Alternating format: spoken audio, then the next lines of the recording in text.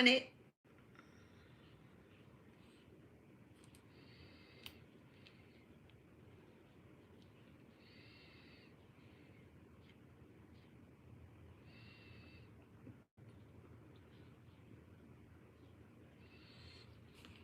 Okay, hello, hello, hello. Hi, guys. Okay, so I'm on my iPad, so you guys definitely aren't going to see the cards, but y'all know I'm going to show them. But I am on my iPad. I am on my iPad. Let me clean my screen. Okay. All right. Y'all was doing a little cleansing. Okay, hello, hello, hello. Welcome back to my channel. I am Intuitive Mom. All right. And we have a live today, of course, right? It's my off day. All right. So, I have a live reading. Okay. I'm going to put that bowl of water down there. Y'all was doing some cleansing at my desk, you know, sealing the energy before I went live, and out of nowhere, this little tiny bug crawls on my desk, right? And so, I'm like, where did you come from? But I also was hanging my mirror, so anything that's hidden is going to be exposed, okay, and reflected back to the sender. So I'm, you know, nothing can hide. Okay, essentially nothing is hiding around here. I'm exposing everything. All right, not just for me, but for the collective. So, if you're here, you're here. Okay, manifesting unconditional on a split. All right, so we are burning some incense. Get the vibe right. Cleanse the energy. Y'all, I have been working non-stop, spiritually, mentally, physically. Okay, and I'm really feeling it. I don't feel drained or anything. When I'm asking spirit to show me the truth, spirit is showing me the truth. I'm asking spirit to show the collective the truth. Spirit is showing the collective the truth. Okay, our divine ancestors, I'm calling back our birthright. A lot of things have been happening. And a lot of things have been happening. Okay.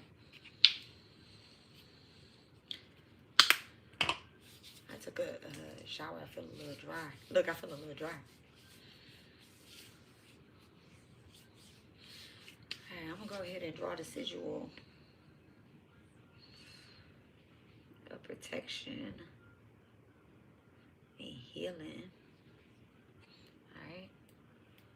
Onto my skin and just anchor that in. All right. Y'all make sure y'all check out my community tab. I have some sigils up. You do have to activate them with your own energy. Okay. I put them on there. I also talk about how to activate them. I have prayers and affirmations to go with each sigil that I post. They are mine. That was done with spirit. I know that they work. Okay. But if you do not activate them with your own energy, they're not going to work for you. Okay. And that's for everybody. However, my work, my sigils, my prayers, let me not say my prayers. Okay. Let me not say my prayers, because my prayers are for everybody. Okay. They're for everybody. Even if you don't like me, prayers is for everybody. You're gonna touch it, you're gonna feel it. Okay. But my sigils, my workings like that, they're not for people that's working against me. They're actually going to backfire on you. So, yeah, no. That's just the way that goes. All right. So, let's go ahead and before we get started,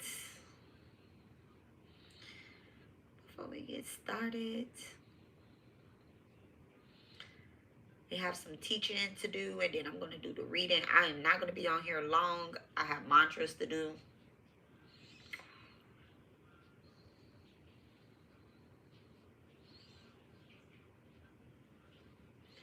Baby, baby, baby, baby, baby.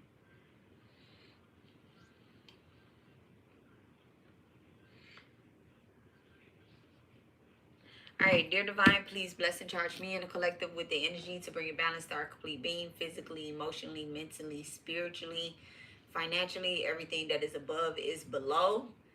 Anything that's sent to harm me, the collective, and our loved ones is returned back to sender 7-11 times. Any evil eyes or anything that's not high vibrational is also returned back to sender, whether they watch this video live or they watch it later. This message, this prayer, this authorization, this invocation is going to be received.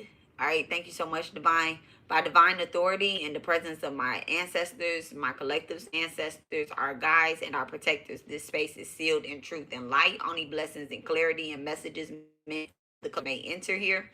All false reflections, masks, karmics, and thieves are blocked and returned to their source.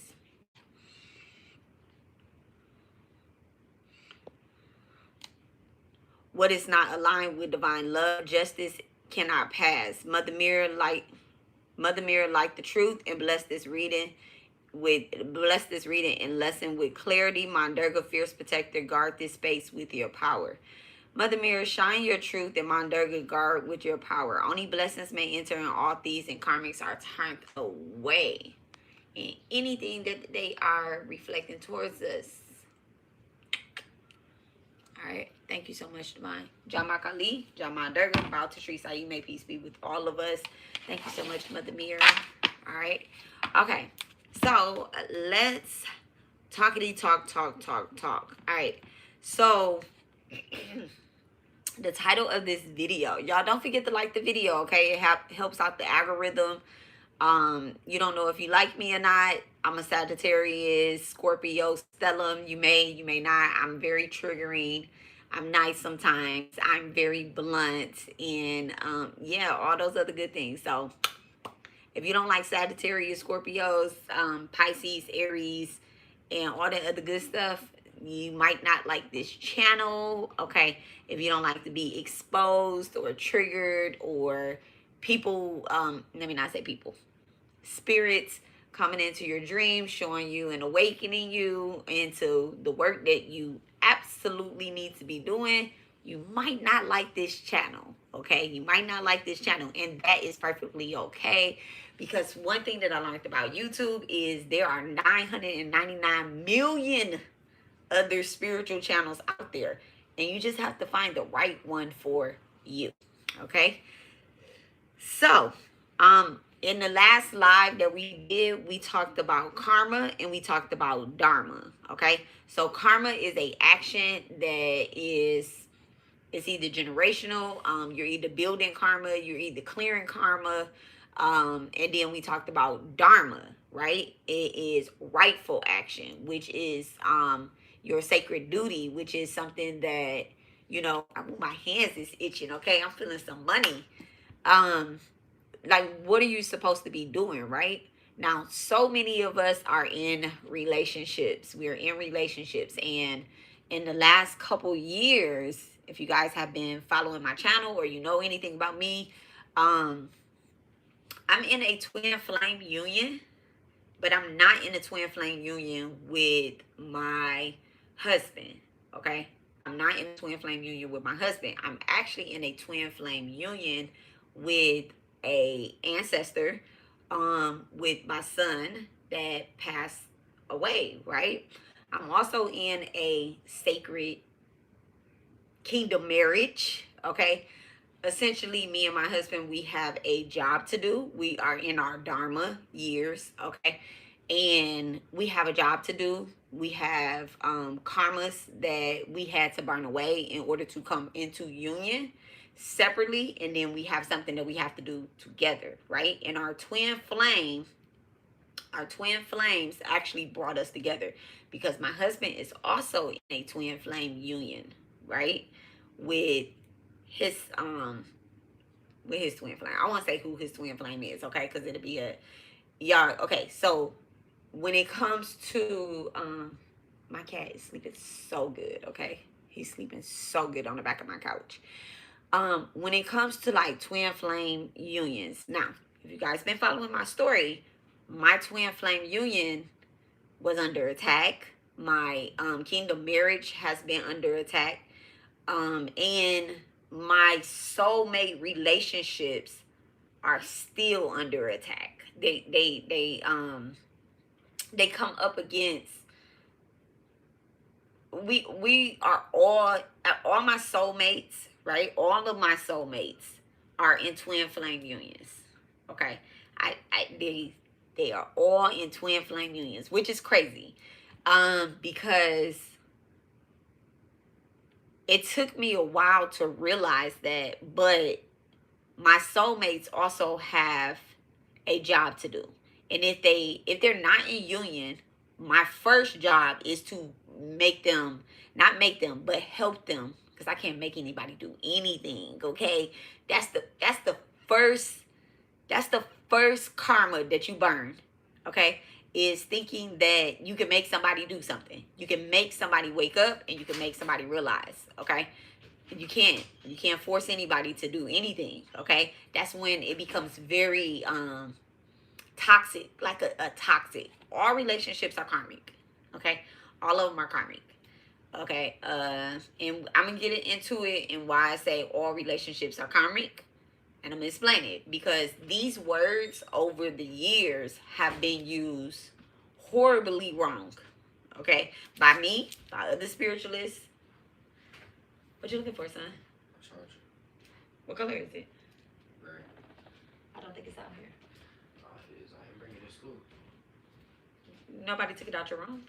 I took it on over. Oh. All of these terms have been used horribly wrong by me, by other spiritualists, by, everybody. People that aren't even really in the spiritual community necessarily. They see something, they go down a rabbit hole, and they like, this fits my scenario. And then we're also always trying to give titles to things, right? And that's the second thing that has to be, what is the word? Debunked. Like, it has to be, it needs to be checked at the door. Giving titles to things, it has to be checked at the door. When my twin passed, right? When my twin flame passed, right? I was in spiritual warfare. I'm not in spiritual warfare. I'm like the empress, okay? I'm a high priestess. I don't fight with people. I don't be like, okay, I'm gonna let my ancestors do it. The way that I fight people is, let me not say I don't fight people. Wait. And don't be snapping. Just say something. What's wrong? Hold on 1 second.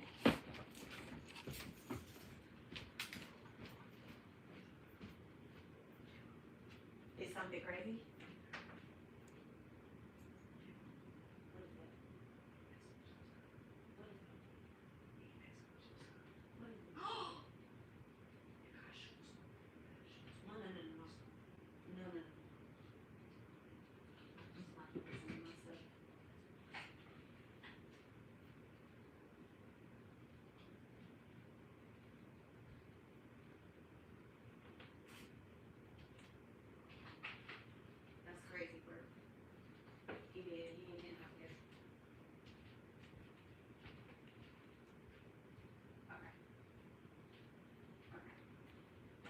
Don't even undo it.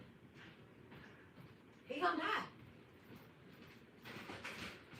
Alright, so y'all know how to say I'm not doing all that, right? So look. Side note, right? So this is the part of what I be doing, right? So I don't even know how to, like, I just got, it almost is an interruption, right?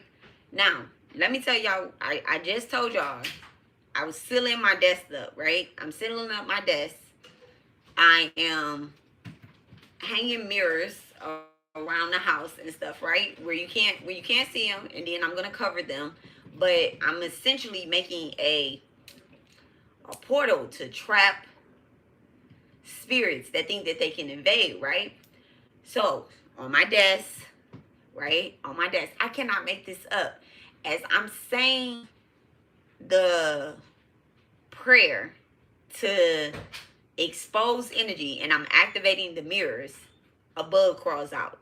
Not like a roach or anything like that. Not a roach, right? It was like a little water bug. Okay, so what do I do, right? I'm gonna tell y'all this. This is what I do. I got I'm not gonna show y'all my water, but I got the Dead Sea salt, and I got the sea salt. I put in some water. All right, I banish it. I'm not even gonna lie. I crushed it, right? But the minute that I crushed it, I knew I shouldn't have crushed it, because what happens is the blood seals into the desk. So now I got to clean the whole desk off again, right? So now I cleanse the desk off again. I'm getting the blood up and all that stuff. And you need to flush it. You need to flush it. You don't put it in the trash can. You need to flush it, right? As I'm sitting here and I'm telling y'all about my relationships being under attack, right? I have been calling this energy out for forever and a day, and I actively do truth spells. But what I started doing was I stopped. Let me not take away from that. I'm not gonna take away from that. I'm not gonna do it. I started activating my own work, right? I started activating my own work. I have books and books and books, and I show y'all this stuff all the time. You know, I have work that over the years that I have been doing, and I stopped when my twin passed, right? When my son passed, I stopped. Okay, thank you so much, Divine, because I feel the presence. Okay, I feel the presence. I'm not getting emotional either, but I just feel the presence of spirit activating. And so, when my twin passed, I was like, I don't want to do this. I wasn't thinking spiritual. I'm thinking like a mom. I'm thinking like, my baby just passed. Like, y'all got me fucked up. My ancestors got me fucked up. My spirit team got me fucked up. And the person that's in death magic got me hella fucked up, right? And it wasn't like, okay, I'm gonna go into war plan. What spirit did was spirit cloaked me very quickly, because my return to sender was not a return to sender. Okay, it wasn't a return to sender. It was like, oh, okay, I know exactly where you live at, type of stuff. Like, I'm not gonna, you spiritually attack me, I'm gonna physically attack you, right? But then spirit was like, you're gonna go to jail. And that's the whole point of the spell working, because there's a spell of loneliness, y'all. I'm still talking about these karmic relationships, dharmic, your sacred duty and everything, right? And that's not me.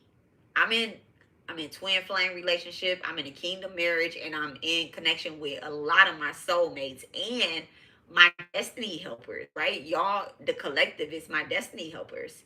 And so the ones that, destiny helper, you part of my destiny, you helping me get to it.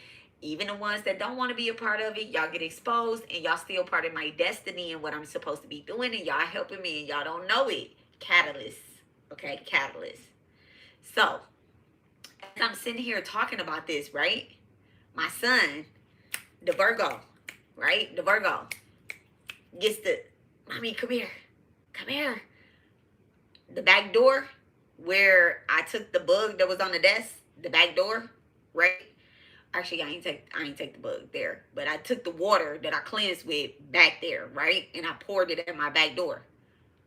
I can't make this shit up. It's a big flying ass roach at my back door right now. My son just closed the door. I put down some poison, okay? And he's like, how you know it's gonna die? It's gonna die. It's gonna die. It's going to die. And this is not a threat. This is not an actual threat, but this is a spiritual threat, that anybody that's sending any type of energy towards me, your energy is going to die. Okay, your energy is going to die. It's going to rot. It's going to rot right there in the portals that I'm setting up. You're getting exposed. That fucking bug, had I have woke up early in the morning and went in there and seen that motherfucker like this big, y'all. I live in Texas, okay? That motherfucker like this big. That ain't no wood roach. That's not no I'm nasty type of roach. That's a exposure roach. That shit can't hide. A big ass roach like this, that can't hide. Okay, that's one of them flying motherfuckers that get up. You come in the kitchen, that bitch flying around and all that shit. Guess what? All of my family have we have every last single mirror in this house covered. Every last single mirror in this house. Because when I started doing the work, guess what? When they can't touch you, what do? Y'all, I tell y'all this all the time. When they can't touch you, they try to hit them electronics. They try to hit them kids. Okay? They try to hit them electronics and they try to hit them kids. They're either going to try to turn your kids against you. They're going to try to harvest off of your kids. So not necessarily so they turn against you, but so that they drain you. Okay, they train you. They go after your relationships, especially your sacred relationships. Y'all, I cannot make this up. I cannot make this up. These sigils, I know that they work. And why? Because the attacks are real. The attacks are real. So I'm gonna go and dispose of this motherfucking roach real quick, y'all. I'm gonna go dispose of this roach. I'm gonna go flush this thing down the toilet. I am terrified. I don't want to say terrified because that's not a proper word. They know that I don't like bugs, things that crawl, nothing that crawls. I'm gonna be real. I barely like babies that crawl. Like I like the babies to come out as ooh, coo, coo, coo, coo, coo. But the minute that it starts crawling and getting into stuff, I'm like, all right, you can be older now. You you can start walking, you can start talking. I don't like little things that crawl. It's not my forte, right? So that's what the energy is, and it's cool. So y'all just give me a minute. I'm gonna come back to the relationships and how our relationships are coming out in our lives. Give me a second, okay? Now, after you dispose of something like this, you do need to like dip your hands in before you dispose of it. Dip your hands in some salt water, right? And then after you dispose of it, you want to dip your hands in salt water. You also want to lay salt water down where where it entered at, because I laid the water outside my door. This is inside of my door, which is crazy. Like, how the fuck did you get in the door that quick? I just was at the back door, and my house is clean. But it's cool.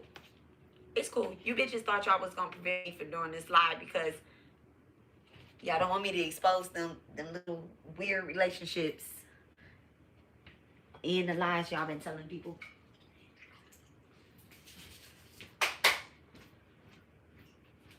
But we ain't gonna focus on that. We're gonna focus on something positive too.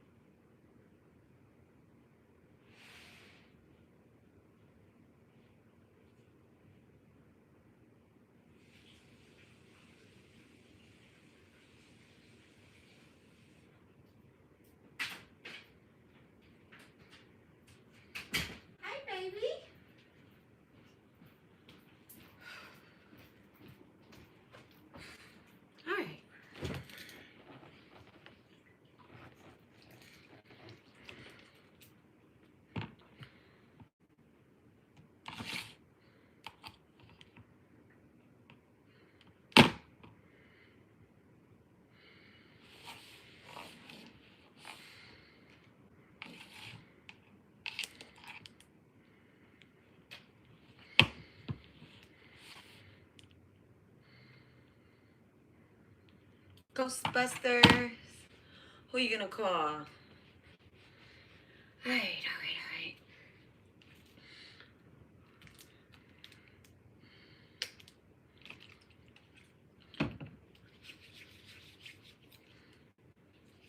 This.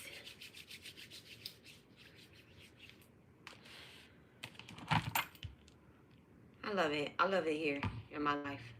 I promise you, it wouldn't be interesting if it wasn't things that was happening every day. Not every day, but like, if it wasn't things that's happening, I would be questioning. You know, like if spirit was like super quiet, I would be like, what is bubbling up? Like, what's coming? What's coming? Because when spirit, whether it's like chaotic spirit or it's like calm, peaceful spirit, it's like, something is too quiet. And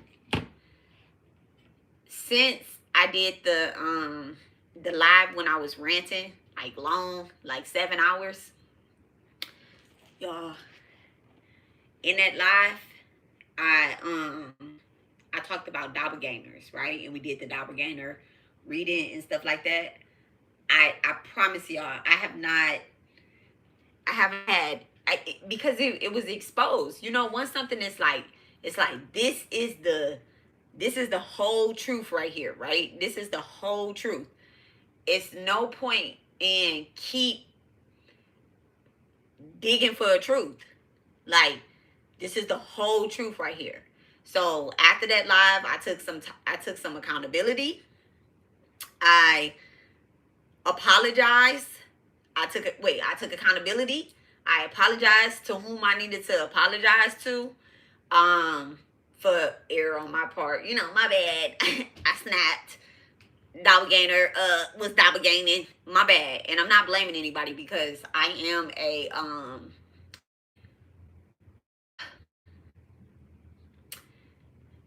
shit. I don't want to say like I'm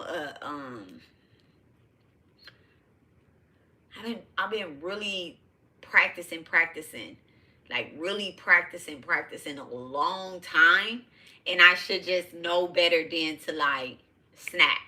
But I am human, and when you attack my relationships, I do be getting a little karmic. Okay, I do be getting like bad toxic karmic. I be like, I always, you hit me in the gut,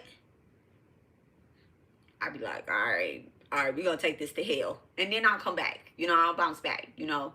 Remember I told y'all like, you know, hell is is a place that you go temporarily.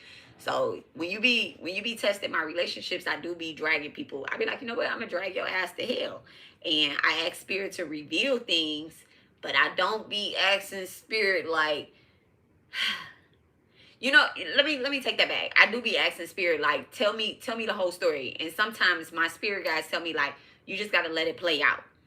Okay, you just gotta let it play out. And I'm very impatient, but I'm learning to be better with my impatientness. Okay, I'm trying to be better with my impatientness.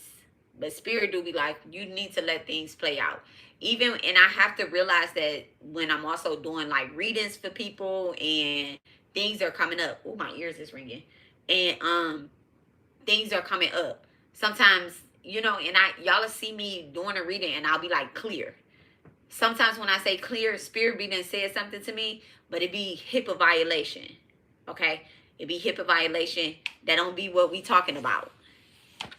And so that was a part of something that I had to go through too, because I was doing mad readings before my twin passed away. I was doing mad readings on myself, on twin flame relationships, on karmics, on the karmic that I was dealing with, and the karmic that I was dealing with. Yes, I was dealing with a karmic.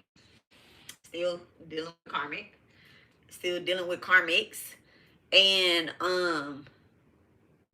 I was doing readings on it, and spirit gave me a little insight, but a lot of the things and a lot of people that have helped me, that I've had good and bad relationships with, and they helped me grow and mature. I really had to have patience. I really had to have patience because hex and hoes matter. Okay? Hex and hoes really do matter. Okay? So, we're going to get off of that. Let's talk. All right, thank you so much. And clear. Look. Clear. So, let's talk about these relationships. Okay? Let's talk about these relationships.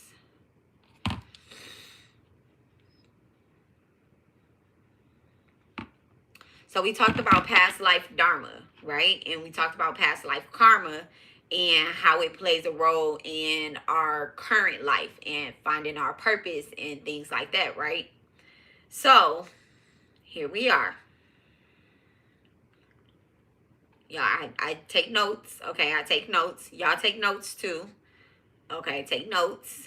And I'm going to give you guys some little key things to help you understand the relationships that you have right now. Okay? Hold on a second.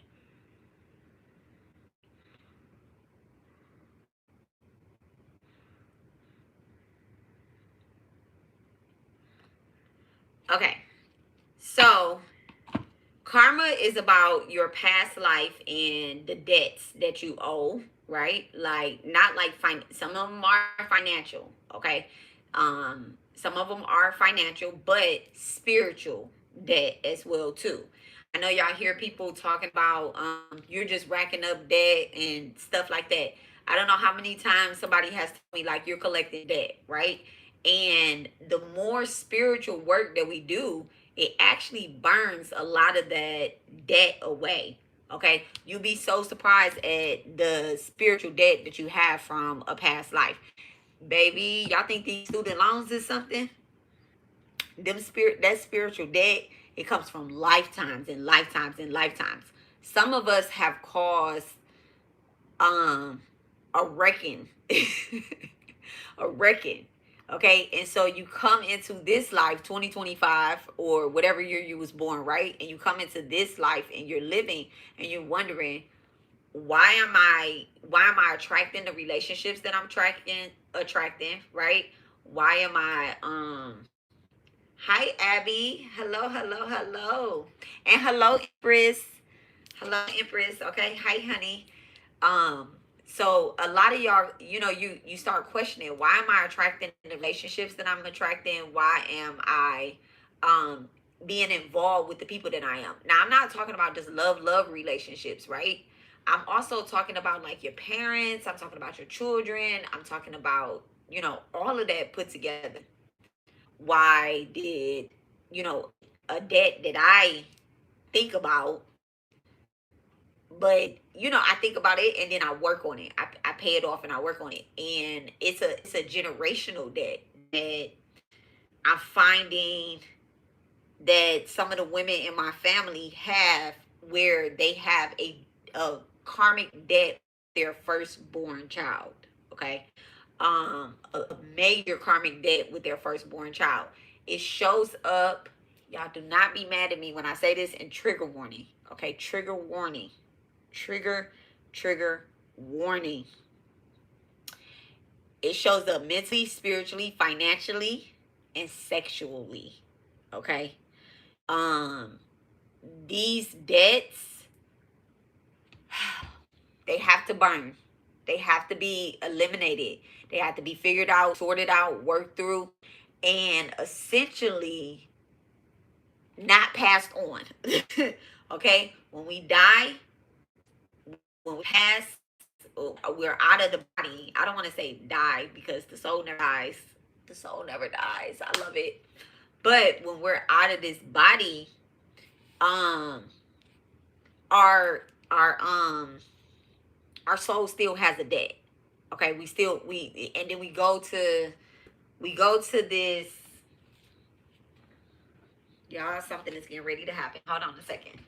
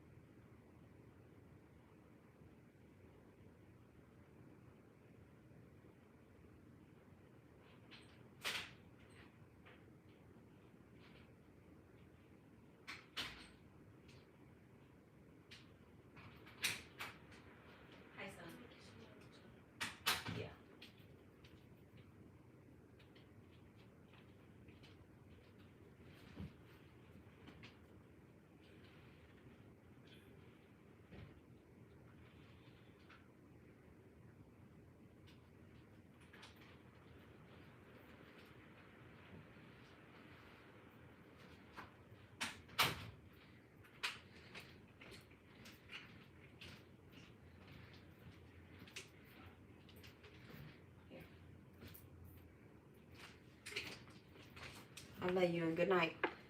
Okay. I'm catching everything before it hit. Okay. Thank you. Thank you so much, Divine. Okay, so when we transition out of this body, we go to, it depends on which pantheon you following. It all leads God, but I'll speak from a place of Maya, right? I'll speak from a place of there. You go and you do a life review, and you get your heart and your actions weighed against a feather. None of us is perfect, right? But what I realized is that, did you do your duty? Did you do what you were born to do? Did you fulfill that big, small purpose with love and not hate? Okay? Did you do that part? Okay? We are always in a state of repentance when you are always moving towards divine. We're always in a state of repentance, y'all. We bow to the divine mother who is this thing all. So I might, and y'all see me crash out. Y'all see me spiritually crash out on people, okay? And I repent by one, trying not to do it again. Like, to be honest, trying not to be doing it again. I'm not gonna get there. Nothing can be said anymore by anybody after what I just dealt with, for the last year, 2 years, 3 years, 4 years. Nothing can be said. They talked about my deceased son. They talked about me, from the Rudy to the Tutor. Okay? I've been cursed. I've been hexed. I've been, spiritually molested. I've been physically molested. I've been financially molested, stolen from. My destiny has been swapped at times. I got that bitch back. Okay? Energy harvest, all of that stuff. So nothing can be said. I don't think nothing can be said right now. And that's something that you have to go through in order to be in a state of repentance, because you can't want revenge. I don't want revenge. I don't want any type of revenge, right? And I'm praying, and this is why I'm exposing so much stuff in the collective and trying to expose it with y'all. Y'all know shit is coming up. You on this page, you getting this reading, you watching this channel, you looking at these sigils that I'm putting out there, you taking them, you putting them on your body, you activating them. Shit is coming up in y'all life. I know it is. I wouldn't have nothing to talk about if it wasn't coming up. We wouldn't have nothing else to, we'd be like, okay, we're just stand in a circle and sing Kumbaya songs and be like, oh yeah, we're gonna light some candles and ashes. No, it don't work like that. It don't work like that. What's happening is our doppelgangers are still fucking doppelganger. Okay? I think Spirit said I had 7 doppelgangers. I think that's what it was, but I'm only aware of 3, right? On here, YouTube. I did confirm some stuff later on, right? And I think I'm aware of 2 other ones. They're just not on YouTube, okay? But Spirit told me I have other doppelgangers out there. So the more I do, they're gonna come up. The more y'all do, people are gonna expose themselves to y'all, okay? And that is the point. That's the point of doing the work. So that way, when they expose themselves in our relationships, acting like they're twin flames, acting like they're soulmates, acting like they're destiny helpers, or acting like they're, whatever they want to act like, ultimately, you see the truth. Okay? You see the truth. You could be dead ass looking at somebody, and you're going to see their face shift. And you're going to be like, did I just see that? You're not going to doubt yourself. God bless me. You're not going to doubt yourself, okay? You're not gonna doubt what spirit is showing you, and you're gonna realize that, oh, this person isn't evil. Somebody may be attached to this person. This might be my twin flame, right? And then boom, that twin flame is gone. Thank you, thank you, thank you, Abby. Then boom, that twin flame is gone. You get what I'm saying? Now, let's break these relationships down. And I promise you guys, I'm not I'm gonna do the reading. All right.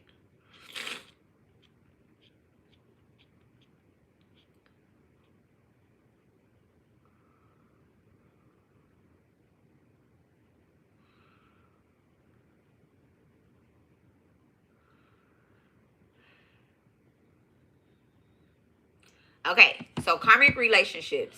Y'all, I hope y'all have a pen and a piece of paper.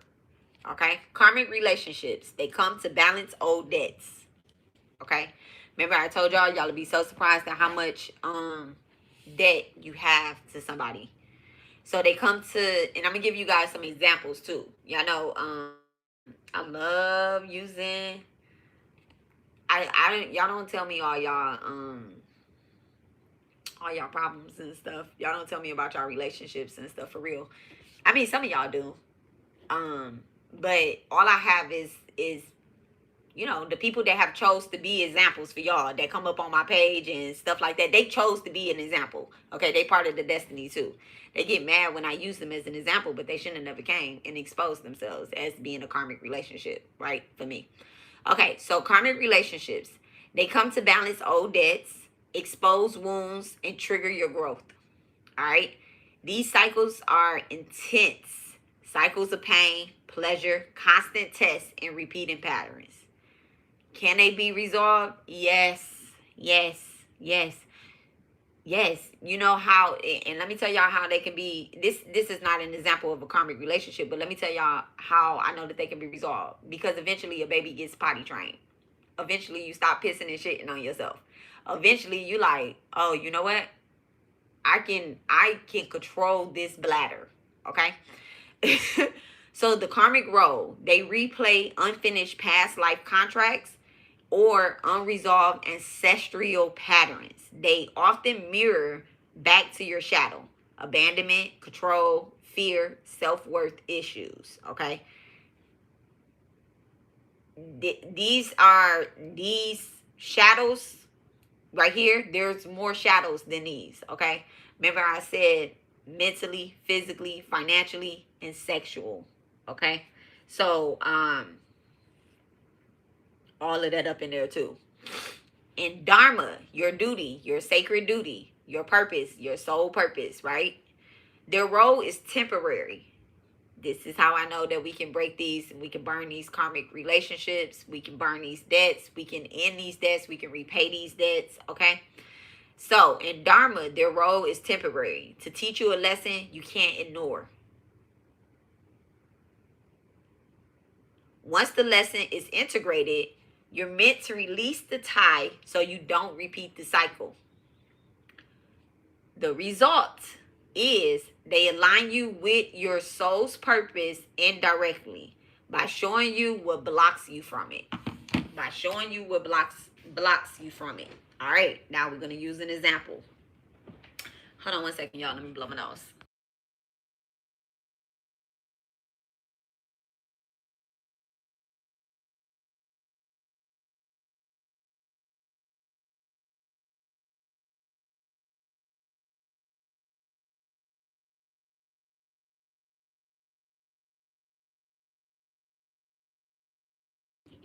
All right, so let me give you guys a good example of my own karmic relationship, right?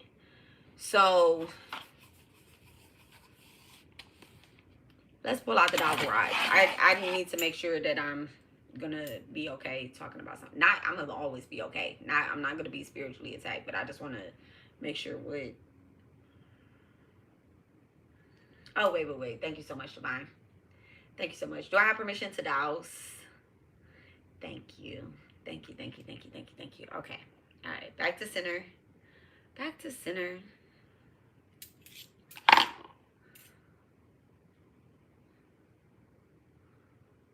I just wanted to show y'all something about energy, right? So I was talking to my sister, and she was telling me how this thing had broke off, right? And I've had these doubts arise for quite some time right now, right? And this is how energy works. So I'm not moving it or anything back to center. So essentially it's very lightly in my hand, right? Thank you so much. Back to center. Can you show me a no answer? They're still going to swing. Okay, they're still going to swing. So that's how the pendulum works too. Okay. But they swing better when they're properly set. Okay, thank you so much, back to center. I just wanted to, my sister might come on here, and I just want to show her that. Okay. You don't need to buy new tools just because your tools are broken. That's what spirit wants you to do. Okay? No, they want you to use what you have. They want you to use what you have. I can use this necklace right here as a pendulum to show me yes and no answers. Okay? Use what you have. Use what you have. All right, thank you so much. Back to center. Look, yes. Okay, back to center. Thank you so much. All right. Should I use one of these, girl? Would it be in my best interest? They're going to tell me yes. Okay. Best interest to use one of these young women that is online. All right. All right. Thank you so much.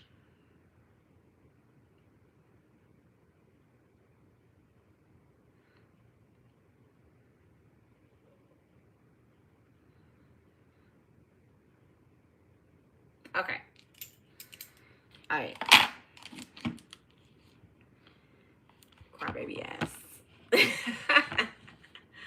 All right. So let me give you guys an example, right? So it says they align you with your purpose indirectly by showing you what blocks you from it, right? So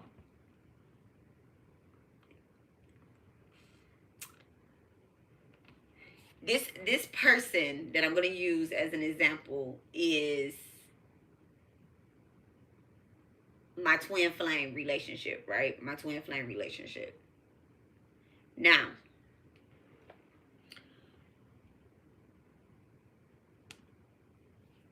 should I break the twin flame relationship down first?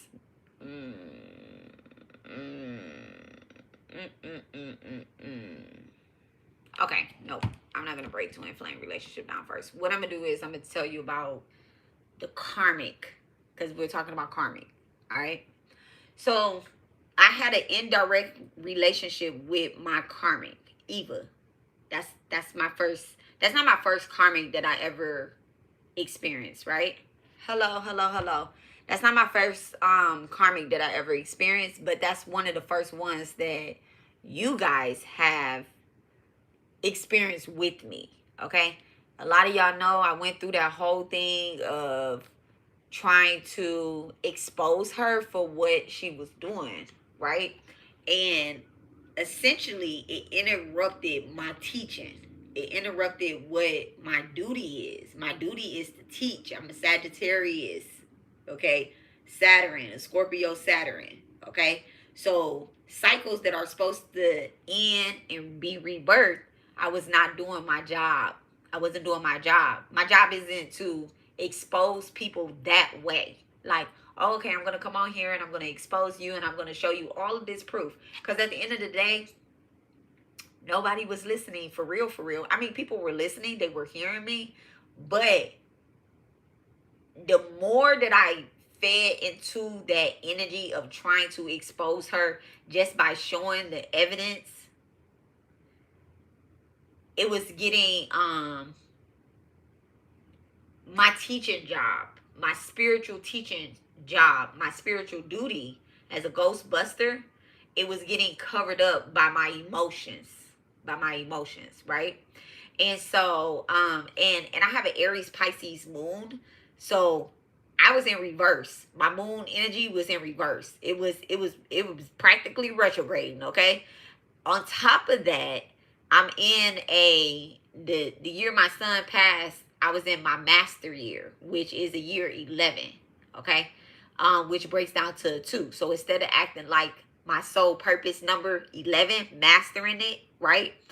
Spirit was like, we're going to have to cloak you. We're going to have to cloak you, because the more that people don't listen, and I realized this with another karmic. I realized this with another karmic. It was, now here you go right here.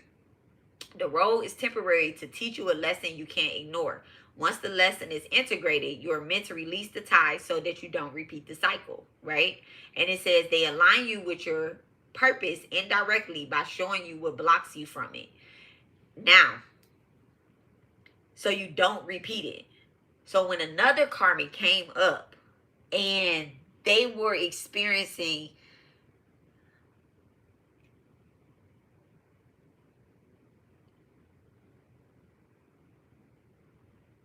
let me not say that. Let me not say that. Thank you so much, Divine.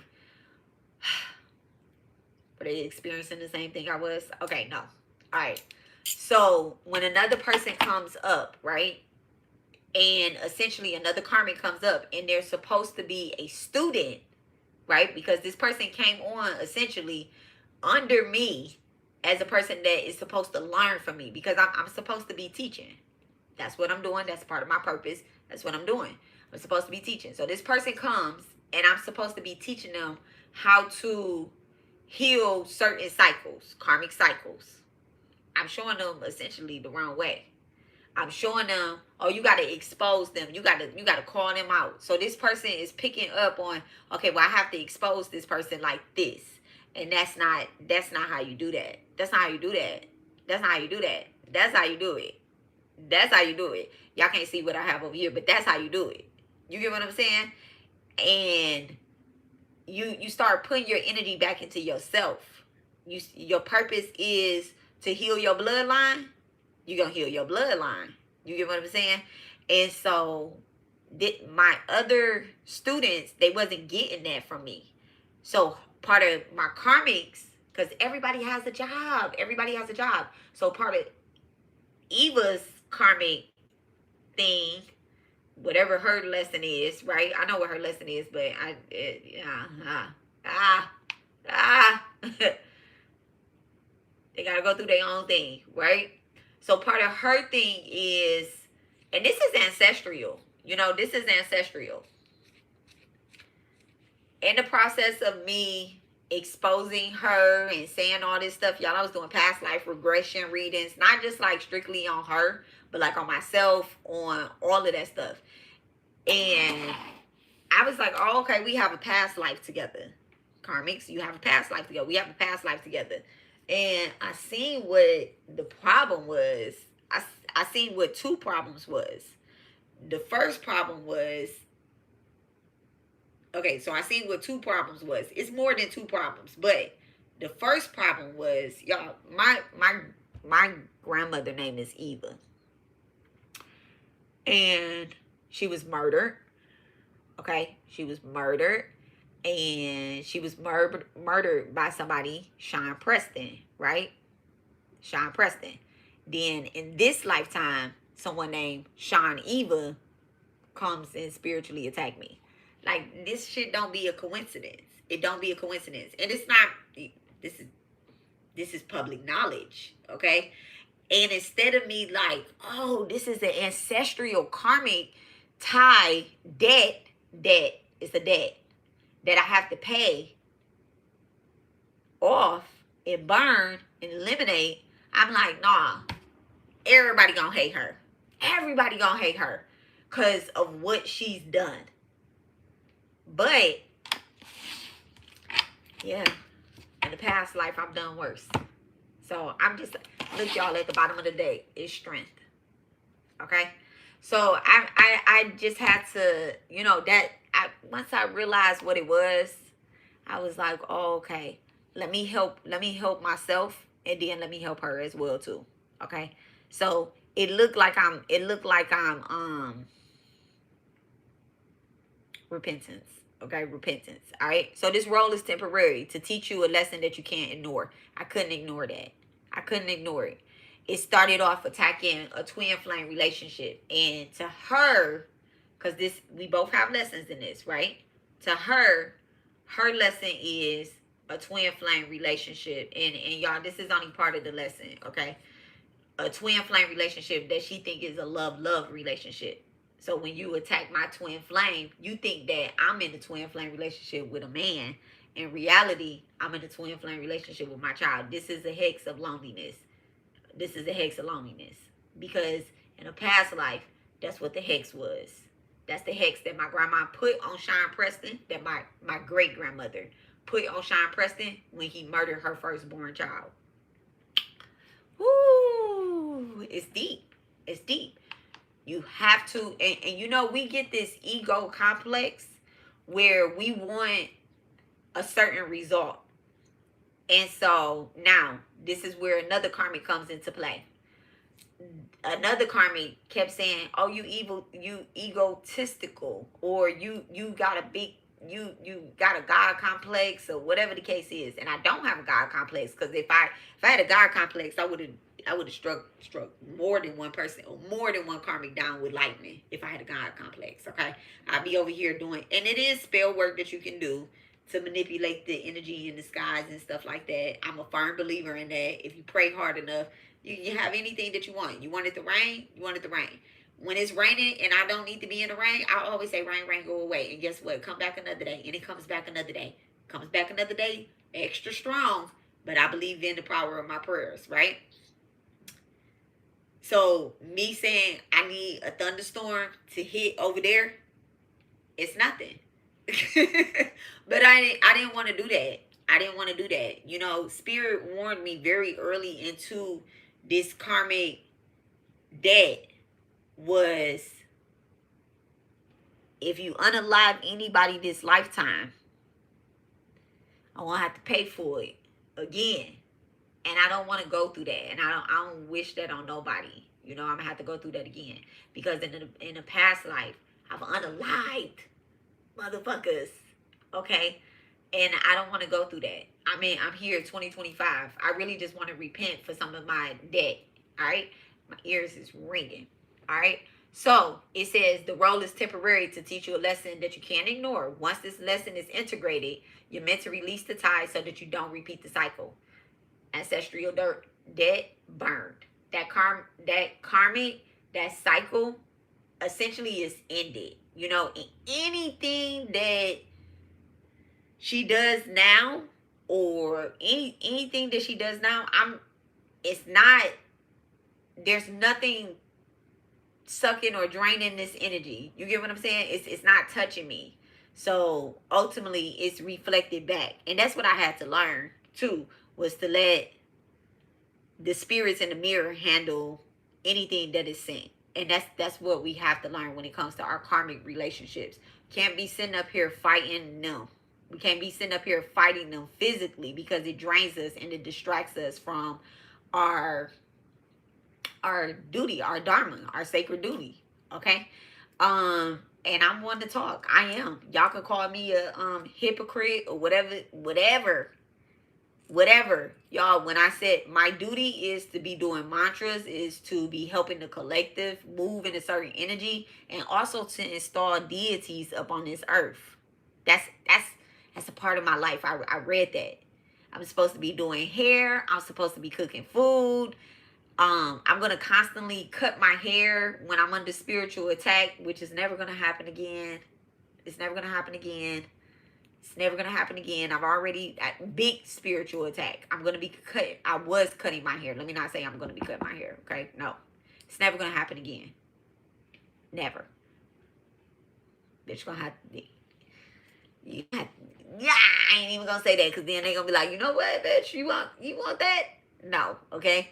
So, no. I'm not. It's not going to happen again that way. All right? It's not. I see how the spiritual attacks work. So yeah, I'm supposed to be installing deities on this earth. So every time I get ready to install a deity, the anti-energy acts up. They start acting up. All right. That was another thing too. So how I get triggered and how this energy comes out essentially is it shows up in my relationships. It shows up in my relationships. All right. Here we go. Let me give y'all some placements that you can look at in your own chart when it comes to relationships. Your Jupiter and your Venus. Jupiter and your Venus. Those are the two relationship ones. Where are they? Where are they? Okay? My Venus is in the 11th house, and my Jupiter is in my 5th house with Mars in Aquarius, right? Yeah. I think that's Aquarius. No, I'm lying. It's Pisces. I don't know. Might be in the 4th house. And I think my moon is in the 5th house. I think it's in the 4th house. Home. Yeah, I think it's in the 4th house. Because yeah, it's in the 4th house. It's in the 4th house. You would think that by now I would like, oh, you know what? In one of these notebooks, in the front of the notebook, I have all my signs written.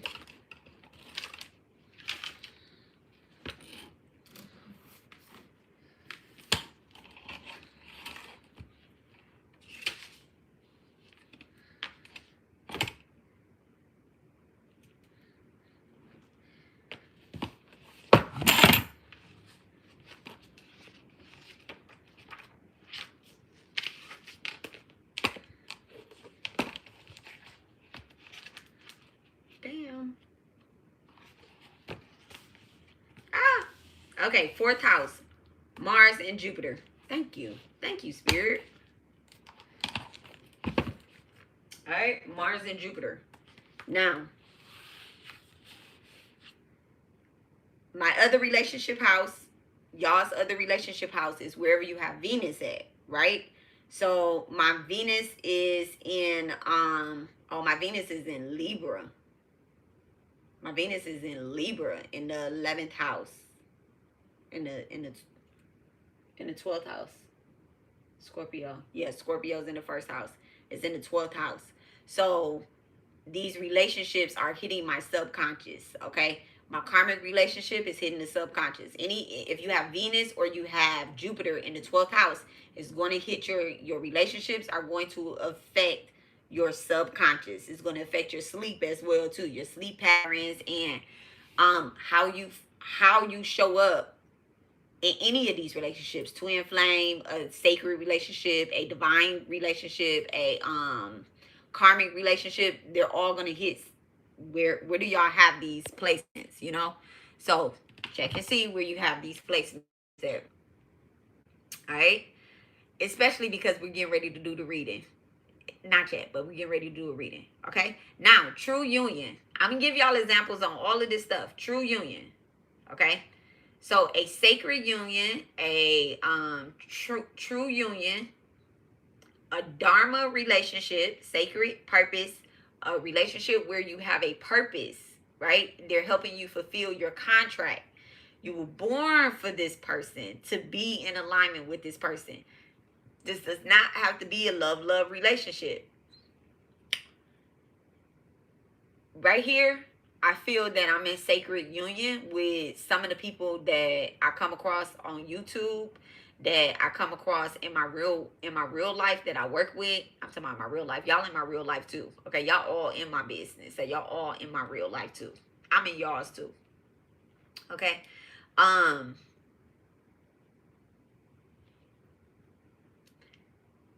With that being said too, y'all, this is something that has been sitting with me as well.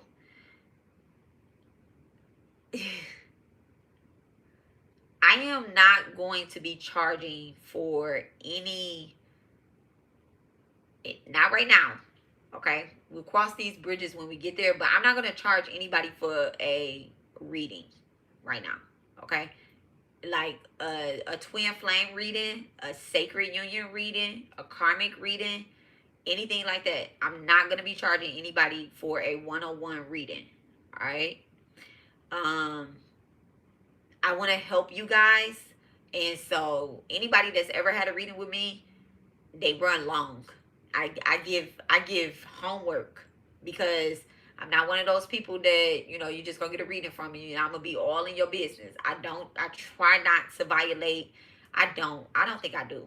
I don't violate no spiritual HIPAA. I'm not gonna talk about your cousin. I'm not gonna talk unless your cousin fucking with you, okay?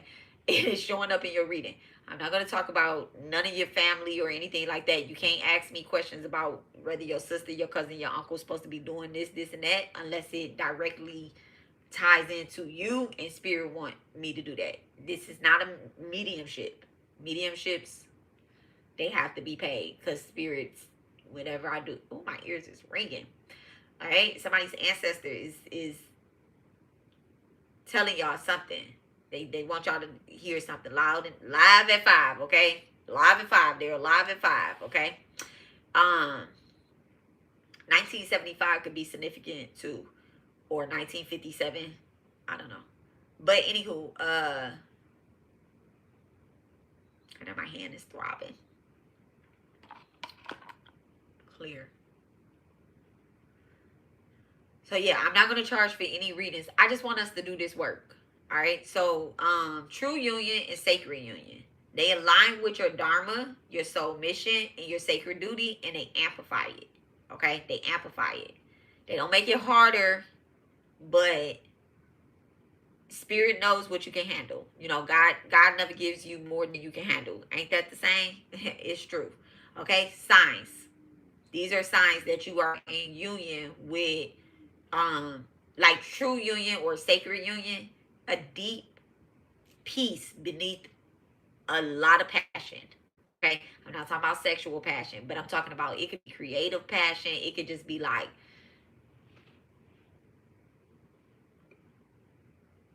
I understand, you know, like the speaking to the soul type thing. It's almost as if two higher selves is talking, but you know, still speaking this way, like this. All right. Mutual support. All right, mutual support. Not somebody that just like agree with what you're doing. Oh, okay, I support you. Da da da da da. I mean, like mutual support. This is where the mutual support. Well, I'm gonna come back to that. Align spiritual purpose, and then growth without destruction. So it's not that let's tear each other walls down and build each other back up. It's not that type of love. It's not that type of passion, and it's not that type of time. If it's let's tear each other down and build back up, it's karmic. Okay, it's karmic. All right, a dharma role, a true union helps you fulfill your spiritual assignment, not physical assignment. Okay, your spiritual assignment. Spiritual assignment. I'm gonna give y'all examples. It's not just about love. Okay, it's not just about love. It's about walking a path together that serves spirit, that serves God, that serves the ancestors, and collective healing. Collective healing. It's not about healing. Oh, I'm gonna help him heal his side of the family.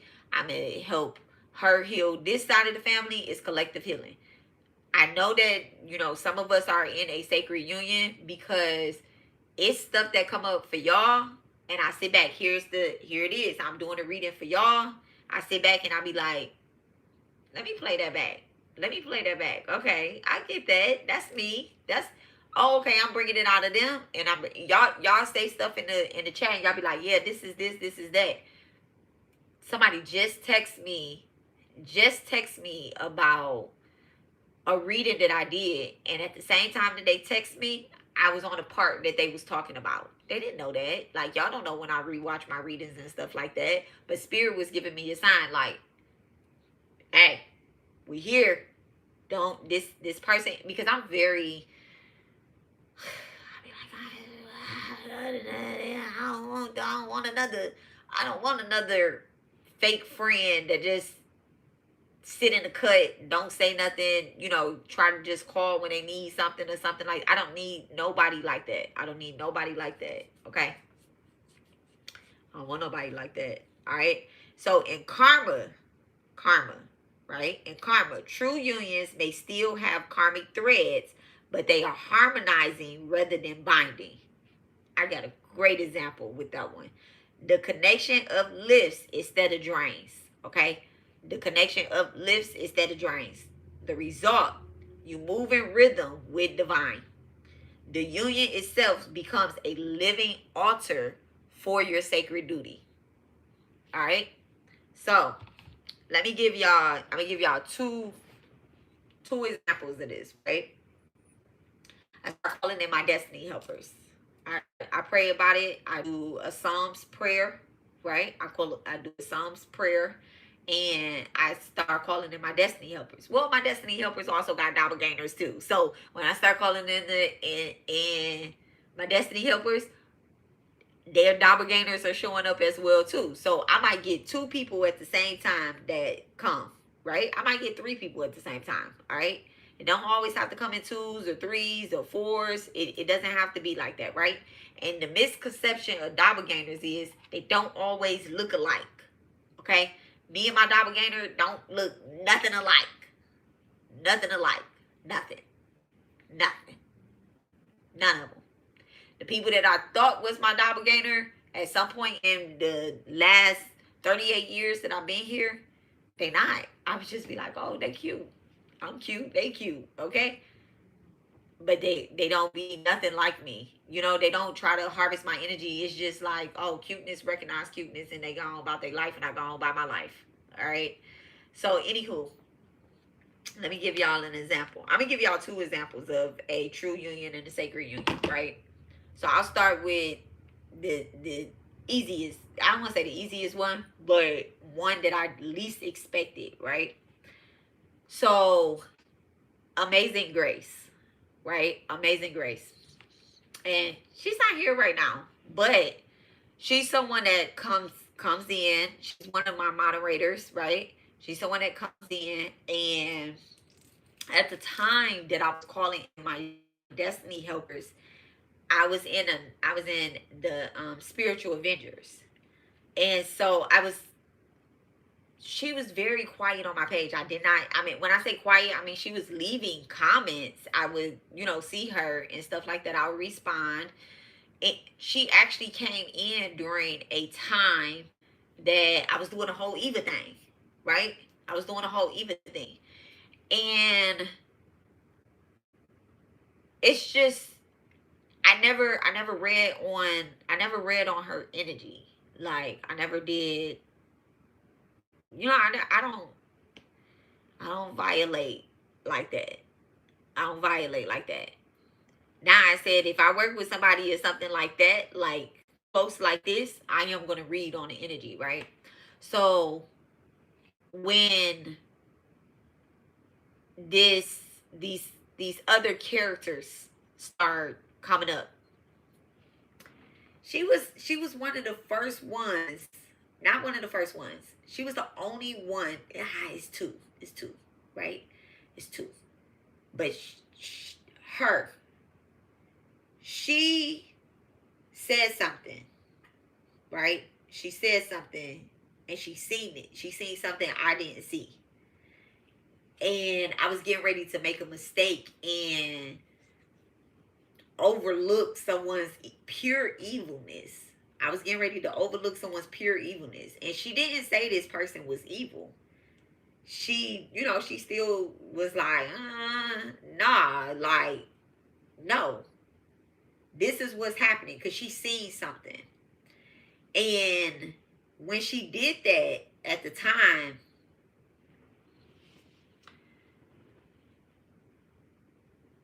I still hadn't like recognized her as one of my destiny helpers, right? I still didn't recognize her as one of my destiny helpers. It wasn't until later on when we had like a conversation, had nothing to do with the Sesame Street characters or anything like that. It was like a pure conversation, and Spirit spoke to me and said, this is union. This is union. I had a dream about her, not really necessarily about her per se, but a while ago, before she even spoke up and was saying anything or whatnot, right? I had a dream. I was sitting at a table off of a beach with some women, and we were being served, and we were literally talking about a plan, like a plan to help the collective. But I thought nothing about it, right? I thought nothing about it. Especially, like, I thought nothing about it when I met her. Then, when me and her had a conversation, nothing about the dream. We had a conversation. seen her where her placement was at the table. I seen her at the table. Another dream that I talked about was a meeting that I had where somebody that was unauthorized had came through. I seen her in that meeting as well too. Not as an unauthorized guest, but as a person.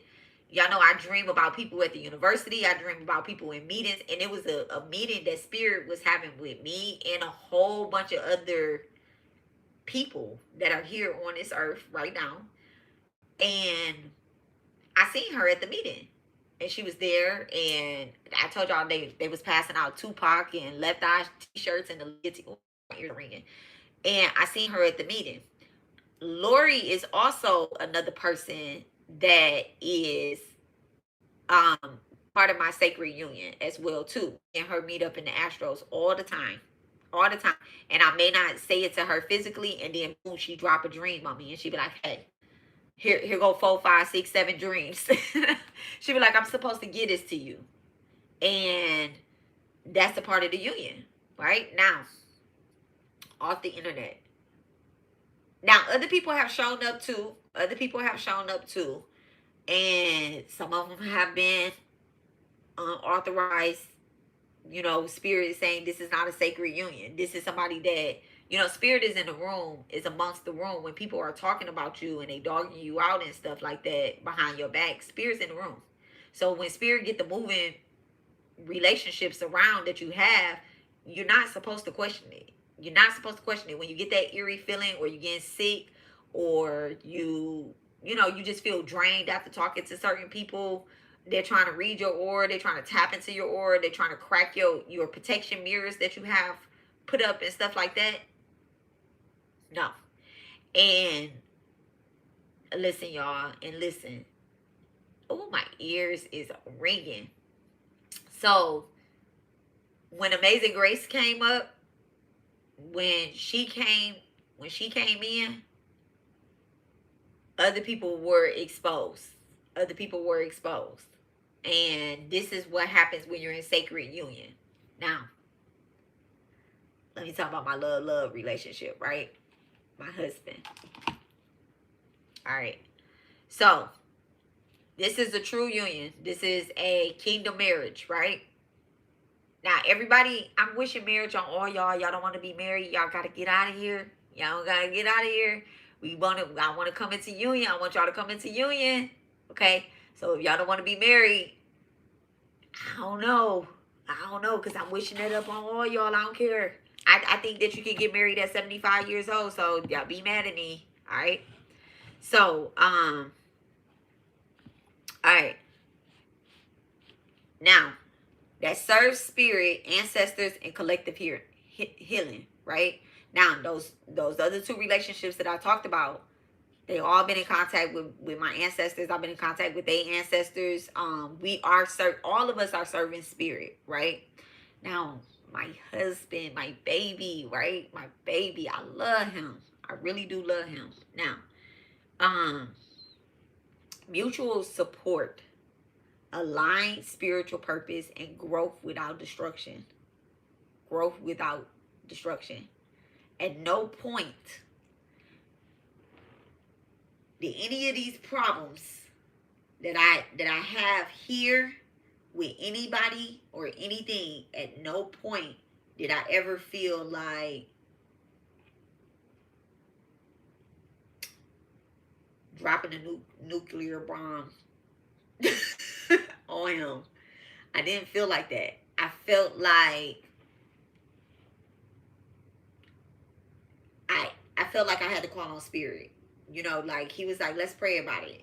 Like, let's he was like, you don't have a deity that you could talk to about this, because this ain't whatever is happening, it's not it. He was like, you don't have a deity you could talk to, you don't have a mantra for this.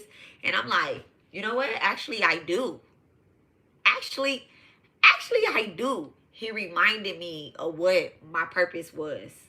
He like, nah, you got something in one of them books that can help you understand what's happening here. Because I would question what is really happening. You know, what's going on? Like, how is this person doing this or doing that or whatever the case is? Like, Y'all, you can't tell me. And he was like, it's shit. If you say if, and this was something he said, if you say that spell work is real, you think you're the only person doing it? I was like, no, you right. He was like, everybody don't do everything live.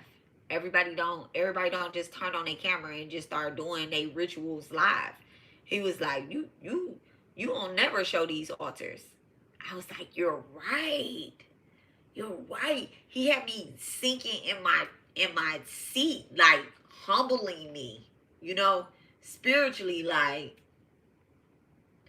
it's a bigger problem out here. It's a bigger problem. So bringing me back into alignment, bringing me back into my center, and during the time,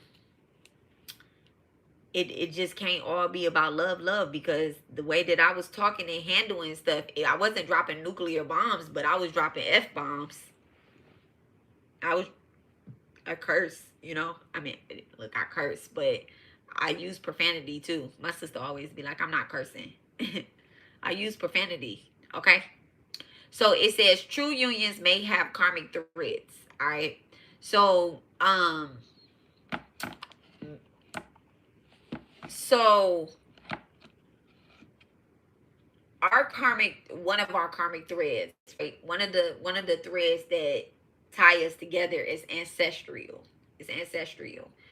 Um, we have a past life. I'm not going to talk about it though. I'm a particular past life. We have a particular past life that we don't always come into union, but we always work this spiritual angle together. We always work this spiritual angle together. And so lifetime, this particular lifetime, Spirit was like, y'all gonna get married.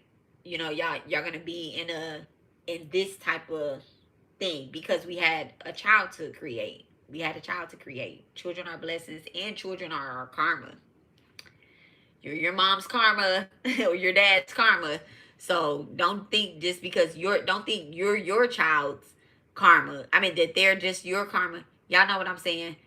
Y'all parents' karma too. Okay, why y'all think y'all mamas and daddies treated y'all the way that they did? Okay, it's ancestral. Okay, then you move in rhythm with divine. The union itself becomes an altar for your sacred duty. Okay, the the union itself. Are y'all praying together? Are y'all going towards God together, or are y'all going towards some unawakened path? And an unawakened path, it doesn't consist of God. I'm not talking about just praying. Like, oh, we're gonna, I don't want to say going to church. That's not a good example. But it's not okay. Well, like he read the Bible. He reads the Bible every day. I do mantras every day. Boom. We flip it around. Now I'm not reading the Bible, but I am a holy scripture every day, right? Now he's doing mantras every day. So essentially, we have a true understanding that everything that we're doing is a living altar for our children, somewhere where they can see us doing it and they can be at peace with it as well too, because your kids are your karma. Okay, the children around you are your karma. Now if you don't have any children, right, and you're not in a union, how do you get there? Pray. Go to the altar. You are your altar. You are your altar. Okay? So you need to go to God within you. Everybody has a sacred union. It doesn't have to be like physical. I never met neither one of the girls that I talked about on here that I say that I'm in union with. I never met them offline. I never met them. I never met them. So you have to start building up these unions. You can't just be an antisocial butterfly. Like, you're gonna miss out on so many unions by being antisocial, by not, making friends and being interactive with people. Like, You're not fulfilling none of your purpose. You're not. And if you only deal with your boyfriend, your girlfriend, your husband, your wife, you're not fulfilling none of your purpose that you're supposed to. We are supposed to have connections. We are supposed to be in union with more than one person. Our twin flame, our sacred unions, and our soulmates don't all exist in one person. That's too much. Y'all putting too much on people. All right. Now, how do they interact? Karma tests you first. Okay, karma tests you first until you pass your karmic lessons, the ego, the shadow, and attachments. Right? It's hard to enter. It's hard to enter or recognize a true union. Okay, karmic lessons, the ego, trying to be alone and saying, I don't have any friends. I don't need any friends. I don't want any friends. These people is fake. That person is fake. That's all ego. Okay. Also, it's also a part of the shadow as well too. Okay, it's a part of the shadow. That's what the anti-energy wants you to do. They don't want you to trust anybody. They don't want you to be in union. I swear to God, they don't. They're going to attack these relationships that you have. And the minute that you start thinking that you know that you got one, and you're like, oh yeah, this one is true, and then they act up, you know, you gotta take it for what it is. I mean, not take it for what it is, but you gotta work through it. You gotta pray about it. Every relationship, I pray for my enemies. Okay, every relationship, you gotta pray about it and ask God to show you the true essence of the relationship. You can see if people have spiritual attachments, and if they have a spiritual attachments, if part of your dharma is to help them burn those attachments off, help them burn them attachments off. Do the work. Okay? And then it says sacred union arrives when you're ready. Okay? Your sacred union, your soul purpose, it arrives when you are ready. You have to pray about it. Okay? You have to do the work. You have to be doing the mantras. You have to be reading and learning and ultimately shadow work. Shadow work. All right? Okay. Oh, y'all, another karmic. Oh, my ears. It just lit up. Okay. Another karmic. I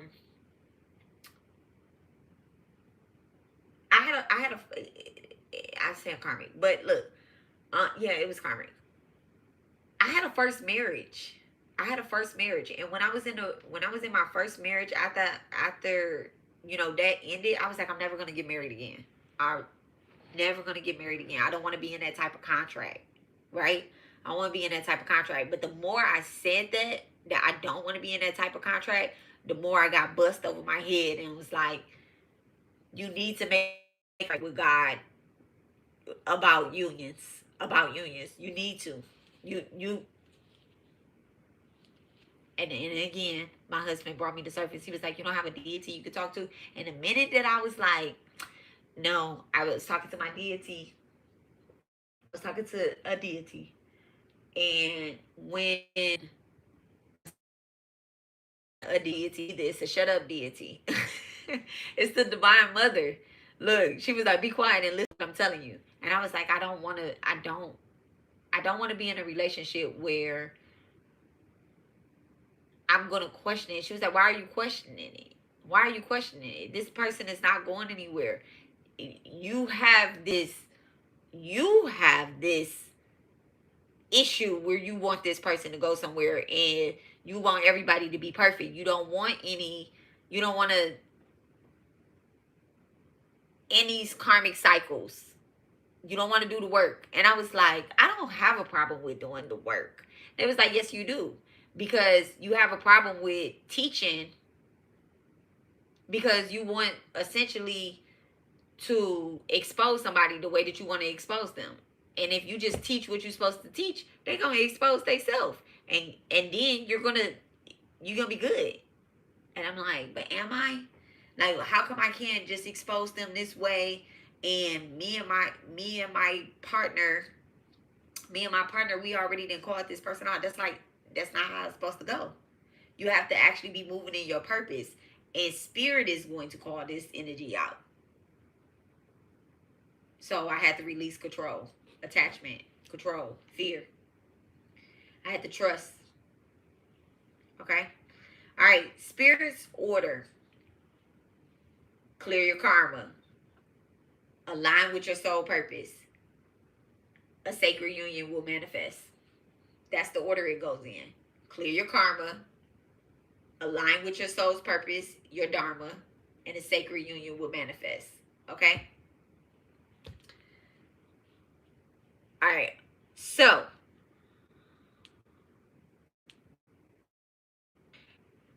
all right.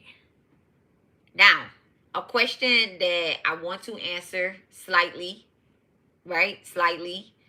A question that, is it a question that I want to answer? I don't think that's the way I'm supposed to word that, but I did. Okay, so where does twin flames and soulmates fit into here? Where does twin flames and soulmates fit into here? Y'all, twin flames are our divine mirrors. All right, they are karmic catalysts. Catalyst means something that happens for you to grow. Okay, they are our divine mirrors. The purpose is to trigger a soul awakening through reflection, separation, and ego deaths. That is what a twin flame is. All right, separation, ego death, reflection, triggering your soul awakening. It's very karmic. Twin flames are karmic. They're very karmic. Okay, because it's something that we don't want to separate from. We want to control it. We want to say that it's our boyfriend. We want to say it's our girlfriend. We want to say it's our husband. We want to say that our twin flame is this, and that. When your twin flame could be your grandma, it could be your mama, it could be your child, it could be your brother, it could be your sister. This is the cycle of birth. Reincarnation is you reincarnating back into a body, but your soul is still the same. Now, I came here without a twin flame. I came here, I was born by myself, a single birth child, right? So when I turned, however I was when I had my baby, right? 20. I was 20, okay? Because he 18, I'm 38, right? So I had my baby at 20. I had my kid, right? Boom. I instantly jump into motherhood. Like I was like, oh, okay, I have to protect this little baby that is 4 pounds 9 ounces. I have to protect him. Okay? I was attacked. Scar on my eye, right? I was attacked first year of his life. The first year of his life. I was spiritually and physically attacked, right? By somebody that I ain't gonna get into it with who it was or whatever the case is, but they attacked me because I wasn't the person that they wanted me to be. Okay? So I was like, I gotta protect my baby. I need to go. I need to take me and my child away from this whole dangerous situation. Boom. Triggered the awakening. The first awakening was I had a purpose to move to Texas. I moved to Texas. Okay? I moved to Texas. I moved from Detroit to Texas. First 8 months of my baby's birthday. Let me see. May, June, July, August, September, October, November, December. Yeah. First 8 months. All right. So, moved to Texas. I'm in Texas. I'm building my life up. Right. All right. My son, he is a Taurus. So, he's very quiet, very grounding, but he made me into a mother. Okay. When I started doing all my spiritual work, he would let me do readings on him. He would, he really supported the whole spiritual thing, right? I started doing ancestral work. And he would come and he would sit in front, the ancestor altar is in front of the dining room table. And so he would come and he would sit at the dining room table and he would ask questions about the ancestors and he would ask questions about the altar. None of my other kids do that. None of my other kids do that. I mean, now they do. But him, from the very beginning, he was like, what's with these ancestors? And are we going to be there? And I used to tell him, I said, when I die, you make sure you have an altar for me. I want to be on the altar. I was like, and you make sure you keep this and you keep that. And essentially it's everything that I'm doing for him, right? Okay, phone lit up. So, all things karmic in nature, especially in early stages. So that relationship was very, with my twin, very karmic, because I had a lot of things that I had to burn off in order to be his mother. I had to release and let go. And it was him that made me really awaken.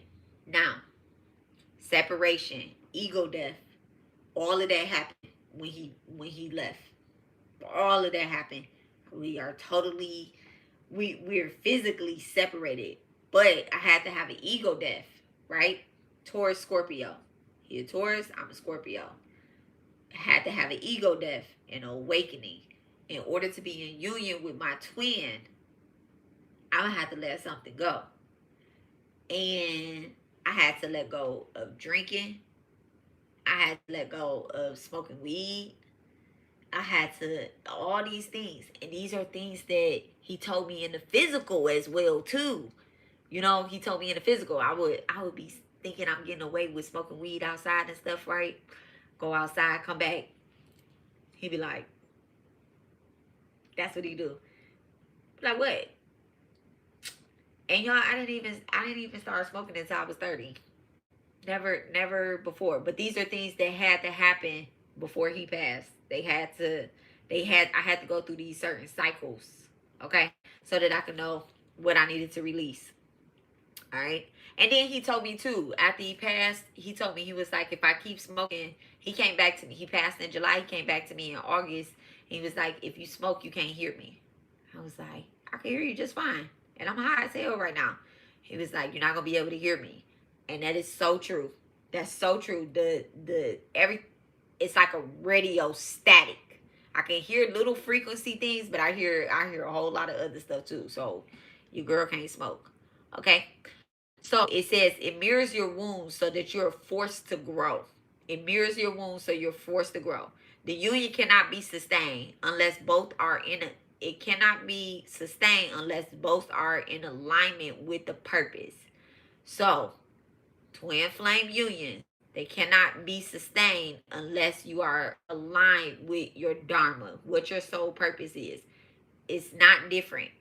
It's not different. It's not, I mean, y'all have different careers maybe, right? But ultimately, spiritually, let's say you are supposed to be, I'm going to give y'all like a parent thing, right? You're supposed to be an engineer this lifetime. You're supposed to create something, right? As the child of,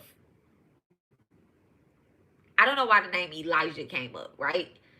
As the child of Elijah, right? Your dad's name is Elijah. He passes away. And you're his child. He sacrificed everything for you to go to college. Everything for you to go to college. You said you wanted to be an engineer. He paid for your college. He paid it off. You get what I'm saying? He made it so that you didn't miss any school. He made sure you got up in the morning. He made you breakfast. He made you lunch. He made you dinner. Whatever it was. You know, he just really just made super sacrifices for you. And this is how you know whether your parents are your twin flames. And I'm saying sacrifices, but they made it work. They made it happen. They pushed you into your purpose. Now you done created, I don't know, Chat GTP. Okay? You created that. You created, you know, a book. Your parents was the one that told you, you really can sew. You really can sew. Like, I'm gonna wear your clothes. Oh, you really can do hair. I'm gonna make sure that everybody at my job know you can do hair. They bring it. This is all a part of your purpose. It doesn't have to be something that you think is just this big thing. You never know who you helping. Okay, you never know who you're helping. You could just want to be a CNA. You could be a nurse or whatever the case is. But your parents, they supported you. Your brother, your sister, they supported you. They pushing you into your purpose. They, giving you those little nudges, those extra nudges. Twin flames, all right? Not the ones that watch you at a distance and they like, oh, she doing her thing. He doing his thing. Not those. Those aren't twin flame unions. I'm sorry. Sorry to say, it's not. We're going to go watch TV together and we're going to spend time together after I finish working and stuff like that. No, you're sitting down. This I'm getting the 3 of Pentacles in my head. That's a twin flame union. There's God, you know, telling the Hierophant. That's also a twin flame union. These are tarot cards that tell you twin flame unions. Okay. All right. Thank you so much, Divine. All right. So twin flames challenge you to awaken, not to depend. Okay. They challenge you to awaken, but not to depend, because all twin flame unions, there is a separation. There's a separation period. Okay. Whether it be a separation from death, whether it be like a physical separation. And I'll give y'all an example of one of my clients, right? A friend, but client, right? Their twin flame is their mom. Their twin flame is their mom. And they like, it's impossible. My mom was the worst mom ever. I was like, were they? And she was like, they wasn't there for me. You know, they wasn't there for me. They did drugs. They did this. They did that. I said, but how did you grow up? Well, I really wanted to be with my mom. But if you was with your mom, you would have seen your mom doing drugs. You wouldn't have been adopted by this family that sent you to college. Now you are this living, thriving being that is ultimately free to do whatever. You don't carry the burden of addiction. You see something triggered you to move in a different way. Now you're a counselor and you're counseling people that are on drugs. They was like, I ain't think about it like that. Well, I thought I was doing it because I hated my mom, or I feel some type of, you don't hate your mom. You don't hate her. You don't really hate her. Okay? You long for her. You felt separated. Okay? And this is what a twin flame union does. Your spirit, your soul is longing for the other person, and you guys are going to reunite. Oh, my mom passed away. My mom passed away when I was younger, and I never had a relationship with her, and I never got closure. Get closure now. Get closure now. She's right there. I'm a medium. She's right there. And they like, I don't feel like she's right there. That's because you're not asking for closure. You're not asking for closure. But a twin flame union, they be sitting there. They be sitting there waiting to be activated. Okay? They be sitting there. Like the other half, it be like, tag me in. Tag me in. Tag me in. You get what I'm saying? So it's like that. It's like that, y'all. And so it's very triggering though when you want someone to be your twin flame and they're not. You know, they're not, because you're like, we have this job and this purpose to do. You're essentially asking someone karmic to do something so sacred, to take on a job so sacred. So yeah, no. So relationships, when you break down the word relationship, right? I'm not going to get into it because I already got into it before with y'all before. This right here, the origins of the English language. And I thank Melanie for breaking that down for me. Relationship ultimately breaks down receiving messages from the spiritual realm. Okay? It's a flow of energy. It's the flow of energy. It's giving me the six of swords energy. Okay? The Six of Swords. Those two people that's on that Six of Swords card ultimately is in a twin flame relationship, but it's a mother and child relationship, or it's a father and child relationship, and there's a spirit that had to manifest and guide them into peaceful and calm waters. Okay, so yeah, so that's the twin flame relationship. I hope y'all got that. All right, soulmates. How does soulmates play into this? Right, soulmates, healing familiar bonds. All right.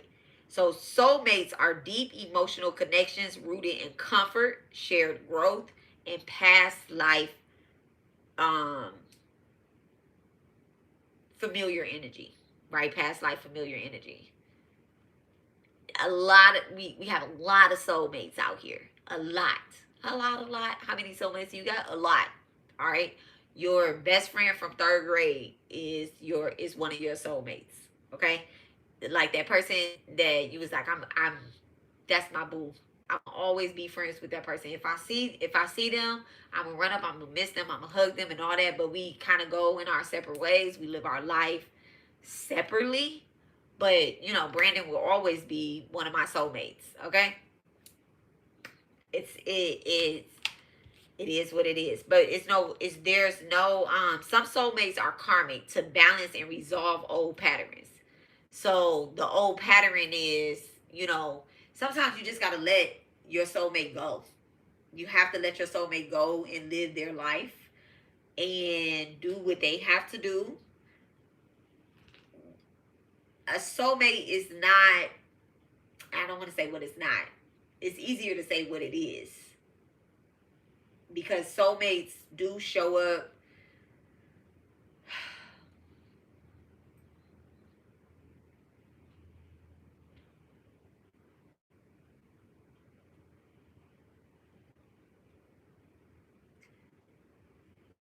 You don't owe your soulmate anything. You don't owe your soulmate anything. It's a good familiar bond. That's that relationship where you like, oh, I don't talk to them every day. I do love them. They love me. There's a love there. But you're not gonna jump off a bridge for your soulmate. You shouldn't jump off a bridge for nobody. You shouldn't jump off a bridge for nobody. But your soulmate is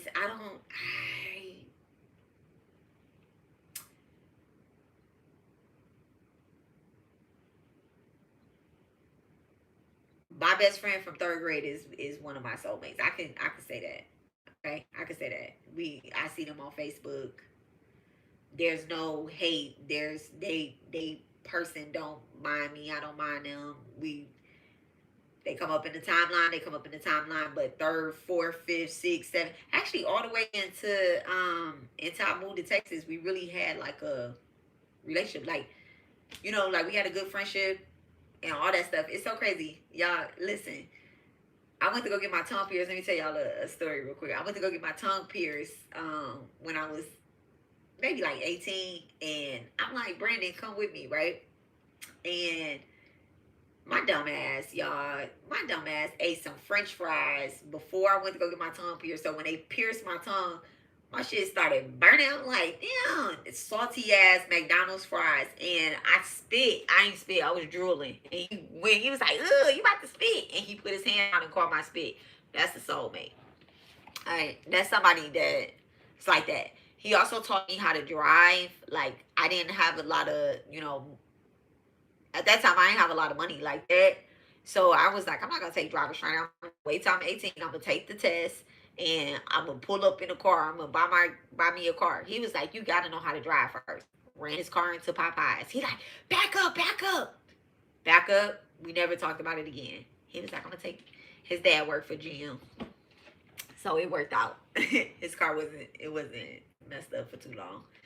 But yeah, I ran it into Popeyes. And he like held it over my head or anything like that. That's a soulmate relationship. You know, not the ones y'all be arguing with and stuff like that, and you be like, oh, we cool now. Those aren't soulmate relationships. This is it. It's just not. All right. So they walk with you for a season or a lifetime, depending on the contract. Okay. Some are very supportive towards your soul's purpose. They align, but not necessarily forever. Like soulmates don't last forever. It's just very familiar energy to help you through your flow. Like help you. Everything is about coming into alignment with yourself, with your spirit, in your sacred unions, y'all. In your sacred unions. Those are sacred unions are the only ones that's gonna last over and over and over and over and over again.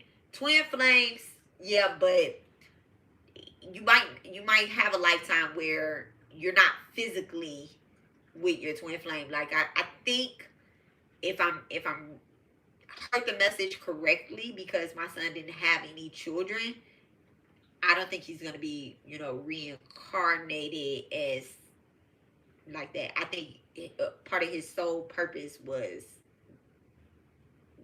to be born as my child, and he did not leave anything else. He didn't leave no boxes unchecked.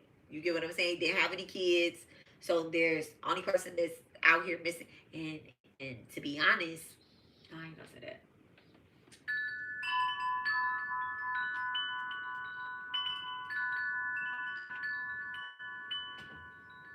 He got brothers, and he has fathers, and he has me, and he has family and loved ones, but he has no children. So our children are our karma. He has no karma. He has no karma. Okay. He owe us nothing. He did exactly what he was supposed to. All right. So soulmates feel like home because they often are. They come to smooth and support your mission, not to derail it. Okay. They don't come to derail it. All right. So sacred unions, Dharma, aligned love. Okay. A divine partnership that activates your purpose and multiplies your spiritual gifts help you fulfill your sacred duty. It can include your twin flame or your soulmate only if karma has been cleared. Only if karma has been cleared and both are aligned with spirit.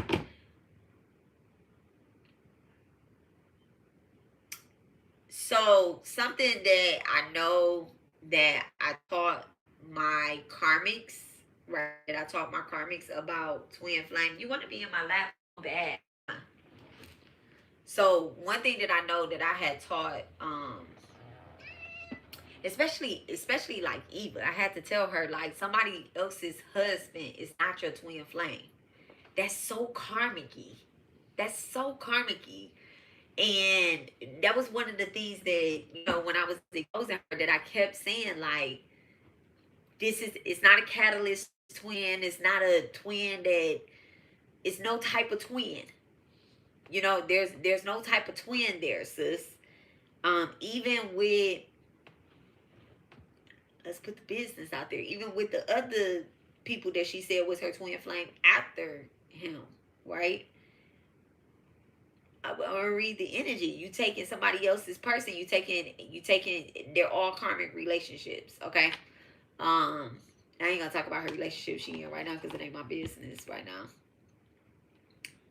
You know how once a person get exposed, they be like, oh yeah. And I get that from my karmics too. The minute that I start really reading their energy, they be like, I don't want to fight. I don't want to fight with her. She's gonna air me out. She's gonna see and tell her collective, the truth about some shit. So anyway, yeah. So somebody else's husband is not your twin flame. So if you think, and y'all, I'm not just talking about that. Y'all know the TV show, the Twin Flame TV show that they had. I had watched that shit and I was like, these people ate. They made bank off of that twin flame shit. They made bank off of that twin flame shit. And people are still making bank off of using twin flame stuff. Twin flame stuff. Y'all making bank. They making bank off of it. That shit is karmic debt that has to be paid back. Physically, mentally, spiritually, financially, sexually. All of that, right? And so, yeah. Alright. So a divine partnership I'm sorry. Okay. No, that's where I'm at. Okay. So a divine partnership can include your twin flame or soulmates only if karma has been cleared. So the karma that you have to clear is, what's the first step of coming into union is clear your own karma. Clear your own karma. If you don't clear your own karma, and what karmas do we have? We have shadows, we have egos, we have attachments. Shadows, ego, and attachment. if you're going from union to union to union to union to union, you fear being alone. You absolutely fear being alone. It don't matter what's coming out of a person's mouth. If every relationship that you touch, you like, this is my soulmate, this is my twin flame, this is the person that I'm supposed to marry, you have a fear. And you have a hidden shadow too. Namaha Shivaye. So you have a hidden shadow as well too. Okay? So you have to clear those karmas. Y'all, and my baby just came right here. I'm gonna pin that right there. Exotic Fire. I can't even pin it. But she just came in. I mean, they just came in. I don't know if that's a man or a woman, but they just came in and they just said, Mahadev, right? I do these mantras so you can you can burn your karma. Stuff come up when you start doing these mantras. And if you're not chanting, praying, and meditating with the divine mother, God, however it is in your life, Bible study, I don't care. If you're not doing that, you're not burning any karma. You're not burning any karma. You're not asking God, divine, the deity, to expose the problem so you can solve it. What you're doing is you just pouring cement over a problem. And I used to do that. I used to say I had a cement box. I call myself meditating. And I used to take my problems and I would put them in a cement box and I would put them in a box and I would cover it in cement. In the meditation, it did nothing. It did nothing. I get out of the meditation, I'll be good for a minute, and then the ground start cracking. And they be like, oh, there's a lotus flower growing from your ground. The ancestors start saying, there's a lotus flower growing from your ground. And I'm like, a lotus flower? Okay, what's the lotus flower? And I'm having dreams of grounds cracking open. I was having dreams about a flood, actually. I was having dreams about a flood. I would be in a flood or in muddy waters on a boat. Not on a boat. I'd be outside the boat and everybody else would be on the boat. But I would never drown or I would never die or anything like that. But the boat was always leaving me because in reality, I was putting everybody away from me. Instead of solving the problems and stuff like that and confronting the shadows, confronting all of that stuff, I essentially was burying it in a box and covering that bitch with cement. And I was like, I just won't talk to this person. I just won't deal with this. I won't. They come up in a meditation, I send their asses right on up the river. That's not how it goes. I mean, now, nobody comes in my meditation like that. I only call in, ancestors and stuff like that. And there's no intrusions. Hi, baby. You're so sweet. He liked my little outfit. Have you ever had a dream about a divine snake at your backbone? No, not a dream, but in a meditation and during mantras I have. Yeah. I would, if I was unaware, I would say, oh, it has something to do with the Kundalini rising, but the Kundalini really doesn't. I mean, you move energy up. Thank you so much, Spirit.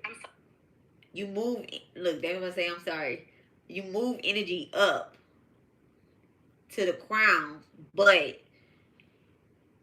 the Kundalini doesn't really. I mean, if your Kundalini like activates like that, and then I come back and I still got some karma to clear. Okay, I still got some karma to clear.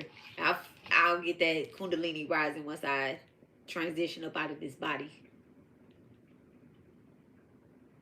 And hopefully I transition up out of this body from my upper chakras. Repentance. Okay. So, in short, twin flames, often karmic, okay? They can evolve and they awaken through your reflection. All right, soulmates can be karmic or dharmic, sacred duty. Okay. There's sometimes the role in dharma and your purpose is soulmate is to help you stay in alignment with your sacred purpose. Okay, with your purpose. Their healing and their comfort and their support. Soulmates, healing, comfort, support. All right. Sacred unions are very rarely karmic. Okay. Very rarely karmic. This is not the sacred. Let me tell y'all something else.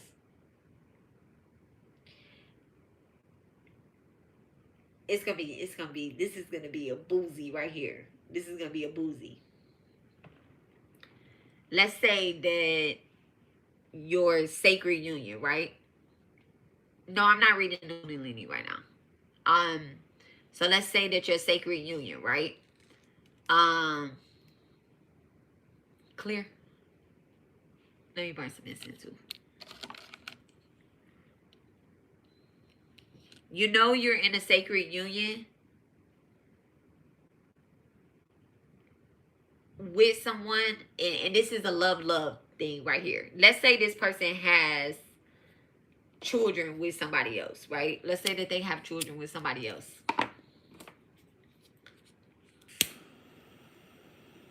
Y'all don't be mad. If the other person that they have a soul tie with, right? If the other person that they have a soul tie with is constantly fighting to get them back, you can say they karmic, you can say whatever they is, but they also karmic to you as well. They're karmic to the other person that they're not with, right? But they're also karmic to you as well too. It's not, okay, I'm coming into union with my person. And you have to understand, in the sacred union, separation sometimes is necessary in order for that person to break their, and the twin flame thing too. Everybody has to clear their karma first. It's not, we're going to clear our karma together. You have to do your job first. Sacred union always comes last, okay? You clear your karma. You clear your karma. You get into alignment. And then you come into union. It's not come into union, clear your karma, get into alignment. It's not like that. The union is last. That's it. Every type of, everyone. The twin flame union, the union is last. The union is last. Had to clear karma before I came into the twin flame union. I had to clear karma before I came into a kingdom marriage. It was like, you don't deserve, you say you don't want it, but you don't deserve it either right now. Look at the way you acting. You ready to send somebody, you ready to throw somebody to the wolves and be like, you know what, such and such can have them. You know that person ain't supposed to be with them. You know that person don't even know you. You know that person is a stalker. Clear that karma real quick. You get what I'm saying? Like, do that. Now, they don't have any kids with this person. They don't have a soul tie with this person. They're not having sexual intercourse with this person. Now, after y'all, we're gonna get into the reading, but after you have sexual unions with somebody, you have kids with somebody, you can't just like be like, okay, I'm gonna do a cord cutting. That was one of the worst advices I can give somebody, was do a cord cutting on your baby daddy. Do y'all know y'all not ever gonna get any type of support? Let me be a lesson to that. You're not ever going to get any type of support. And essentially, you're creating another karma because your child isn't going to get any type of support as well either. All right? So, your kids are your karma. Watch what you do. All right, so let's get into the reading. Okay? So, karmic unions are not just romantic. These are just some notes that I took. Okay, karma may be ancestral. Relationship is a mirror. These bonds expose our deepest triggers, whether it's a twin flame relationship, a sacred union, or a soulmate. They expose our deepest triggers and spiritual wounds. A child may mirror unresolved pain. A parent refuses to face. This is the part where I'm saying that your child can be your twin flame. Okay. The parent may resist the child's light, especially if the child came to break a cycle, a generational cycle. The soul tie may include past lives and reverse roles. The child was once the parent, or even an enemy.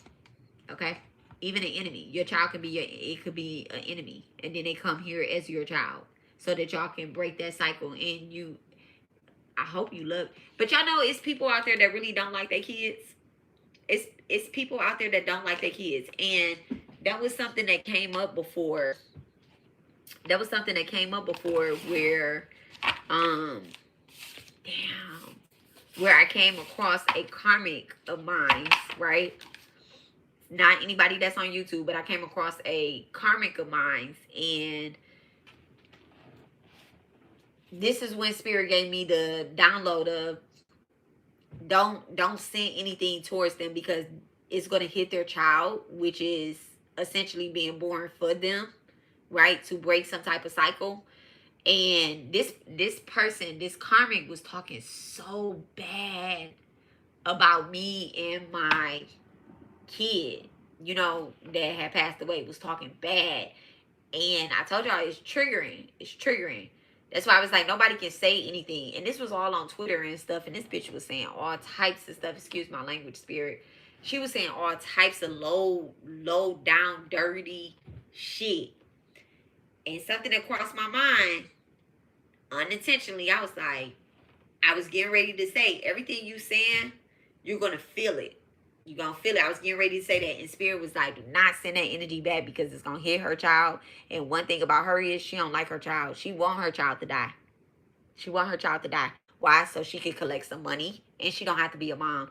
And y'all be mad at me. And I'm not saying nothing about Lilith, because my sister get on me all the time. But these are the wenches that use Lilith energy in a low vibrational way. And they use, they have bad Lilith placements.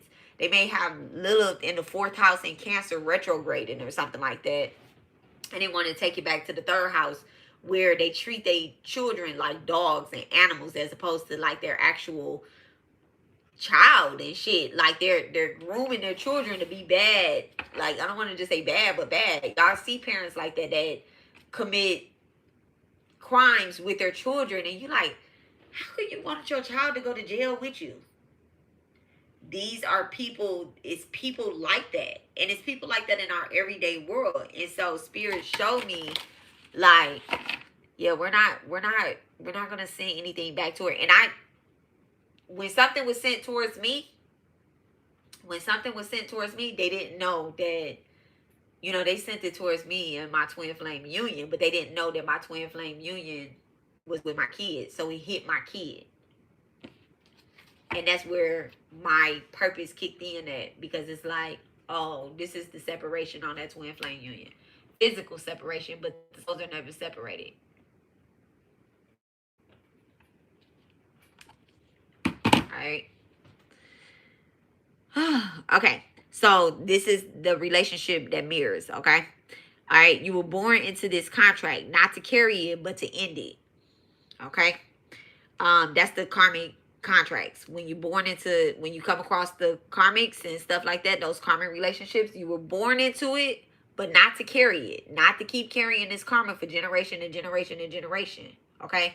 So we are curse breakers. If you on my channel, you a curse breaker. Now, you might not like that. You might not like me, but be mad at the, what is it? Be mad at the message, not the messenger.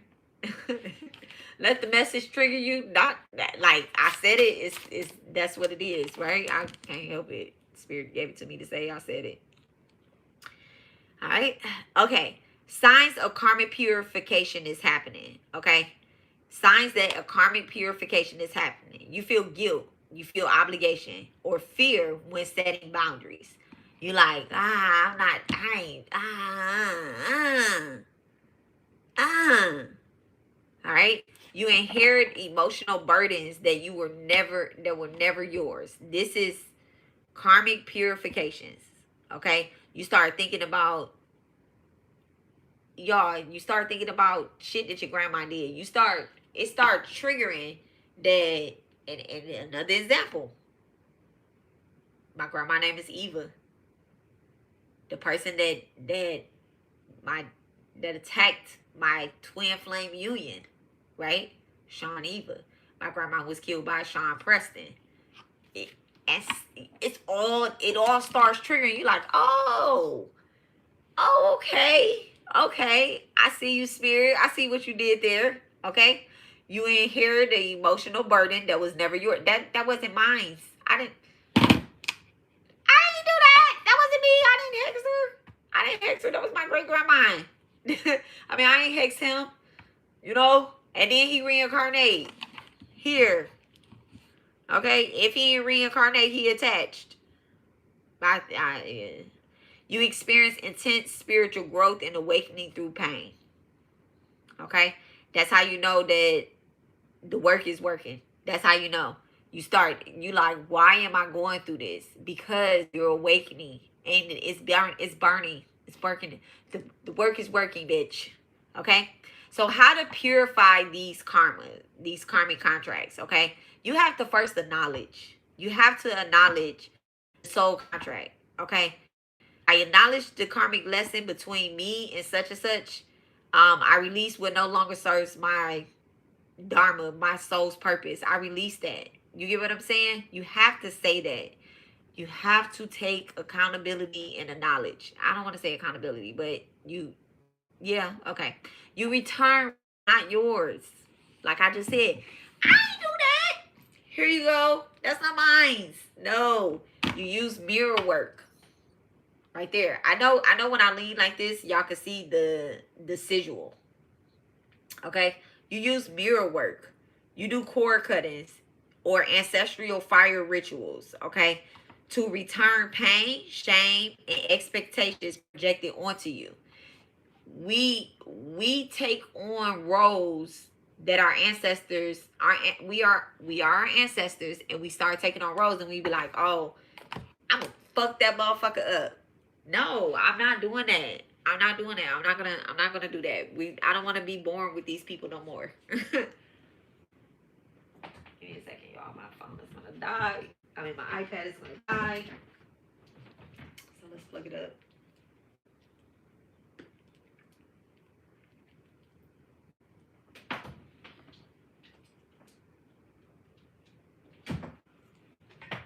Yeah, so I don't want to be born with these people no more.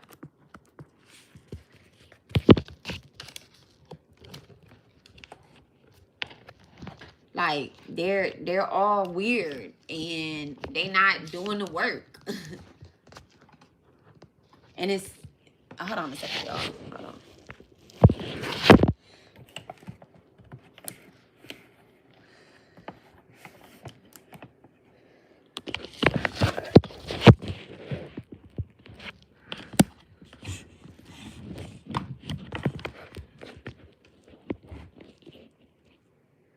Okay. So yeah, it's like all weird. They don't want to do the work. They don't want to be friends, but they don't want to be enemies either. Like, they don't want to be a part of the lessons. I'm here to be a teacher, you know, or whatever it is that you're here. You're here to create. They don't want to buy anything from you. They want to talk about what you're doing. They want to hold up your purpose. I don't want to live like that. That's not happiness. That's not happiness. It's not bringing us no good money. It's not doing anything but messing up our sleep patterns and putting us in a war. And no. Our ancestors fought mad battles. I don't want to do that. I don't want to do that. I got whipped on my back. I got burned. I got drowned. You know, I done some of that stuff too. I don't want to do that. I just want to cook. I want to cook. I want to love my kids. I want to create. I want to help people come into alignment. I want to give back to the community. shit, I want to sit on here until whatever the wee hours of the morning and doing whatever the fuck it is that I want to do. I want to wake up and be completely free. I don't want to be enslaved mentally, physically, emotionally, spiritually, financially. I don't want to be enslaved. I don't. Okay? And I don't want y'all to be either. And so if that's what they want to do, I don't want to be a part of it. And they not going to be a part of my timeline either. So they ain't going to be part of yours either. Live differently. Okay? How to purify this karmic. Live differently. The ultimate karmic purification is choosing not to repeat what harmed you. Okay? Even if that means parenting yourself or your children in a new way. Parenting yourself or your children in a new way. Treating your friends different. Treating your enemies different. In past lives, your girl was doing, I was doing mad shit. Okay? In this life, I was like, nah. And that's what Spirit told me. You want to leave with no karmic debt? You want to come back into physical union with your twin? Someone that's not going to be here, and I'm going to have another lifetime, maybe. Okay? Hopefully I'm an owl in the hood. Hopefully I'm an owl in the hood and I get to soar my wings and I don't get hit by a car being a bird. Or being a bird, bitch. Okay? Call on divine support. Invoke deities, ancestors, and higher guides to help you untangle the spiritual knots, especially when pain feels unremovable. I don't know if that's a word, but that's what I wrote. Unremovable. Okay? So you have to invoke deities. Jesus is the deity to my Jesus walkers out there. Okay? Jesus is the deity. Ancestors.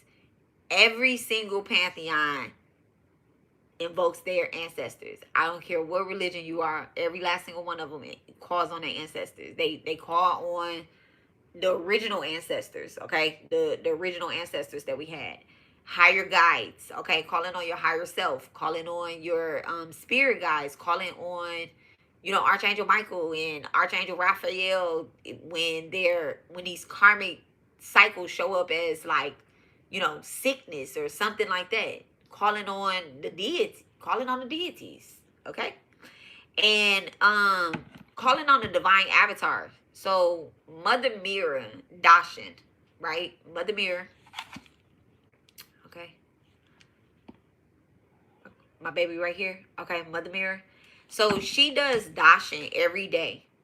Every single day. She goes live, unless she's traveling, apparently. Okay? But every day she goes live and she sends divine light to anyone that comes and watches her. And she helps untie these knots. And I remember the first time that I had put her on my altar and she started talking to me. And it's like we was having a full-fledged conversation and she was telling me things. And I'm like, I wasn't confused. It's almost as if she had her hand on my head like this. I ain't even gonna lie because I was like, oh yeah, I need to go to Germany. And she was like, wow, I'm right here. I come right here. So yeah. So Mother Mirror helps untie those spiritual knots. So that start at the base of your back. It's things that we can't see, okay? It's things that we can't see. Somebody, everybody, okay. Dharma message, okay? So, sacred duty message. When karma is placed in your bloodline is because your soul is strong enough to transform it. So if you're having karmic lessons, I don't care if you like me or you don't like me, right? If you discover that you don't like me, you're strong enough to handle it. You're strong enough, and this is me talking, being completely honest. Even that person right there, you're a loser. They're talking about I'm a loser. Yeah, you're mad. You're mad, but you're strong enough to handle that energy. I don't sell any snake oil. They are so mad, but it's okay because they're strong enough to handle that hate right there. They can. It was placed in your bloodline. And I just want you to know, like, now you got to watch in silent.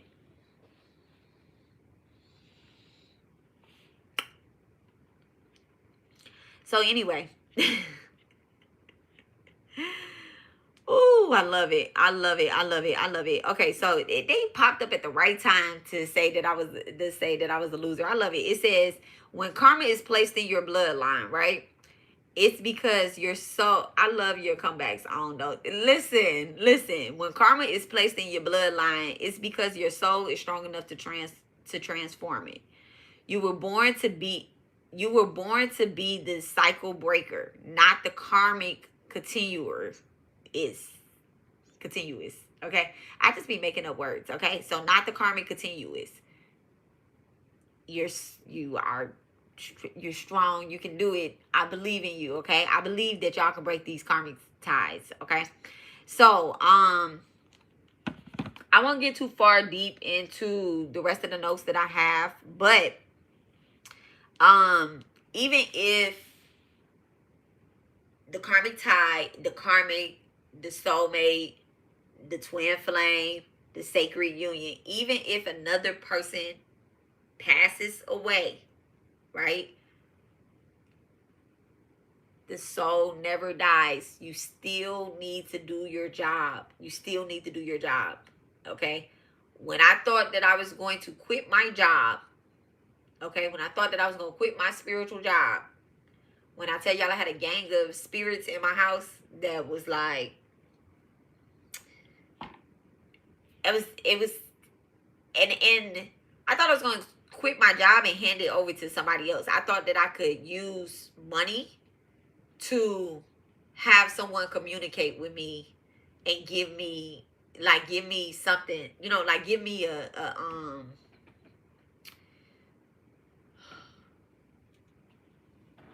give me direction. Okay, I thought that I was going to use another spiritualist to give me direction. I was like, you know what, I'll pay $300-$400 for a mediumship.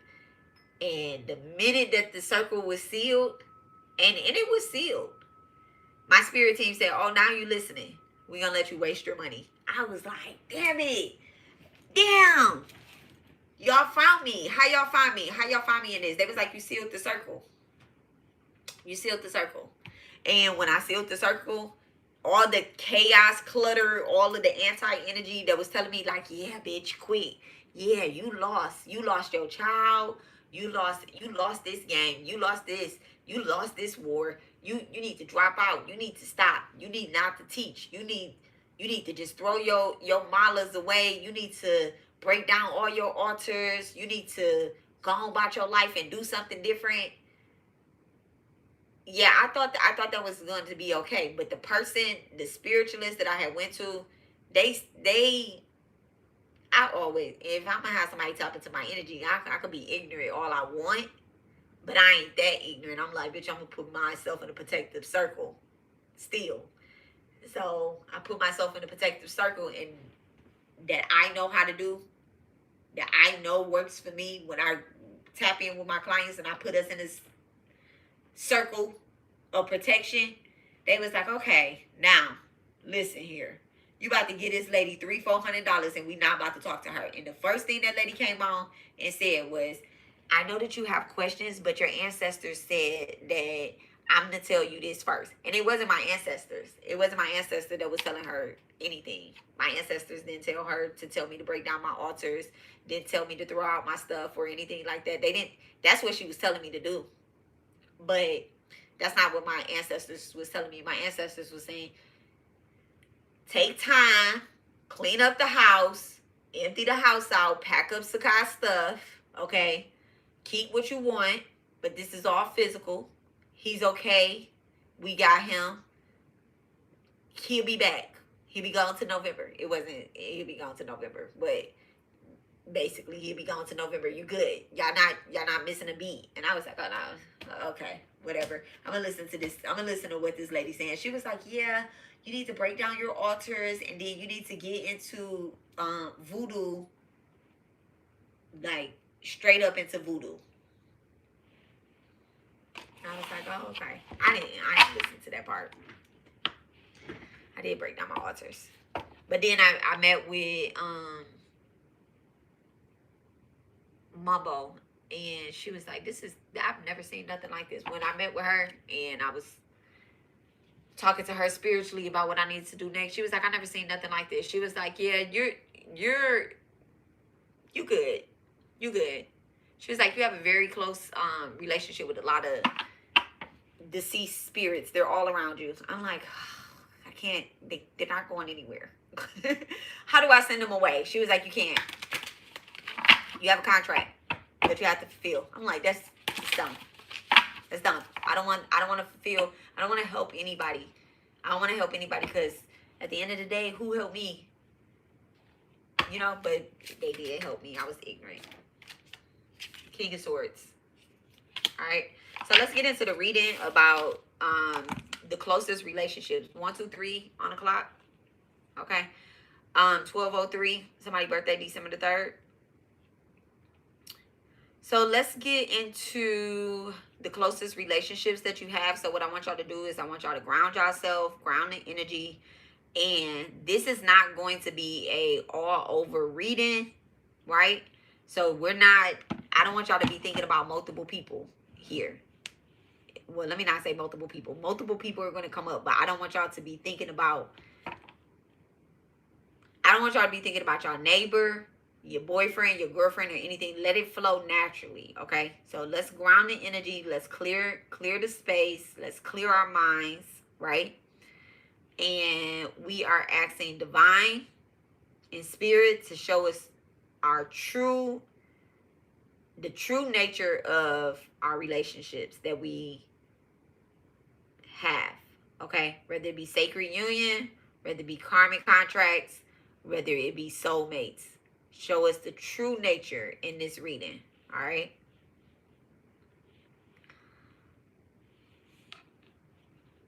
So I have questions, and I'm going to get to them.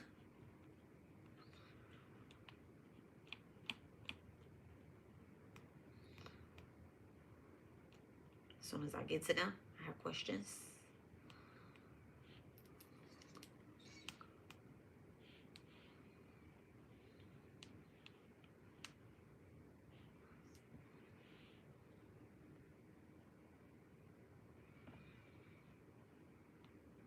Okay, so the questions that I have are,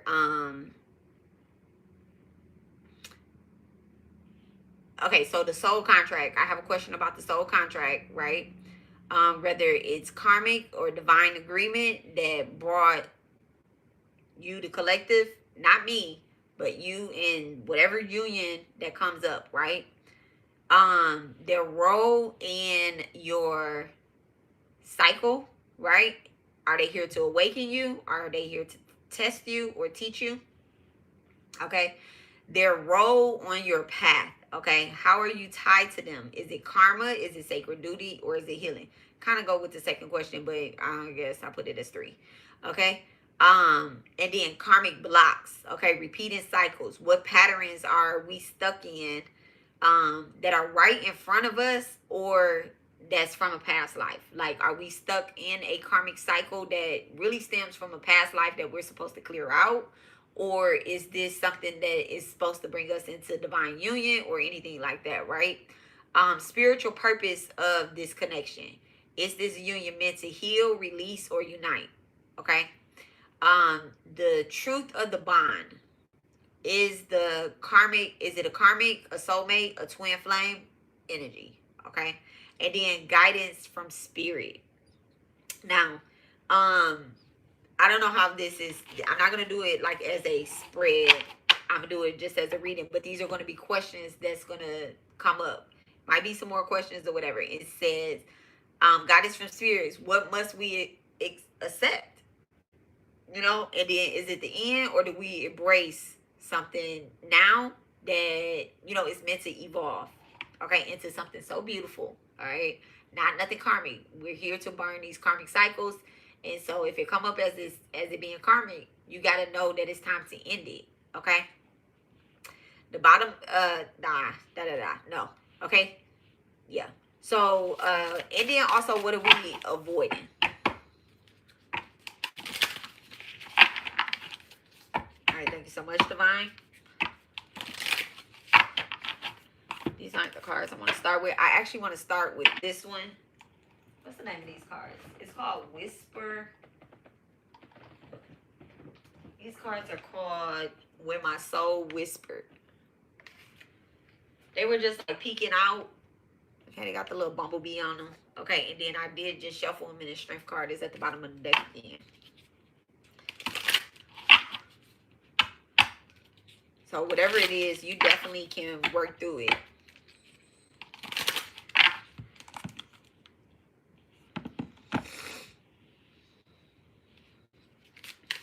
Alright, so the first thing is, thank you so much, Divine. Can you show us what the collective soul contract is? Microism. Okay. This is definitely something from your DNA. Oh, I remember why this deck bothered me. I don't think it's in order. Look, I'm talking about LM. Oh, it is. It is in order. Definitely something to do with your root chakra. Alright, I'll take that back. This deck did not bother me. We're working together here. And it's not in order. Because L and R are not close to each other.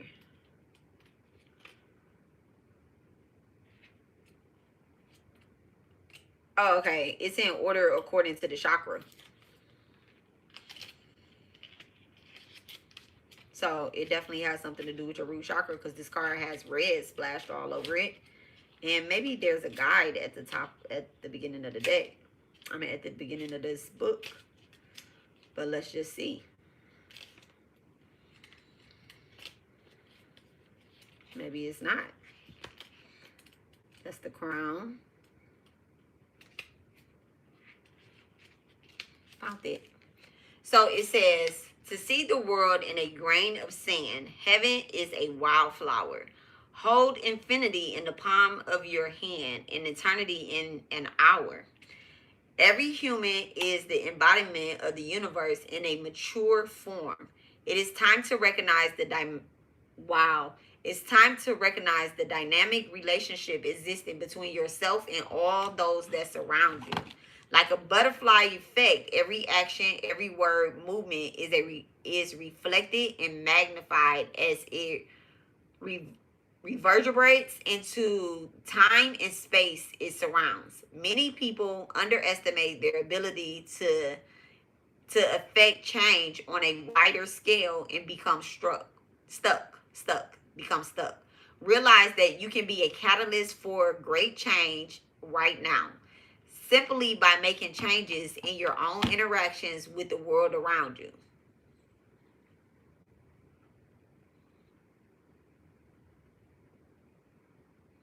Critics say that no one will ever notice a drop of water in an ocean, but if your actions inspire another, okay, this is a divine contract. If your actions inspire another, which turns into inspiring another, the ocean eventually creates a tidal wave, bringing with a great power in a altered landscape. Never underestimate the effects of the small up on the great. Oh yeah. If this isn't a divine contract, this is a soulmate contract, okay? That's what it is. It's something that's small, that's going to turn into something. I don't want to say turn into something great, but it's actually going to move you into your purpose, okay? Whatever relationship is, and we're going to get deeper into that, right? I already got it. It says mature, small scale, and then it says internalize, narrow, and then being underestimated, okay? Not you being underestimated, but you're underestimating this relationship, whatever this relationship is, all right? And it says, I strive to show through example how one person can be a catalyst for great change. How one person can be a catalyst for great change, okay? All right, thank you so much. And that's 12:12 on the clock, all right? All right, what is the karmic agreement that has brought this relationship together, this soul contract? Love. All right. So heart chakra is being activated. Could be with a Taurus or it could be with a Libra. So there's absolute love that's there, okay? Real love, true love, love from a past life. Thank you so much, Divine. And then the Strength card in reverse, okay? But there's also ego there. There's ego there. There's someone's cockiness in the way. Essentially, someone wants to be in control. Could be a Leo. You could be a Leo, or your Leo placement is being activated. Someone can have Leo and Venus. All right. And it's all because there's some type of confidence. Some type of confidence that's lacking. All right. Maybe you wasn't a good person that was in a relationship in the past. You get what I'm saying? There's something with this contract that you have with this person, and y'all shared a past life together. Y'all shared a past life together, but it wasn't a love relationship in the past life. Okay, this may have been your foe in the past. Thank you so much, Divine. Give me more onto this soul contract. Look at that, the 9 of Pentacles. So this is something that definitely was that comes from a past life. All right, the reward this life for whatever it is that you guys had dealt with in the past life. Maybe y'all experienced some type of heartache together. Maybe y'all both, experienced a loss in a past life, and in this life y'all come together and y'all experiencing a lot of reward together. Okay, a lot of achievements. Y'all are doing things together so that y'all can elevate the collective, and you feel as if like this little relationship I have, how am I going to inspire anybody to have a great relationship? Because you and your person is funny. Y'all funny. Y'all got mad jokes.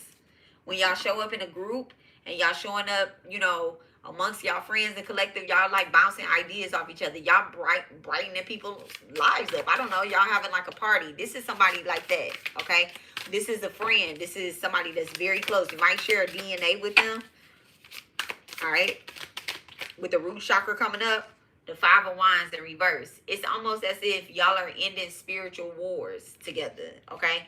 A lot of y'all burning cycles of karma. Okay, somebody has Saturn and Leo.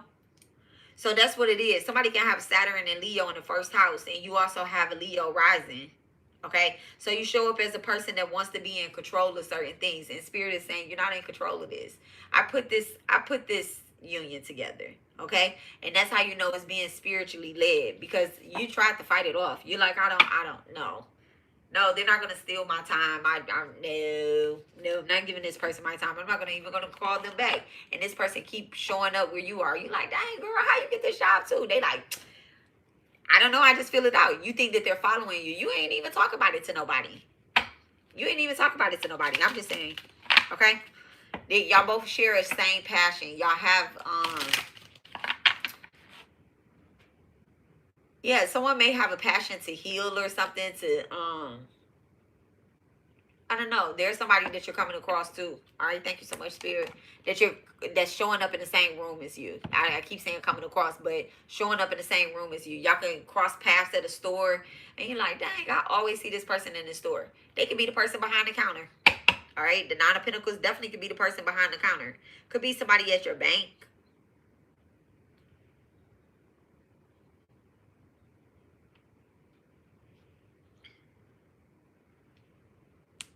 Somebody has a Venus in Virgo. Remember, I was telling y'all about those relationships, okay? They also have a Venus in Virgo, but you don't go, oh, my ears start ringing. But you don't go anywhere. You be like, yeah, so do you have a Venus in Virgo? y'all not talking like that. You get what I'm saying? Y'all not talking like that, but you recognize them. And they can be well-dressed. And that's what's bringing y'all together. Okay, thank you so much. What's their role in your evolution? Balance. That's what their role is. It's to bring some type of balance to you. Y'all, you're watching them, they're watching you, and you're noticing like, okay, this is how you do that. This is how you do that. This is how you match the red shoes with the gold outfit. Girl, you fire. You like, yeah, I am. Okay, Spirit told you to show up, fire. And guess what? I'm showing up that way too. All right, thank you so much. All right, how is their role playing out in our past life? Motivate in reverse. So like I said, In the past life, it wasn't someone that may have supported you in the past life.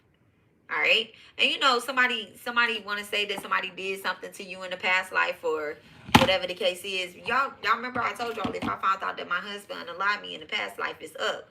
But then I had to get over that, and I was like, we probably have been at war with each other. He's been on the other side of the battle, but now we're in this cycle, and we cool. You get what I'm saying? You just gotta go with what's now. You like, oh yeah, I feel this from a past life that somebody was attacking me. Yeah, you need to burn that karmic cycle. Okay, what is their role in your current life? Thank you so much, Divine. Look at that, destiny. They're showing up as a earth angel for you. You have to clear those karmic cycles, those fears, whatever that is. Thank you, Divine. Thank you. All right. You get a bell. All right. This is ancestral guided. Someone can have an Aquarius, Venus. And someone it could work very close with archangels or with Oshun.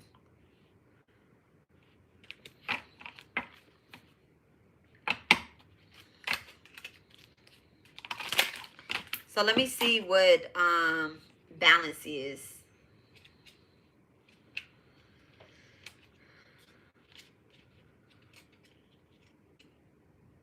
Cause what?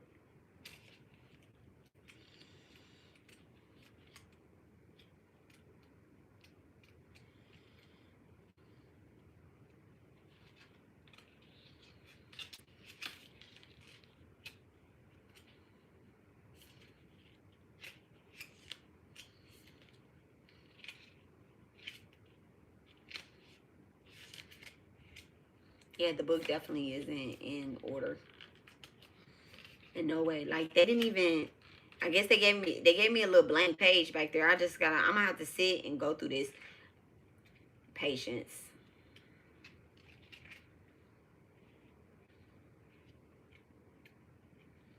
Definitely patience. Go through this and like write down the page numbers. Cause I like this little deck.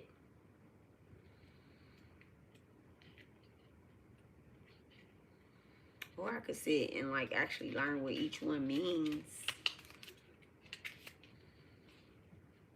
I'm gonna leave it out. I might do that.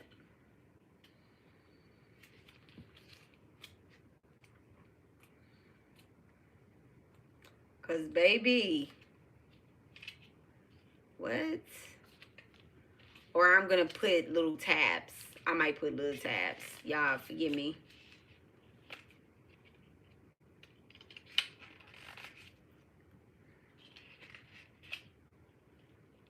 There's a page stuck here.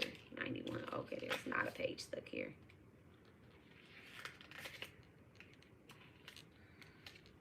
John Lennon could be relevant.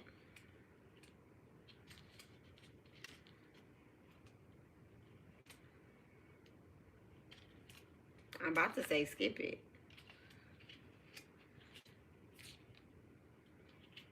No, I'm not.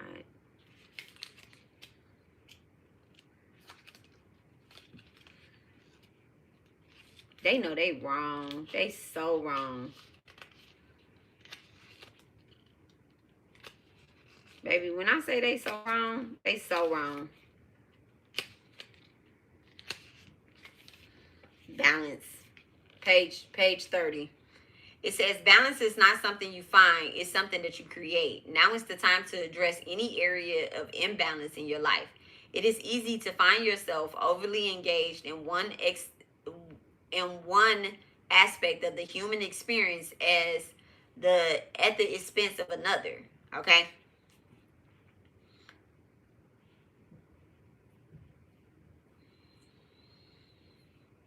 If one area is neglected long enough, you may fail to act as a cohesive unit and find it difficult to flourish. Balance does not mean that all areas of your life must be in constant state of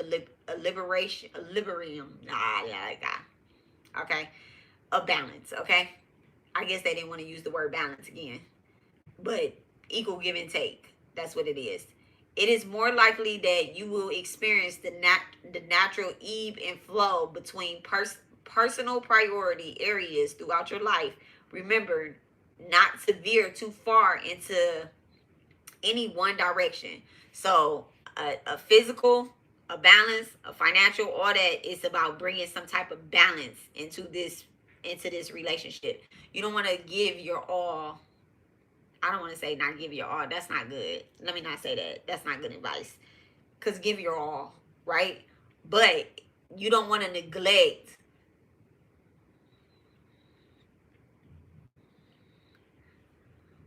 You don't want to neglect your spiritual workings for lust. Okay? You find somebody, you get with somebody, or whatever the case is. Let's say we're talking about a love relationship, or we're talking about a friendship. Now, you're supposed to be praying. You're supposed to be doing all this stuff. You're supposed to be fasting. Then somebody come along. They got good conversation. You're forgetting about your fast. You're forgetting about your, your whole spiritual working. This partnership right here, that's how you know whether, oh, thank you so much, Spirit.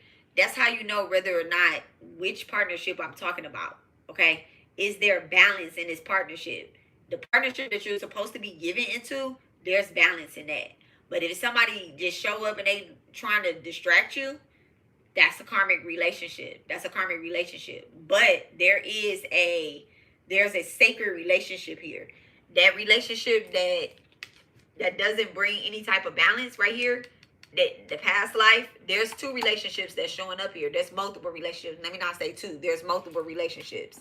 Could be three. Could be three. We're going to focus on three. This is on page 30. Okay? When you become aware that you are focused on one area more than the other, consider making a conscious effort to pay attention to the neglected areas.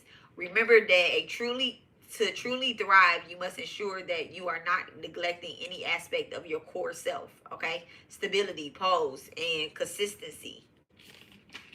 Hustle and flow. All right? If it's acting in a shadow energy, it's unstable, it's erotic, it's inconsistent. Okay, inconsistent. When all areas, so the affirmation, oh, and this is the solar plex too. It says, when all areas of my life are in balance, my life becomes more harmonious. In order to fly, the bee must be able to regulate its body temperature. Ooh.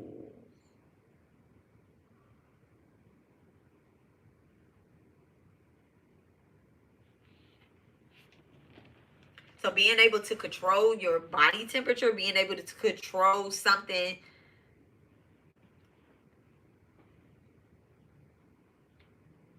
This also shows you whether or not you're the karmic. Okay? You're the karmic. Do you only get motivated when this person is around you? There has to be an equal give and take. This analogy lends itself well into humans, where flight represents life and regulating the body temperature signifies the areas of life in which you are trying to find balance. And then divinity.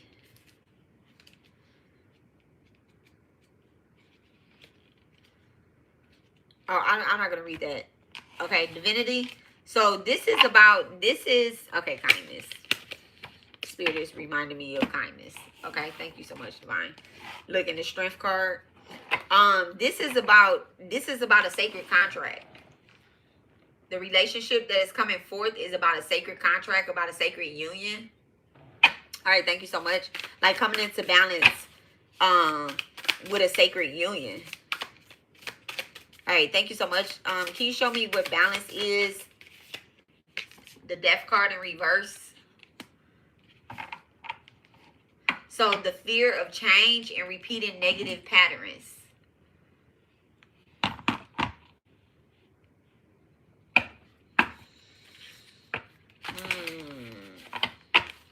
What is their role in the collective's divinity?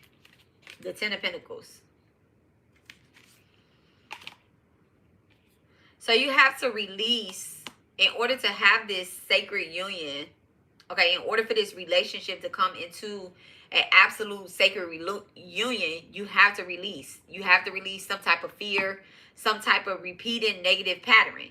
You've been through this before. You've had friends like this before. You get what I'm saying? You had connections like this before.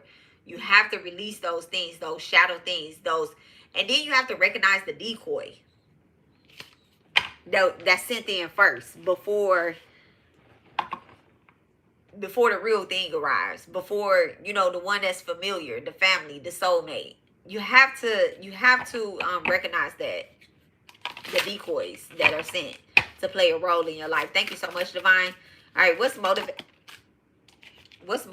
Look, the King of Cups in reverse, the Three of Cups in reverse, the Seven of Cups in reverse, and then the Five of Pentacles. This is all that right there.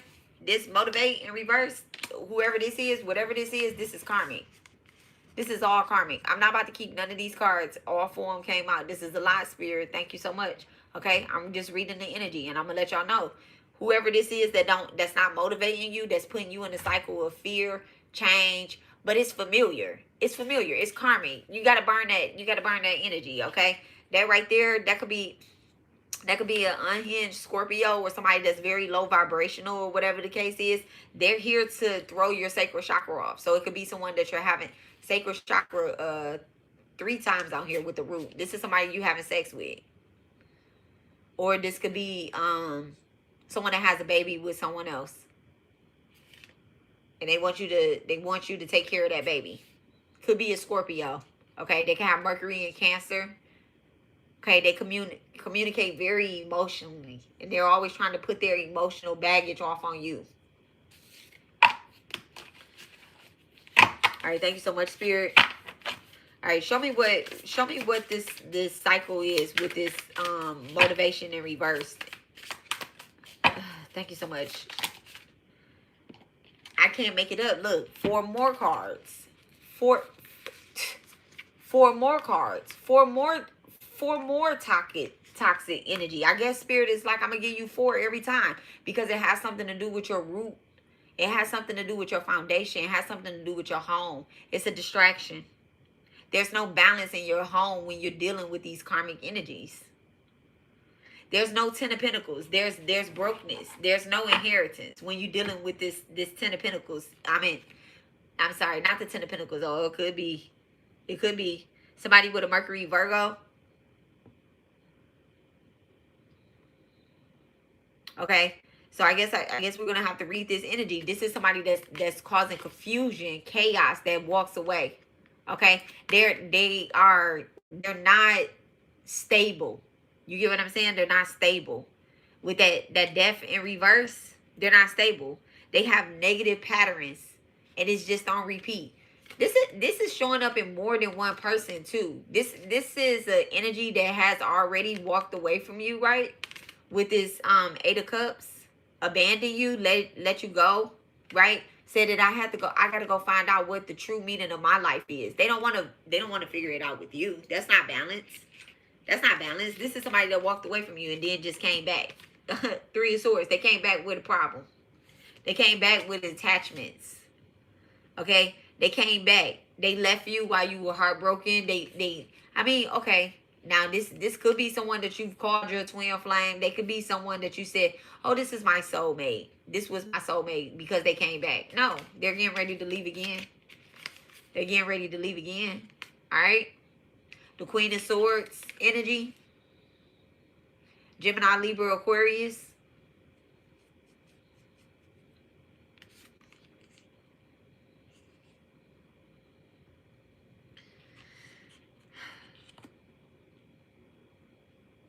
This is someone that could be, you know, they're throwing your past up in your face. And they think by saying, okay, well, you know what? Let's talk about the past or whatever. But talking about the past with this person, it's not leading you to divine. It's really not leading you to divine. You think you break in some type of trauma or whatever the case is. They're agitating your ancestors. They're like, bitch, what?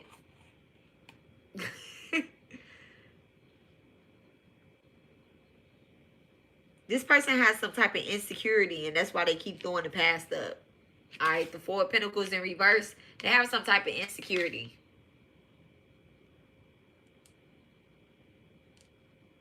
And they're also not willing to give up something. They're not willing to, I don't want to say give up something, because we're not making sacrifices for a relationship. We're making sacrifices so that we can, you know, come into alignment with divine. And then we'll, you know, you can't be attached to the results of things, because when you're attached to the results of things, Spirit would snatch that shit right the fuck up, okay? And that's what this is. This person right here, they're attached to the results of things, on how they looking and all that stuff, okay? The Four of Pentacles in reverse. Okay. I don't want to keep reading into that energy right there. Okay. Thank you so much, Spirit. Thank you so much.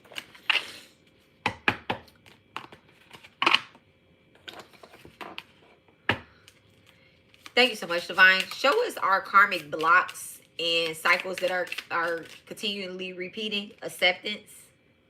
Okay, thank you so much, Divine. So the overall energy for that, showing us what continuously repeating is, we're going to accept this. We're going to accept this. You know, you was called to this reading, to hear this reading, and you're going to accept it, okay? Thank you so much.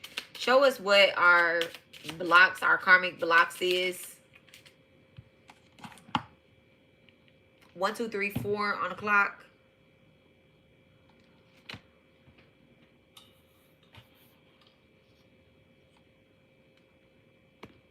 I'm not going to do that. Ooh, anti-energy is anti-in. Because I'm not going to do that. All right, thank you so much, Divine. Show us our karmic, show me the karmic blocks and repeated cycles. Kindness. Kindness. That's what the block is. Kindness. Somebody's taking your kindness for weakness. Okay. Show me the repeated cycles. Being kind to the wrong person. Thinking that you can help certain people. Worthy. And that's how you find worthiness in yourself. You don't find yourself worthy unless you're kind to somebody. You like, you know what? I'm a nice person. You are wisdom. Look at the bottom of the deck. Shadow energy. Thank you so much, Spirit, showing me that. So let me see what acceptance is. The overall energy of acceptance. Y'all, here we go into this book.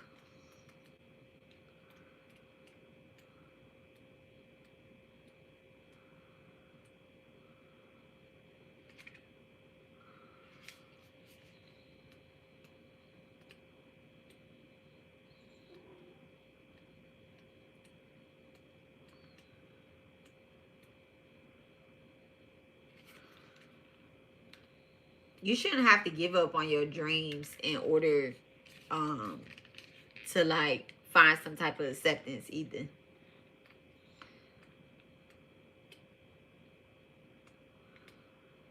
Like within a person.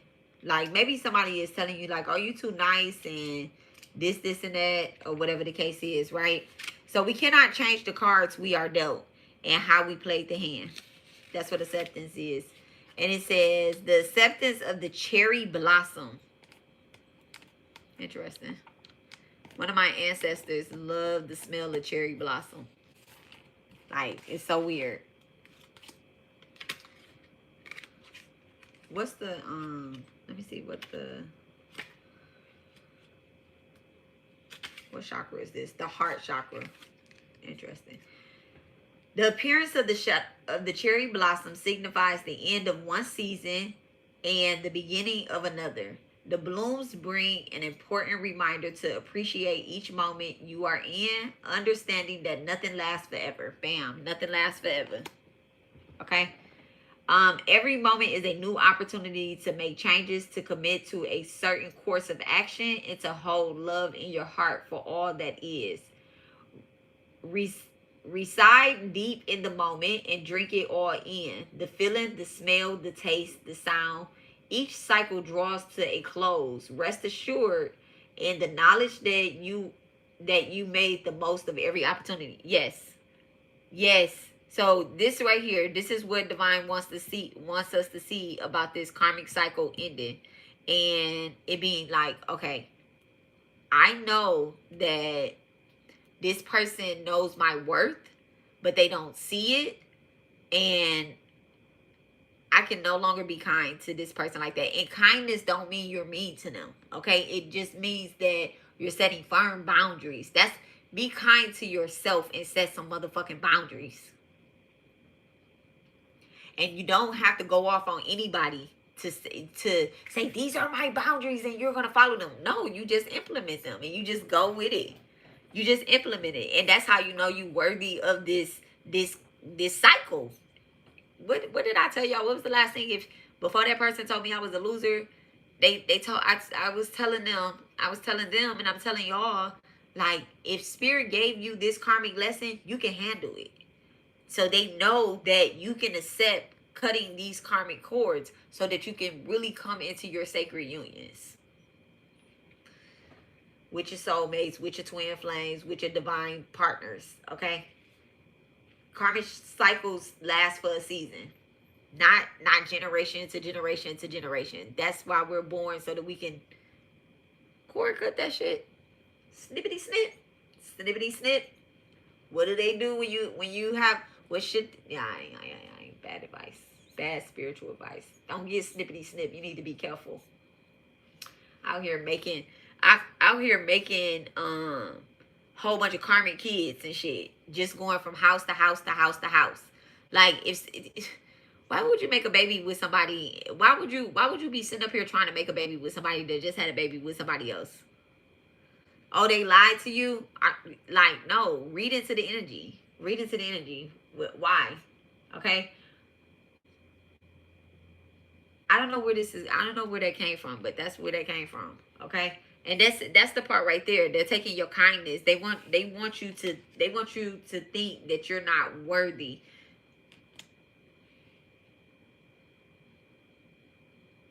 Enough to be with anybody else or to have any other type of like friendships or groups or anything like that. Like, well, if I'm not a part of your life, then you have nothing. Bitch, watch.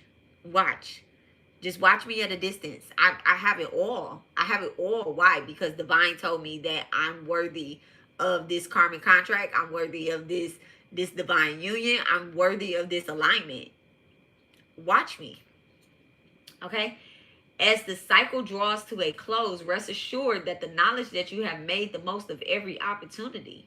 When the day is over and the light begins to fade, ask yourself, did I live today as if it was my last? Ooh, did I live today as if it was my last? If the answer is yes, then you can rest assured in the knowledge that you spent your time well. If the answer is no, right? How was y'all's day? You know? How's your day? If the answer is no, remember that every moment brings with it a new opportunity not to be wasted again. Use this knowledge not as a punishment, but as a moment to seize every sunrise with a renewed sense of optimism for what it is to come. I see someone laying in their bed and analyzing relationships. I see somebody literally laying in their bed. They're torn. They don't know how to set these boundaries, right? Invoke your deities. Invoke your ancestors. Invoke your higher beings. Invoke, y'all, Jesus is the deity. Because my Christians out there, they're going to be like, you need Jesus, okay? Y'all don't want Ma Kali. Y'all don't want Ma Durga. Y'all don't want Lord Shiva. Y'all don't want Krishna. Y'all don't want the Divine Mother. Y'all don't want them, right? Y'all don't want Oshun. Y'all don't want Yin and Ya, the ones that's gonna bring you some type of peace like that, right? You want Jesus. You want Archangel Michael. You want I don't know. I only invoke Archangel Michael when it's wartime. I mean, I'm going to get some peace afterwards, but I be needing to come. Archangel Michael works side by side with Kali Man to me. Okay? I don't know how y'all see it and how I show it for y'all, but when I want peace, I'm not calling for Cali. Cali, sorry. I'm not calling for her when I want peace. I'm calling for her when I want justice. I'm calling for Archangel Michael when I want justice. If I want some peace, I'm gonna call it in my divine light ancestors, like my baby Sakai. If I want peace, if I want balance, if I want to understand what my contract is, I'm gonna call on my ancestors. Okay, I'm gonna call on my ancestors. I don't really, my ancestors that war for me, they war for me unintentionally. I don't be like, hey, I need y'all to come down here and handle this motherfucker real quick, because they're irritating the shit out of me. No, I be like, I need some peace. I need some peace. They're bothering me spiritually, mentally, financially, emotionally. Okay, invoke your ancestors. Invoke your ancestors, because there is a peace that your higher self is calling for. Thank you so much, Divine. There's a peace that your higher self is calling for. Okay, there's in these relationships that you're analyzing, they're not all love. Some of them are with your children. Some of them is with your children's friends.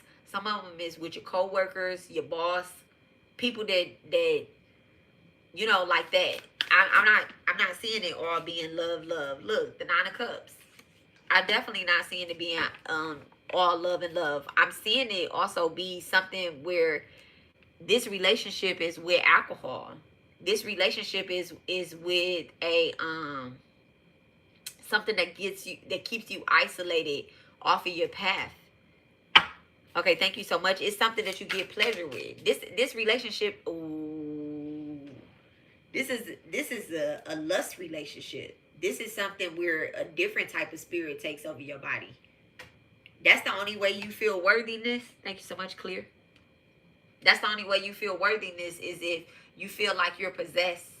You don't feel as if the deities truly accept you unless you're calling in those chaotic spirits. Clear? Thank you so much, Divine. What's this kindness? What's this kindness? And you deserve that. That's too much, Spirit. That's too much. That's too much. I can't. Ancestors is talking. They talking and they tell me that it's not part. Some of those spirits, they're not a part of they're part of your bloodline, but they're karmic threads that need to be sorted out. Ancestors, people in your family was alcoholics. You picked up that demon. You picked up that demon. And when you hang out with some of these I'm talking about these spiritual people.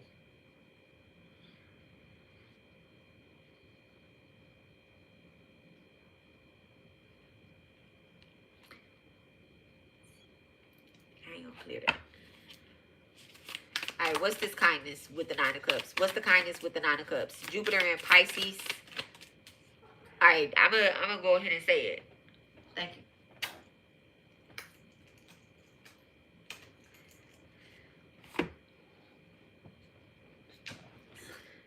I'm gonna go ahead and say it. And I was gonna say it before, but I didn't. There's a sex energy here. There's a sex energy that's here. Your sacral chakra is look at that. The King of Wands in reverse. There's a sexual energy here.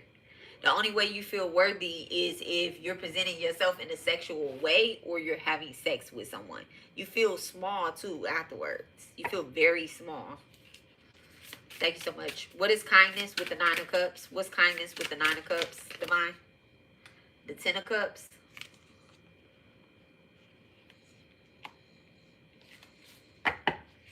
Spirit is showing happiness, balance, homecoming, fulfillment, security. So this is what's show me the shadow of this that we have to, that the collective has to break. Show me the shadow of this. Hey, see ya. See, y'all can't see him on my table, but come on, man. Thank you. Show me the shadow behind this Ten of Cups. So you got the Ten of Pentacles out and the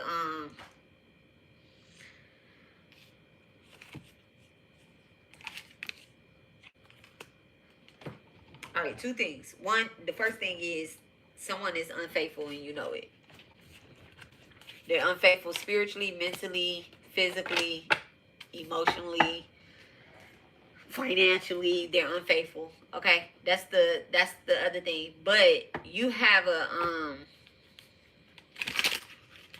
I ain't gonna read the other energy. Thank you. So that's the shadow energy of that's one part of the shadow energy. Okay. All right. What's the shadow part of this Ten of Cups? Thank you so much, Divine. Let me get over the table. What's the Ace of Pentacles? So the shadow, what's shadowing this Ten of Cups energy? The stability part.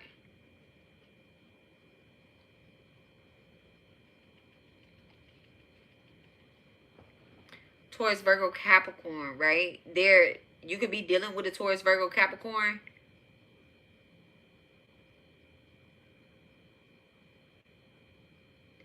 There's a wound, past life energy, but current energy, but past life energy. I'm not stable if I'm not making no money. I'm not stable. Everything revolves around money, but there's no foundation. So you could be creating a home or trying to create a home. What appears to be, okay, we have a sacred home. We have a connection or whatever the case is. There's no spiritual connection here. Like I said, I see somebody laying in their bed and evaluating this. This could be with, this definitely could be with a family member. Okay, it could be your child. It could be your mom. It could be your dad or whatever, your sister, your brother, or whatever. There's no, somebody gets off on the energy.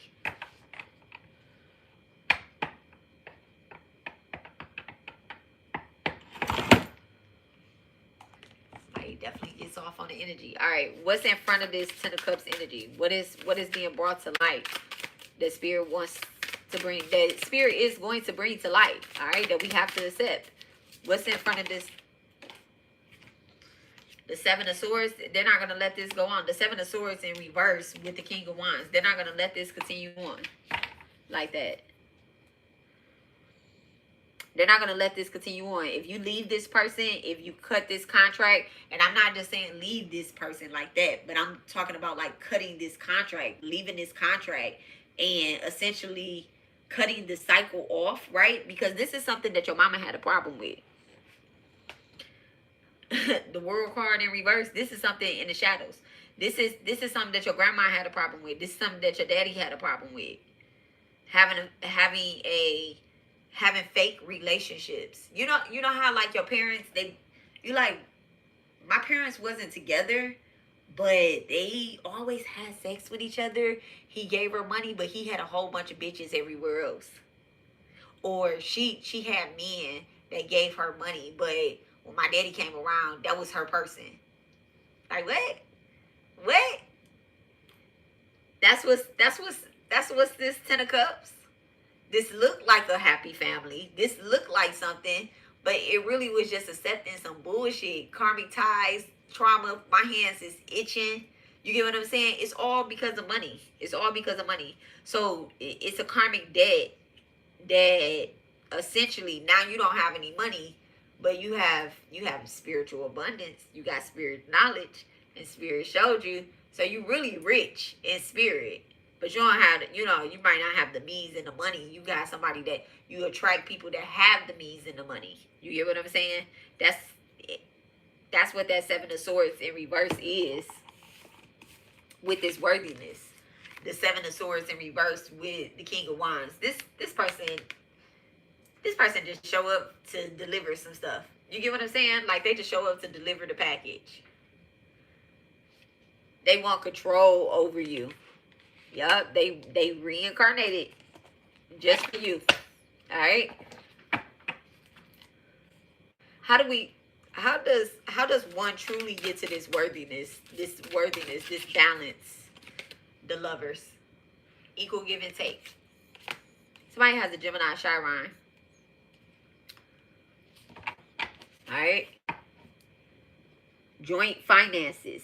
That means that you're bringing in the same thing that they're bringing in. You have to find yourself worthy enough to create something that they created too. Okay? Something that they created. That's what divine union is. You like, okay, my person motivated, I'm motivated too. You get what I'm saying? So, like I said, y'all don't have to have the same career. This person, this King of Wands energy, right? With the Seven of Swords in reverse, was truly for you. Give me the true energy of, give me the shadow energy of King of Wands. Give me the shadow energy of this King of Wands. The Hermit. Somebody that's withdrew. Okay? That only do stuff for themselves. Alright? Usually the Hermit is supposed to be a good guy or whatever. He's a wise guy. But he's withdrawn. He's just nonchalant. He really do stuff for himself. And he come deliver the package. And you think that he doing something for you. But he not. Show me the true energy of this King of Wands. The Fool. Somebody that's going to jump off a cliff with you. Okay? A venture. Somebody that's on the same page as you. They got the idea. This is a good friend. The Fool coming out in the reading is a good friend. That's somebody that you bouncing these ideas off of. And they like, yeah, that shit. I had that idea before. You know what? We can do that together. Or we can do it separate. However it is. And it's not even just that. They're motivating you to do. They're motivating you to do what you love to do. That's the lover sitting behind the Fool. Motivating you to do what you're supposed to do. Because there's a soul tie here. Y'all don't have to be together. I shouldn't use the word soul tie.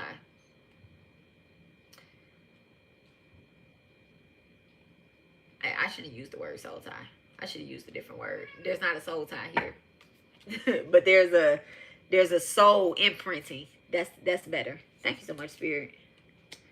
There's a soul collaboration. AC, get down. Alright. It could be an Aquarius or a Gemini.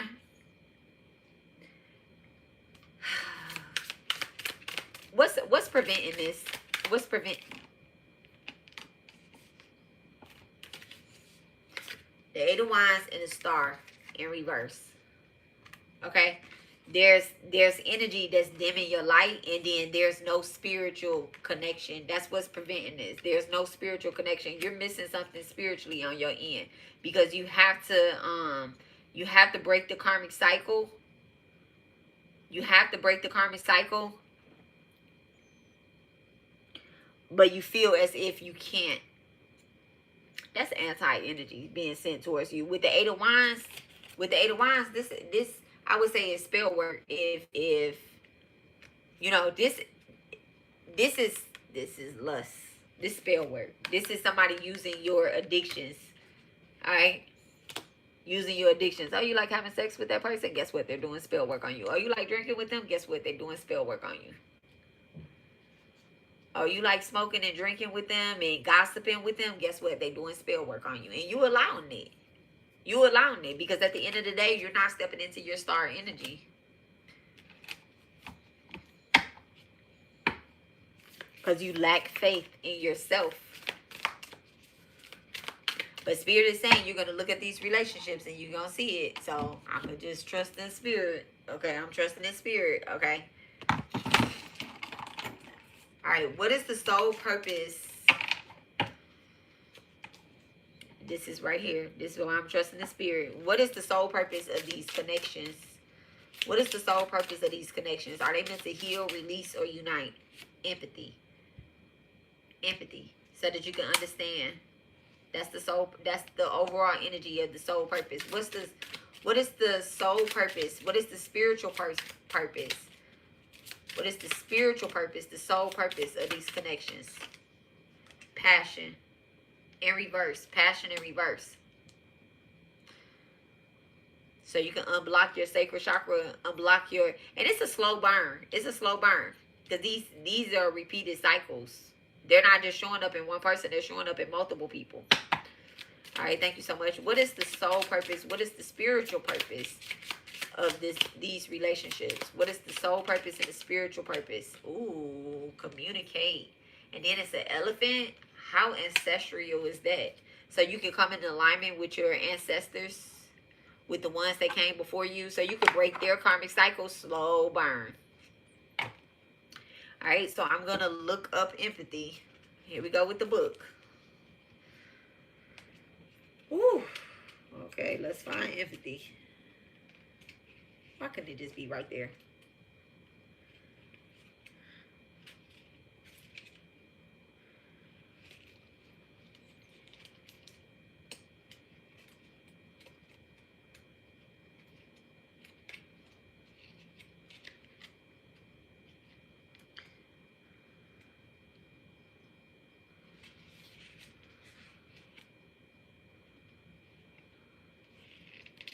So the shadow side of passion is obsessionist. These people is obsessed with you. This energy is obsessed with you. Because it's the only time that you feel like, yeah, you feel the shit. Is when you're under whatever this karmic energy is. That's the only time that you feel like you can't be stopped. Come on now. Come on now. Come on now, book.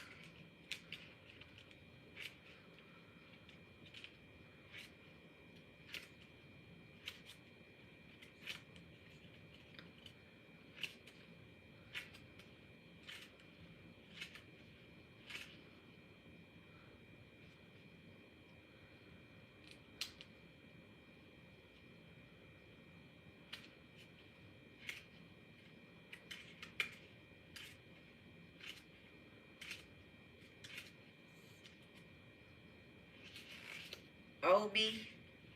I would have went and left a review. I don't even know where I got this deck. Oh, I got it from my bookstore. So I would have went and left a review.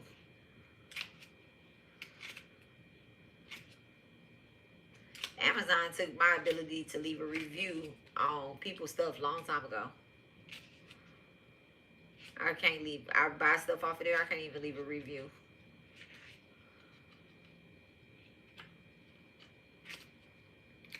It sure doesn't take their money though.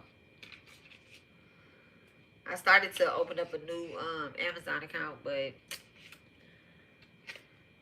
let me just get what I need to get the hell up out of here. But this is crazy.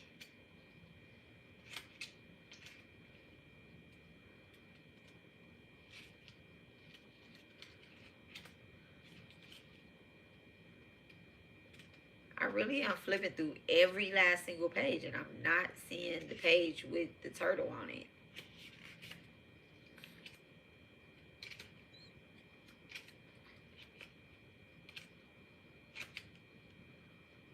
Like every page. I had to have missed it somewhere. Maybe it's the last page.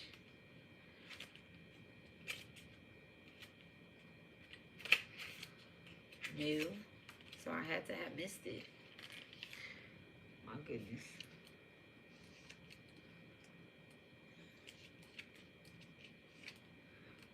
I know somebody probably left a review somewhere and said, listen, you need an index. When I have a deck like this, I'm gonna have an index. Or I'm gonna put it in alphabetical order. Okay. Learning to stand in somebody else's shoes, to see through their eyes and how peace begins. Barack Obama, okay? Interesting. We all come to the table with life with different set of experiences and expectation, and set the stage for, wait, what was the question? What was the question that I asked? What is the sole purpose of this connection? So you're supposed to awaken something in them as well too. You're supposed to help them burn the karmic tie as well too. Okay, two karmics together. You and whomever this energy is, where there's the passion is lacking. Okay, and for some reason I put that over that Ten of Pentacles energy. Okay, that Ten of Pentacles upright. So there's something creatively being missed here. So it's not, the energy could be coming from the ancestor. Okay, yep, communication. the energy, the message is coming down from the ancestors. This person could be older than you. All right, whoever it is that you're dealing with, they could be older than you, or there's a karmic cycle that you have to burn. Look at that, the Hierophant and the shadow energy, and the Three of Pentacles. All right, so this person could definitely be like older than you. They could be older than you spiritually as well too, with communication coming out, and the turtle, with the turtle and the elephant coming out. I was just talking about elephants and mice. Even if you have a trotted or a similar path without walking in the shoes of another, it's impossible to truly know how that person feels.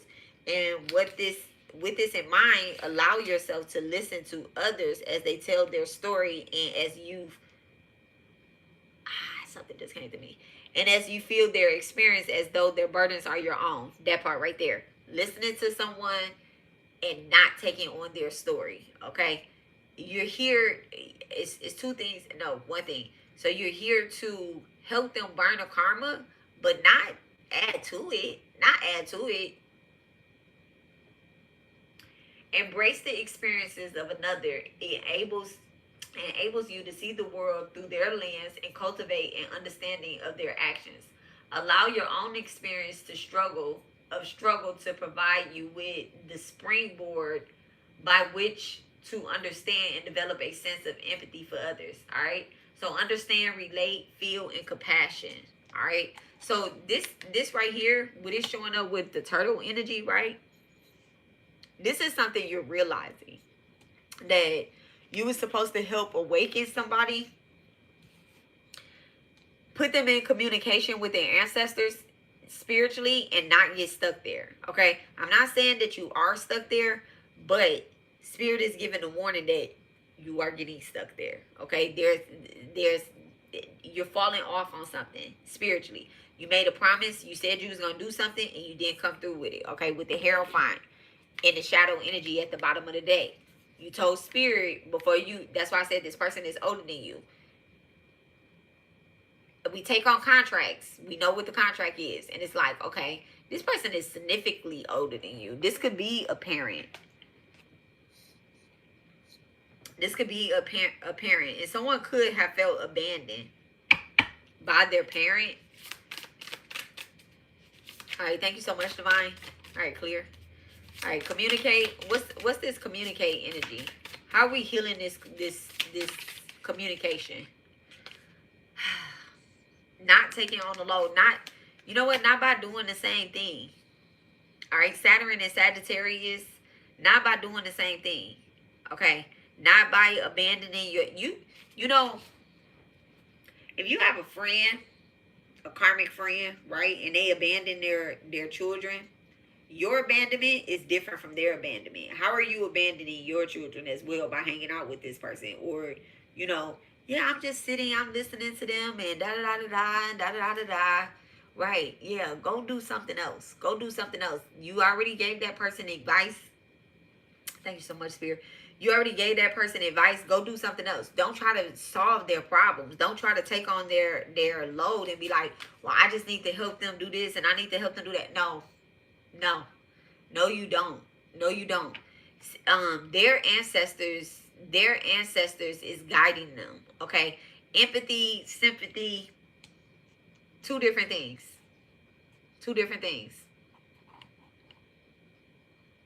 Sometimes they're not even the same category. Yeah. All right. What's passion in reverse? Thank you so much, Spirit. The Two of Pentacles. Stretching your resources. So something that you're passionate about, right? Passionate and passion. Something that you're passionate about.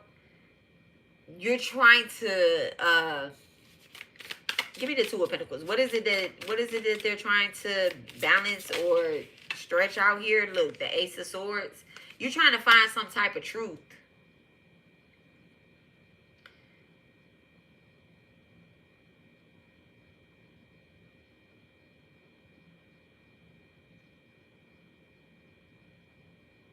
this a harsh reality too. You're trying to find out, you're trying to find some type of truth within someone else. Like you feel,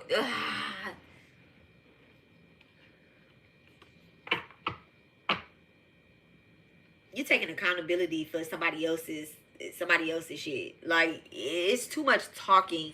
The Ace of Swords is too much talking. It's too much talking that's happening.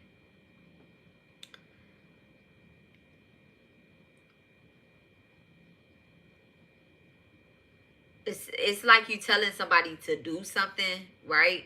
Because this is something that you would do. This is something that you would do. Somebody's birthday is October the 22nd, okay? Somebody's birthday is October the 22nd. And then, thank you so much, Divine. All right. And by trying to help them do that, you kind of producing a, what is it? What's above this Two of Pentacles? What's above this Two of Pentacles? What is it that the collective is producing? I gotta let this play out in the cards. A Queen of Cups in reverse with the Sun card. You're not really exposing somebody's shadow energy, but you're giving them a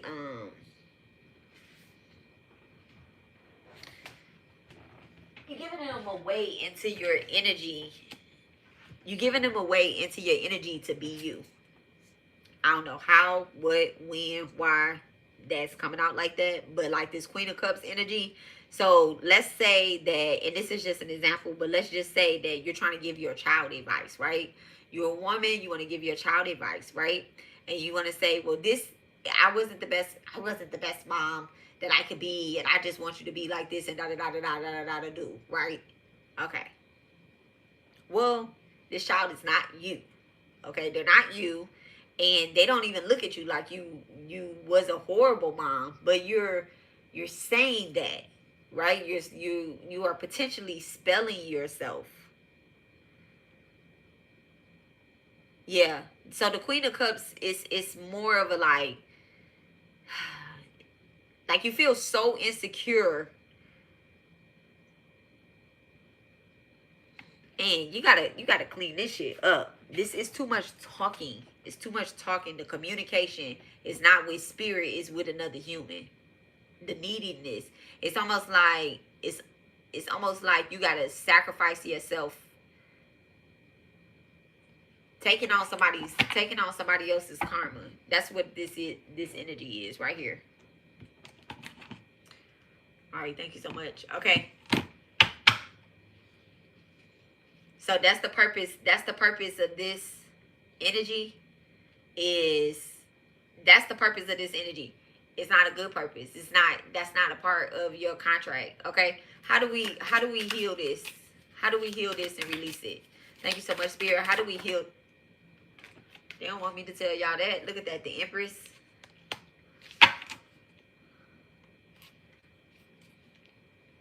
One, get out in nature. Like in create something for yourself. Create a different outcome. Like start living differently. Okay? Start living abundantly. Stop talking from a place of lack. I wasn't this, I wasn't that, I wasn't this. Well, guess what? You are now. You a bad bitch. You're an Empress. You're an Empress. You went through all that you went through. You went through all that you look at, and this is a Queen of Cups in reverse with the Empress energy. And that's what they don't want me to tell you. That's what the anti-energy don't want me to tell you. Okay? Because they don't want you to break these karmic bonds. They don't want you to break these karmic bonds. What's preventing the collective from going into this Empress energy? Thank you so much. And keeping them stuck in the Queen of Cups in reverse. The Two of Swords, having a blindfold on. Alright? Having a, like, just being stuck in the middle. Like, not seeing the full truth. Being in denial. Every 2 to 3 days, you changing. Every 2 to 3 days, you changing what it is that you're doing. You changing your mind. That's because somebody else gets into your energy. Okay, this whoever this slow energy is, and you know what? They spoon feed you. They spoon feed you understanding. They spoon feed you understanding, and that's why you have your blinders on. They're like, you know what? I forgive you. No, they don't. No, they don't. Somebody could have told you that they forgive you or whatever. It could be Moon and Libra. So this definitely could be or maybe you told your mom that you forgive her and you don't. Ooh, slow burn. Are you the karmic? You know you don't. You know you don't forgive her. You know you have to go do shadow work in order to forgive your mom.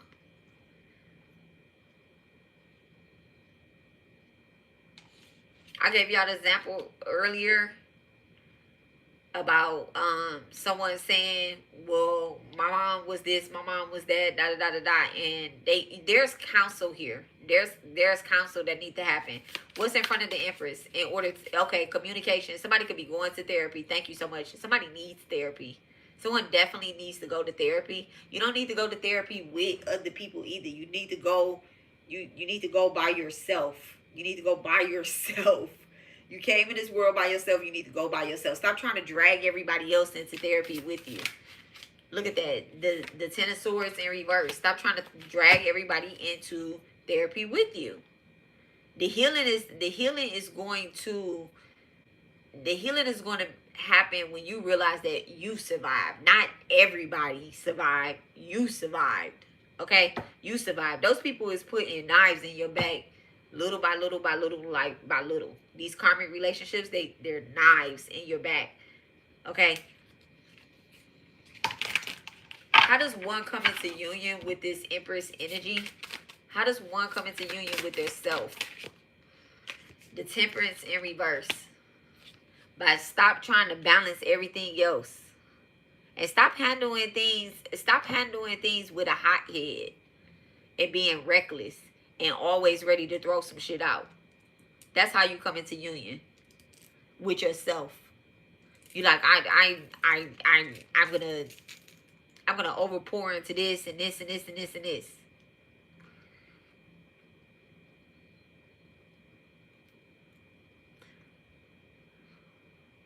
It's not the truth. It's not the truth. That's why every 2 to 3 days, you think that you heal something. Oh, this trigger. This is triggering. You think that you heal something, or that you're healing, or you are spiritually doing something. You can do more. You definitely can do more. What's up under this Temperance in reverse? You definitely can do more. That's exactly why every 2 to 3 days you're doing something different. Every 2 to 3 days, you're doing something different. That's what's up under there, the Three of Wands energy. You need to find some confidence, and when the momentum builds, you need not to be like, oh yeah, I'm healed now. No, push forward. The sky is the limit, not the ceiling. Okay? The sky is the limit. Okay? And you need to look way far ahead. Way far ahead. Not just at these mediocre relationships that you have that are present. The relationship that you need to look forward to is the one where you're in union with yourself, not in union with somebody else. Whether it's your kids or it's a person or anything like that. And the minute that you accept that, that's when you come into union. Look at that. The Two of Wands with the Strength card at the bottom of the deck and the Eight of Pentacles. There's definitely work that has to be done.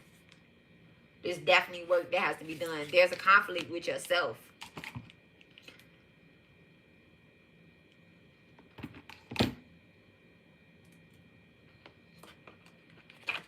All right, what's the truth? What's the truth of these bonds? I'm going to get 3 cards, right? It's going to be Karmic, it's going to be a Soulmate, and it's going to be a Twin Flame. All right? Because 3 different energies here. So what is the truth? What is the truth of the Karmic relationship? What is the truth? Wisdom in reverse.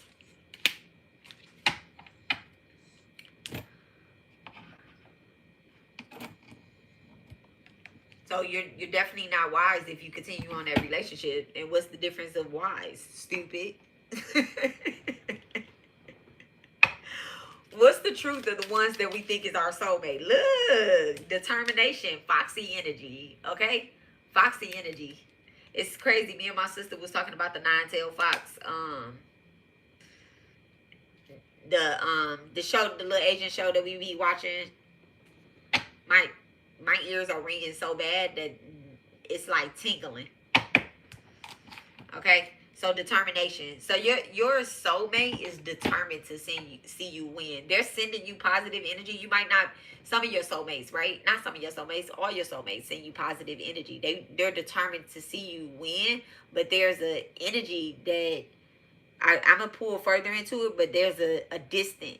There's somebody that's watching you from a distance. That's a soulmate. That's like, let me check and see. Let me not check up on you and see what you're doing, but they like, let me see if they ever went off and did hair like they said that they love to do. They was one of the baddest braiders that I ever came across. Okay, let me see. What's the true bond of the ones that we say are our twin flame? What? Let me take myself out of there. Clear. I don't want to confuse me with y'all. Y'all with me. I love y'all. Don't forget, y'all, I said that I'm doing free readings, free personal readings. Okay, not just relationship. It can be business or whatever, you know, whatever, life purpose. I want to help y'all move into y'all life purpose. So I'm doing free readings. All right. And before we hang up or we end it or whatever the case is, we end that. I'm gonna make sure that we cut the tie, the energetic thing. There will be no harvesting. And plus, anybody that's truly here in the line, I post all types of stuff so that y'all can know that I ain't harvesting no energy. That shit work on me too. When I tell y'all release these tarot readers and stuff too, when we get done with this reading, I'm gonna release this all right here. I'm gonna release all this right here, baby. Okay. All right, so what's the true nature of the collective's twin flame? What's the true nature of the collective's twin flame? Thank you so much, Divine.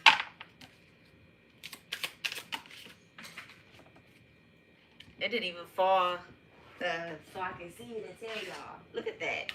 Insight. Insight.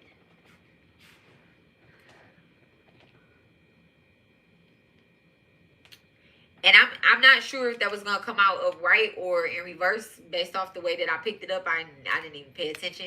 So let's just say it's sideways. Some of y'all might not be in union, but it's very close. You've been receiving messages from your twin flame.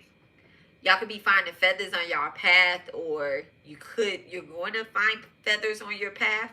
Just be open to receive those messages.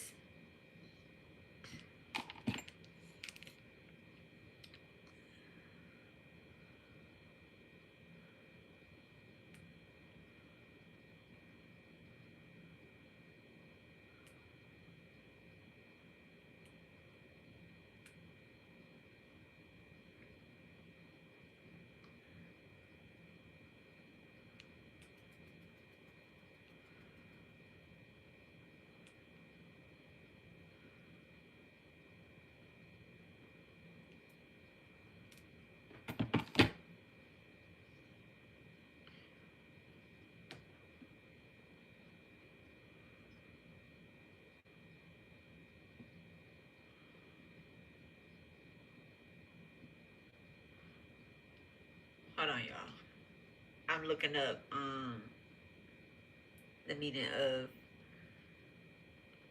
of the feather, the owl.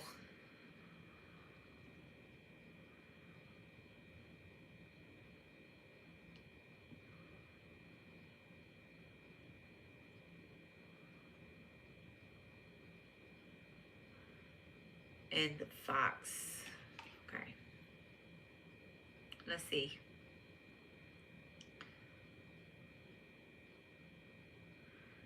Okay. So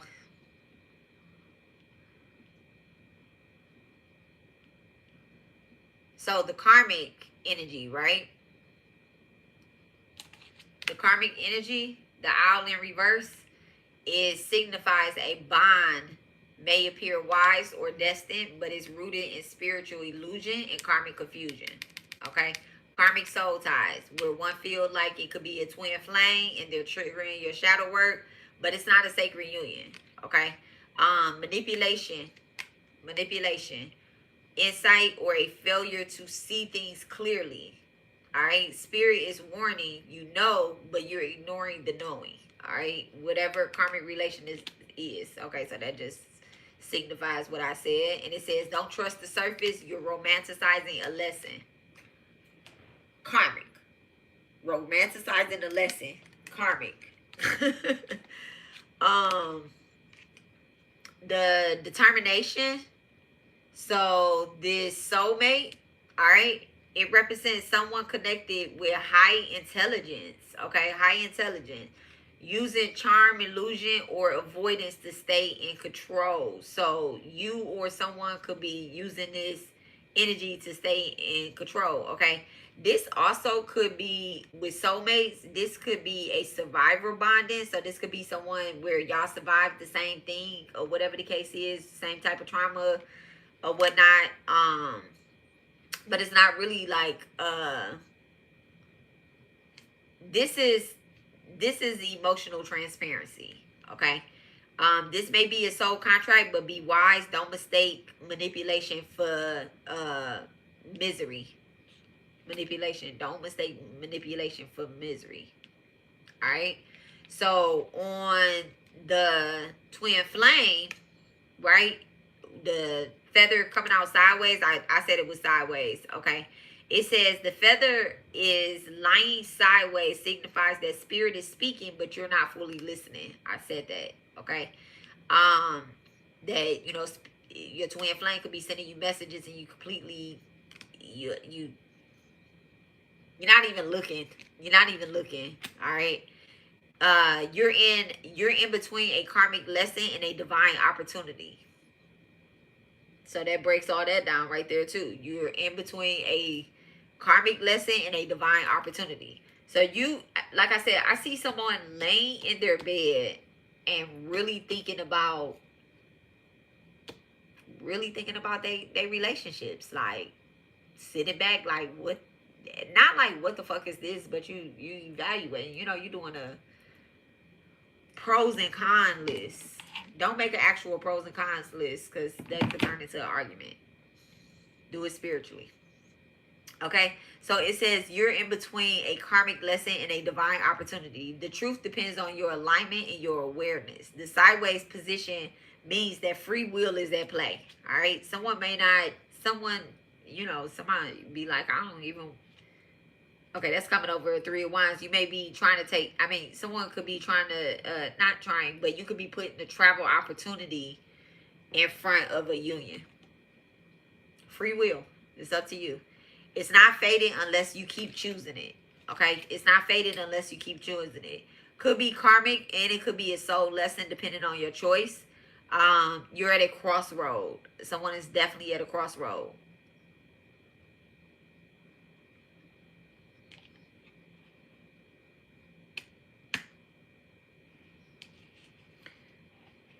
Yeah, it's definitely not. Confidence is in the is at the bottom of the deck. Give me your overall energy. Thank you so much, Spirit. My ears just started ringing. Okay. Give me your overall energy. What is the truth that the collective is avoiding about these relationships? What is the ultimate truth that the collective is avoiding in these relationships? What is the truth?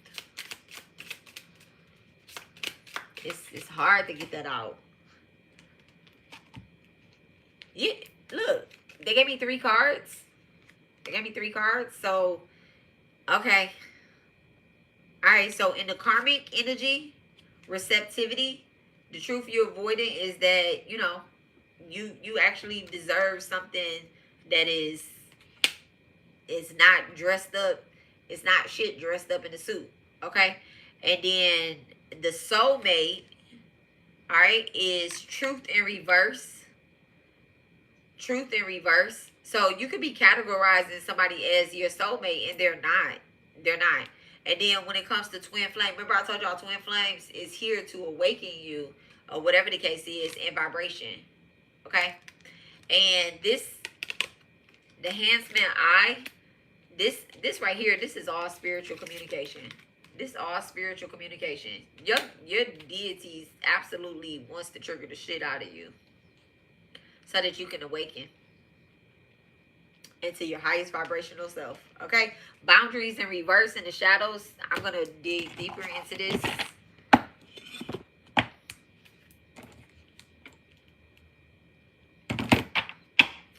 All right, thank you so much.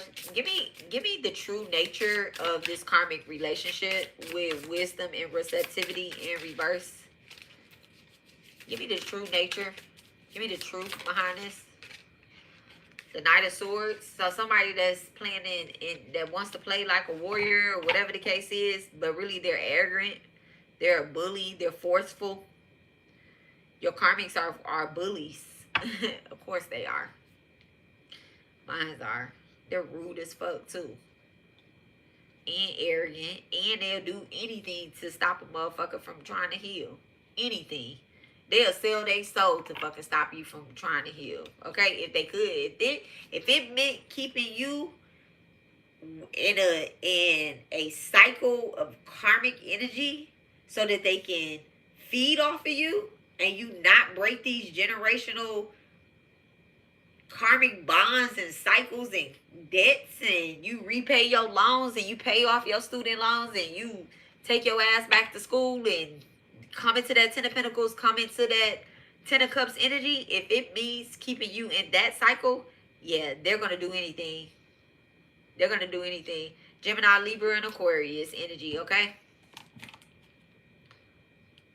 What's the truth behind this soulmate energy? This soulmate energy, the ones that we're saying is our soulmates. What's the truth behind them? The Eight of Pentacles, they're lazy. They're lazy. They're lazy. Somebody is lazy.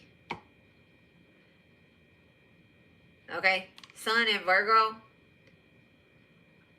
And you know what? With this soulmate tie or whatever, this, I don't want to say this is something you got to cycle back around. Let's not get confused about that, okay? And that's the truth in reverse. This isn't something, you know, if they're not going to do the work, and they're not giving you good quality like you're giving them, it's over, it's done with. You just got to be like, you know what? This was the season. Yeah, we're pushing into winter time, and your time was summer. You 2 seasons behind. Thank you so much. Winter, spring, summer. Okay, I think that's just 1 season. My candle just clicked. Okay. What is the true nature behind break down the Eight of Pentacles in reverse for me. What is it that they're not doing? What is it that they're not doing? What's the truth that we're missing in the work? Look, the Emperor, they want to be the boss. So somebody, it's like false discipline. They're not really disciplined. I mean, nah. Let me not do that. Let me not excuse their behavior because we're categorizing. We want to categorize them as a soulmate. They're not doing the work. They're focused solely on themselves. I hate to say it, but you know, the Emperor in this energy that's not doing no work, they hiding behind a whole bunch of warriors. You could be a spiritual warrior, and what's the truth behind this Emperor? Look at that. The Nine of Wands in reverse. They're hiding around a whole bunch of warriors. But if it came to it, they'll give up. They'll give it up. Somebody's very stubborn. There's a soulmate that's very stubborn. They know you're supposed to be with somebody else. They know you're supposed to be in union. You're supposed to be helping other people. You have another job to do. Doesn't have to be love. You have another job to do. Okay? What's the truth behind this twin flame energy? What's the truth behind this twin flame energy? The Five of Pentacles in reverse. So your twin flame, your true twin flame, they want to see some type of positive changes in you. Okay? They want you to recover from something that was lost when they were around. Okay? there's a level of forgiveness that have to come into play in order for your vibration to work, to rise. Okay, rise. I said work. Okay. What's the Five of Pentacles in reverse? Okay, Mercury in Taurus. What's the Five of Pentacles in reverse? Yeah, there's something with your finances there. The Queen of Pentacles in reverse. There's something with your finances.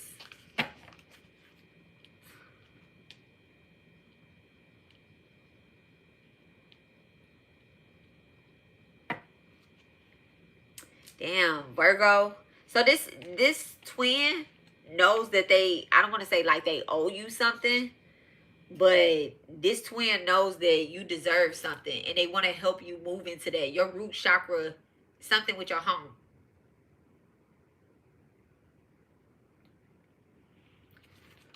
What is it that they want to move the collective into? What is the insight that, what's the true insight that the collective is missing? Look at that. I love it. I love it. The Six of Swords and the Two of Cups. That's the insight that you're missing. And they don't want to fight with you. I didn't even see that come out.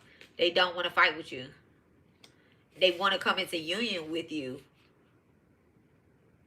This definitely with Five of Swords and the Six of Swords, that's spiritual. This is spiritual union. This is a spiritual partnership.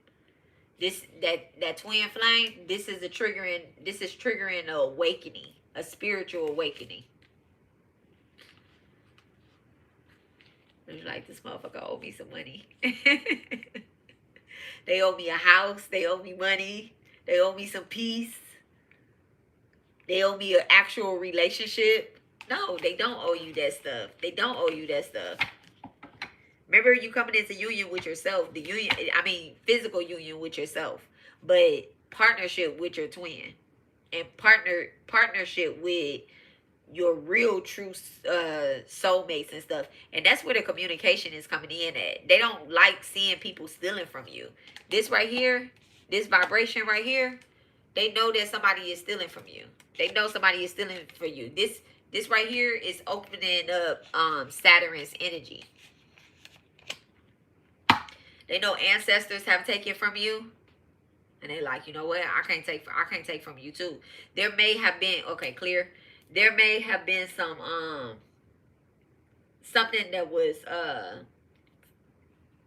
like they may have witnessed a crime or they seen a crime. So this definitely could be something spiritually that they shown you. Coming out over the Three of Wands, they're showing you something at a distance. I think that came out.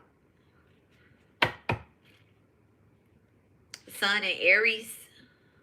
All right, what's the Queen of Pentacles in reverse with the Three of Wands? What is it that the twin flame connection is showing the collective? Thank you so much. What is that the twin flame connection is showing Aries?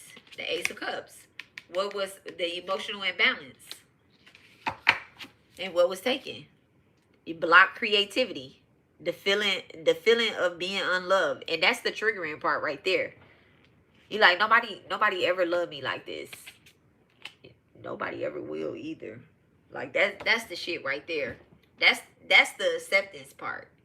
That's the acceptance part. And that sounds messed up, but it only sounds messed up when you put it into a love dynamic. Nobody's ever gonna love you like God. Your twin flame connection is you coming into union with God. With divine. With knowing that this is beyond any physical union that you can imagine. All right, what's the Ace of Cups in reverse? Thank you so much, Divine. What's the Ace of Cups in reverse? What's on the other side of the Ace of Cups in reverse? Like, how do we come into this harmony? And how do we open our hearts to be truly loved? I ain't gonna take it. Thank you so much.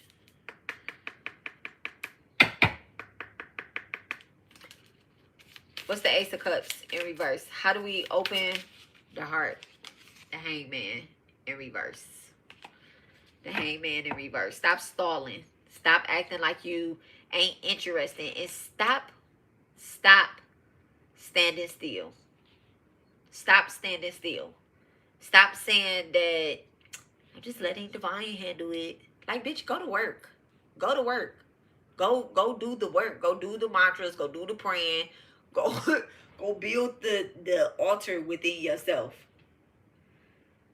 Go build the altar within yourself. Stop drinking. Stop having sex with motherfuckers that don't like you. Like, stop bonding with bitches that don't like you. Stop bonding with people that don't like you, because they're draining you. They're draining you. That's what the Ace of Cups in reverse is. And whatever this triggering twin flame is, this shit right here, whatever it was supposed to awaken you. Remember, you are twin flame unions have a separation period. They have a separation period. Y'all in separation with y'all twin? Have y'all been in separation with y'all twin? If you in union with your twin, right? Let's say it's a love relationship. You in union with your twin, there's gonna be some point where you're going to separate. One of y'all gonna die. You're gonna separate. Okay? It's gonna be that relationship where it's like, all right, I just gotta go do what I gotta do. Like, and it's not fake. It's not fake. That's what they want to keep showing you. That it's not fake. It's not fake. It's not you moving on with your life. You don't move on from your soul. The Six of Cups. You come back into union with it. All right. Thank you so much. Clear. All right.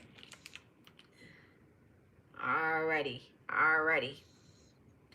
So, y'all trust the lesson that keep resurfing. All right. We're going to close that down. Let's trust the lesson that keep resurfing. Let me see. What are these cards right here? Okay.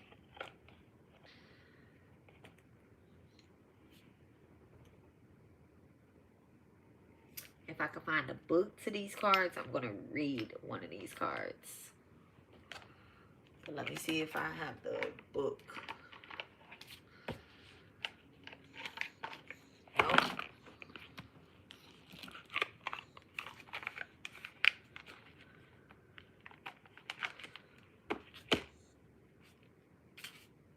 I won't. But since... Oh. Okay. Black Goddess Within. They did their job. The Black Goddess Within. All right, what does the Black Goddess Within want to... What is the goddess within us? I don't want to say black, but, you know. Spirit has no color.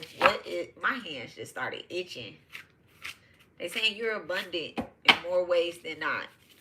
All right. What is the goddess within? Advice.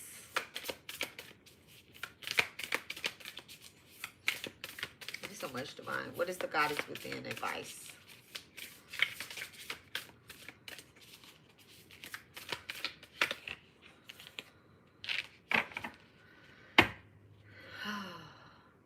Divination at the bottom of the deck. I definitely don't know how to pronounce this, but I'm going to say Muso Coruno. Okay. Very beautiful card. And it's so cute, right? It's so cute. Y'all see that Black Panther back there? I be saying AC is the Black Panther. Okay, number 18. So definitely your house of ancestors is being activated. Ninth house. Strong Sagittarius energy being activated. Okay, it says... I said strong ancestors. Okay, draped in the regal robe, Muso Karuno represents the wisdom of eternal lifetimes. She is everything and all there is. Let me show y'all the card as we talk about it.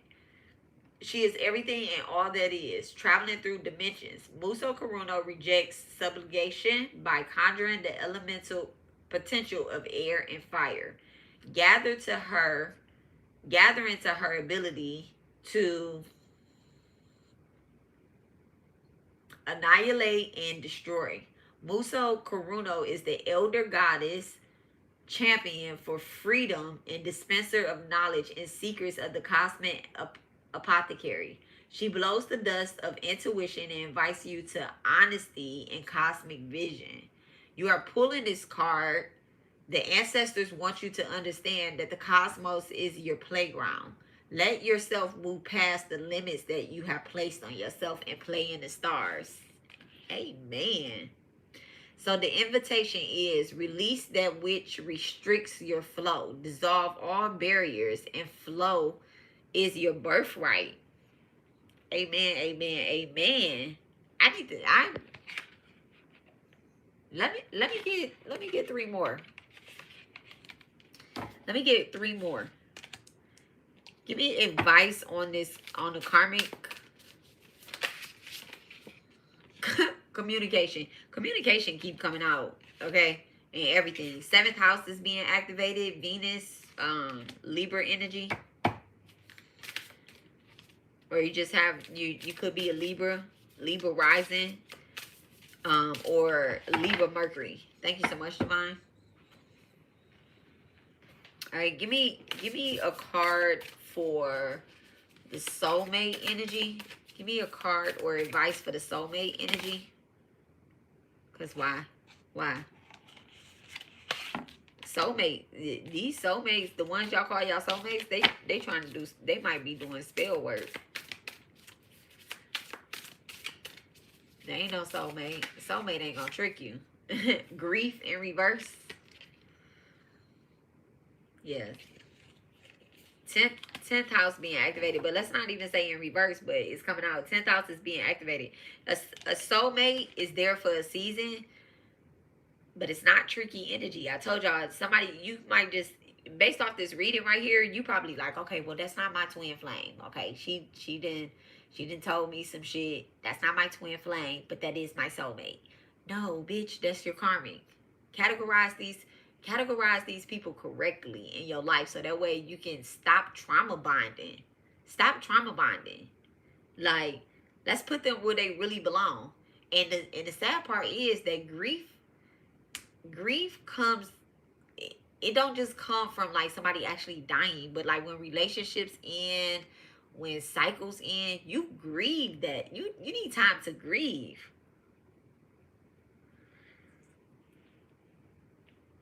Spirit, give me a card for the twin flame. Give me advice for the twin flame connection here. Thank you so much. Give me advice for the twin flame connection. I feel like I'm cheating by shuffling that way. I'm talking about cheating. Spirit, really? No. Okay. Give me advice for the twin flame connection.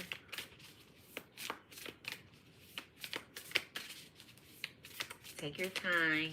She said, take your time. What's the rush? Thank you. Taint. And baby, she is fine. She is fine. And why is she in the desert with the ties in the back? Okay? She is fine. These black women on here is fine. But I don't even see her face though. I'm gonna be honest. Okay? And that karmic shit, I don't even see their face. They're like, we ain't no communication. Turning your back on the karmic shit. Okay? Communication. Close that shit down. Alright, 34. The entire continent of Africa. That's your karmics could consist of the entire continent.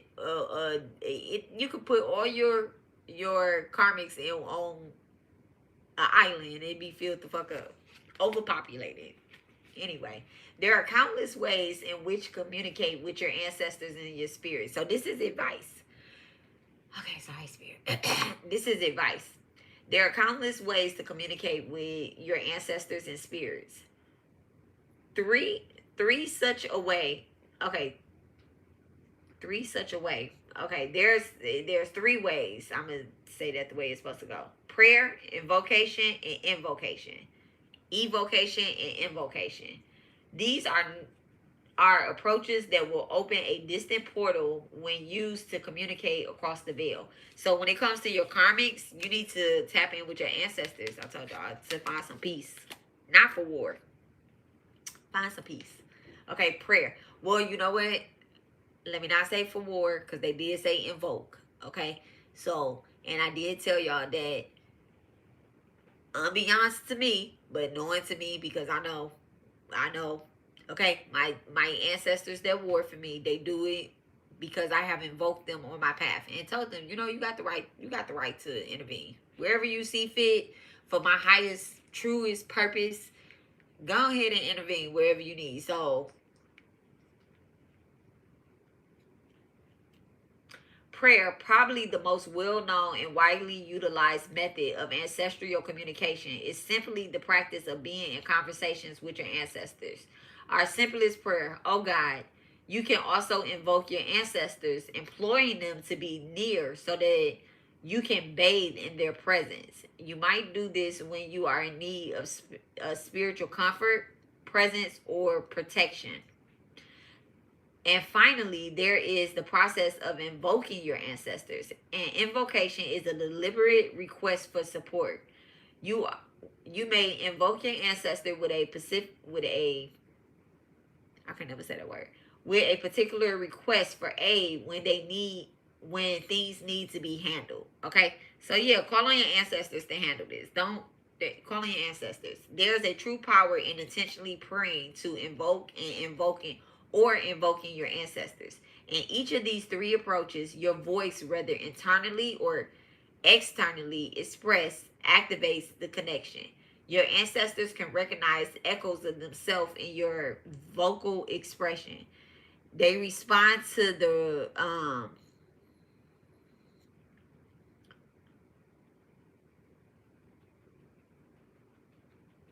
there's a word here and it's just drawing a blank. They respond to your divine utterance. They are always accessible and listening for your call. All right, thank you so much, Spirit. Call upon your ancestors and work in harmony with them, and let the magic of your sacred creation unfold. This is so crazy, right? With this, let me tell y'all something. When it comes to karmics, right? So I told y'all that about my karmic, right? This is so crazy that my ancestors know the difference. You got doppelgangers out here, people that look like you and stuff like that, right? And your ancestors know the difference in you and your doppelgangers. Like, they know your voice. Like, when you're praying, this is why you have to invoke your ancestors to handle certain bloodline curses with these karmics. Okay? This repeated cycles. But remember, you gotta say for your highest divine purpose and your alignment and your dharma, your purpose, not their purpose, your purpose. Okay? So grief, when it comes to soulmate, the advice when it comes to soulmate, grief, 37. All right? 10th house being activated.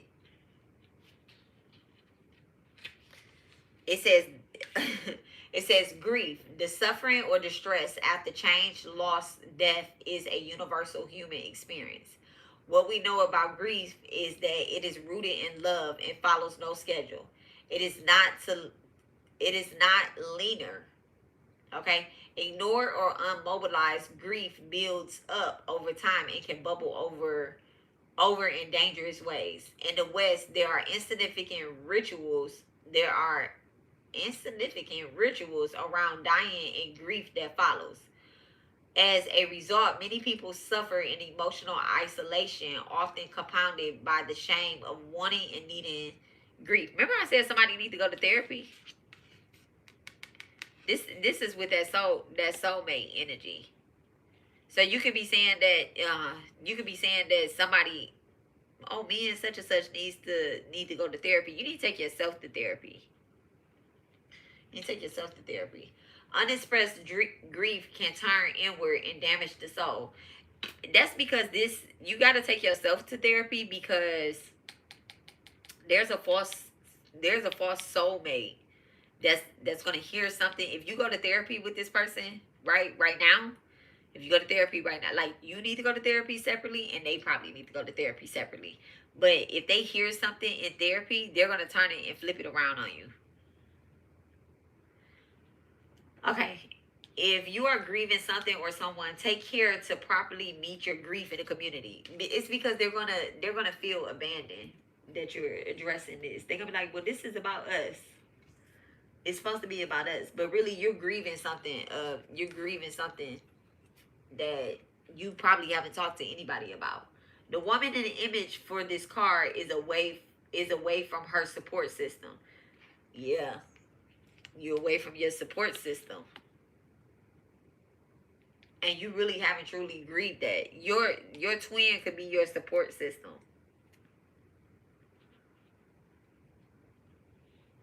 Your parent of some sort like that. Like, damn, why my kids treat me like this? And I ain't treat my mama like that. I was a good child. The woman in the image is away from her support system. This signifies that it is important to identify those in your community who understands the uncertainty of grief.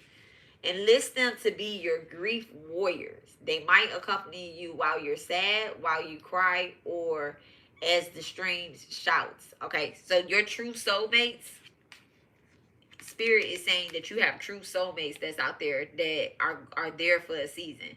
They're going to assist you. They're your warriors. Okay? Find your support team. Y'all calling y'all destiny helpers. I'm going to put a prayer up so that y'all can properly call in y'all destiny helpers. I'll put it in the community tab.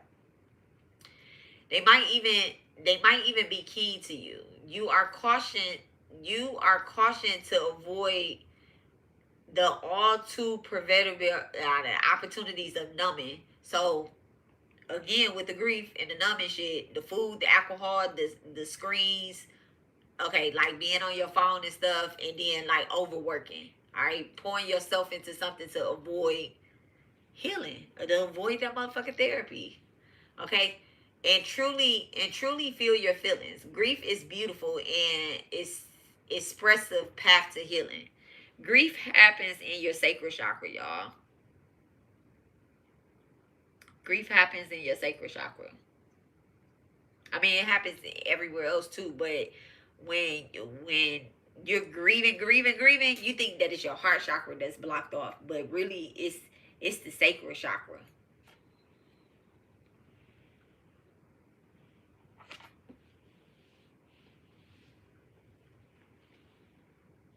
The energy can't rise past that. Okay? And that's why they say avoid food, like overeating, alcohol, screens, overworking. You know, you be build somebody's whole business. I ain't saying ain't nothing wrong with working. We all gotta work. Okay, we all got a path to do. We have a job to do. You have to work. Okay, but you poured your grief into somebody else. Like, I don't know how to explain it. Okay. Trust that grief is a spiritual and physical necessary process. Trust that your community can hold you. And trust that healing is on the other side of grief. All right. So, Tank, what is the advice? Okay. 8th house is being activated. What is the advice with the soulmate? I mean, not with the soulmate. I'm sorry, Clear. What is the advice with the twin?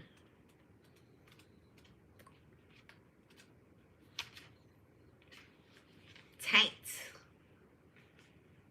Standing in front of her temple.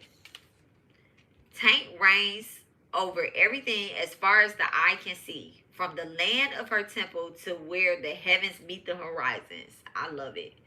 Taint is a warrior who advocates for and protects sailors, the citizen, and the cities and children. I said citizen. So this really sounds like a mayor or a governor of some sort. Yeah. Some describe her as luck while others call her fate.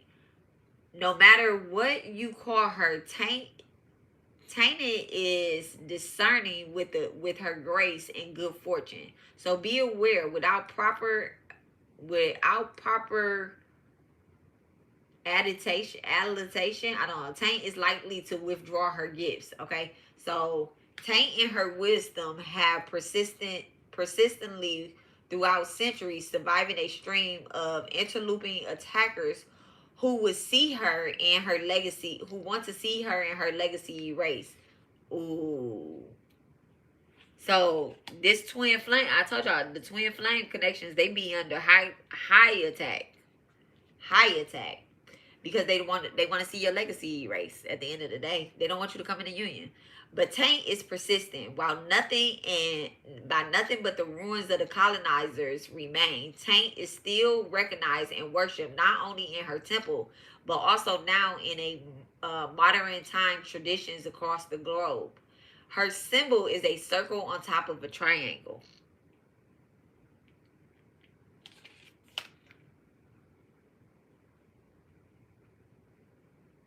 Very interesting. That's in one of my sigils. So her symbol is a circle on top of the triangle, supported by a bar representing the arms. It is often found underneath a crescent moon. I can't make this up. It is often found underneath a crescent moon, illuminating sailors' path around the world. Taint symbols guides the seafaring to safety and success and liberation. If you have drawn this card, the ancestors are calling you to have courage, to be discerning about who is granted access to you. Baby, them right there. That's that twin flame energy showing up. Mine's and y'all's. Okay, who get access to y'all? Who they are telling you to be discerning about who has access to you and to navigate that which you are asked to endure with patience and power. Freedom and success are yours to gain once you travel the stormy seas around you. Never give up. Begin to create an enduring legacy by unapologetically staking claim to what is yours. Whatever was stolen, that's that energy right there. This twin flame, y'all might not be in union with each other like that, right? But this energy, like I told you, they seen something being stolen from you. 6 of Cups at the bottom of the deck.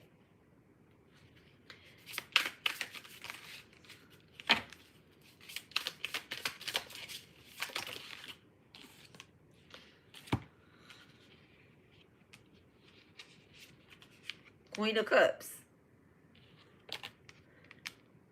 The Queen of Cups. I said the Queen of Cups. I'm sorry. The Queen of Wands. Confident, self-assured, passionate, determined. Being optimistic. I'm confident and I am charismatic. The answer is yes. Solar plexus. Aries, Leo, Sag. And then fire and water. Thank you so much, Divine.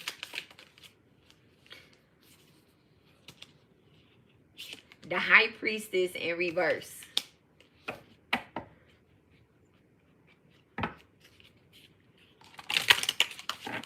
What's this High Priestess in reverse? What's this High Priestess in reverse with the Queen of Wands? Thank you so much. The Magician, listen, the Magician and the Three of Cups. Be aware of these connections. Be aware of these connections. Could be false High Priestess around you. Yeah, they're sending they're sending warnings. Y'all notice how, okay, thank you so much. Y'all notice how, and that's how twin flame connections work. I told y'all, they get messages from the spirit realm. Y'all notice how, like, you might break one karmic cycle and then another one come up and you be like, oh yeah, this is good. This is good. It's like, no, we about to burn all this shit up. Okay, y'all, so that is y'all lesson and y'all reading. We've been live for quite some time. I hope that y'all learned something. I hope that y'all gathered what y'all need. We are going to close this energy up. I'm gonna pull these cards all up.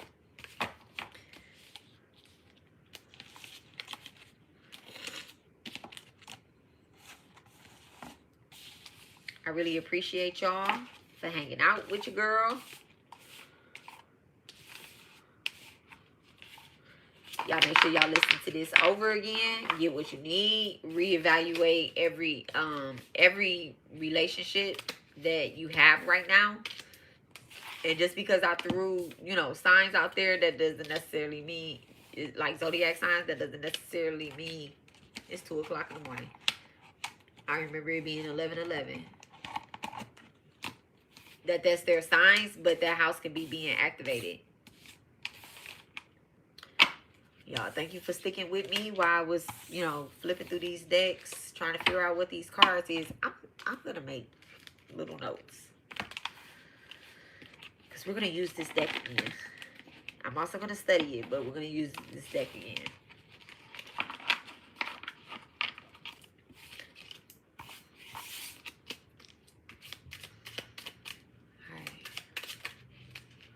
So I am going to, oh, wisdom just popped out. I'm going to, look, I don't want to say deactivate, but we're gonna cleanse this energy up.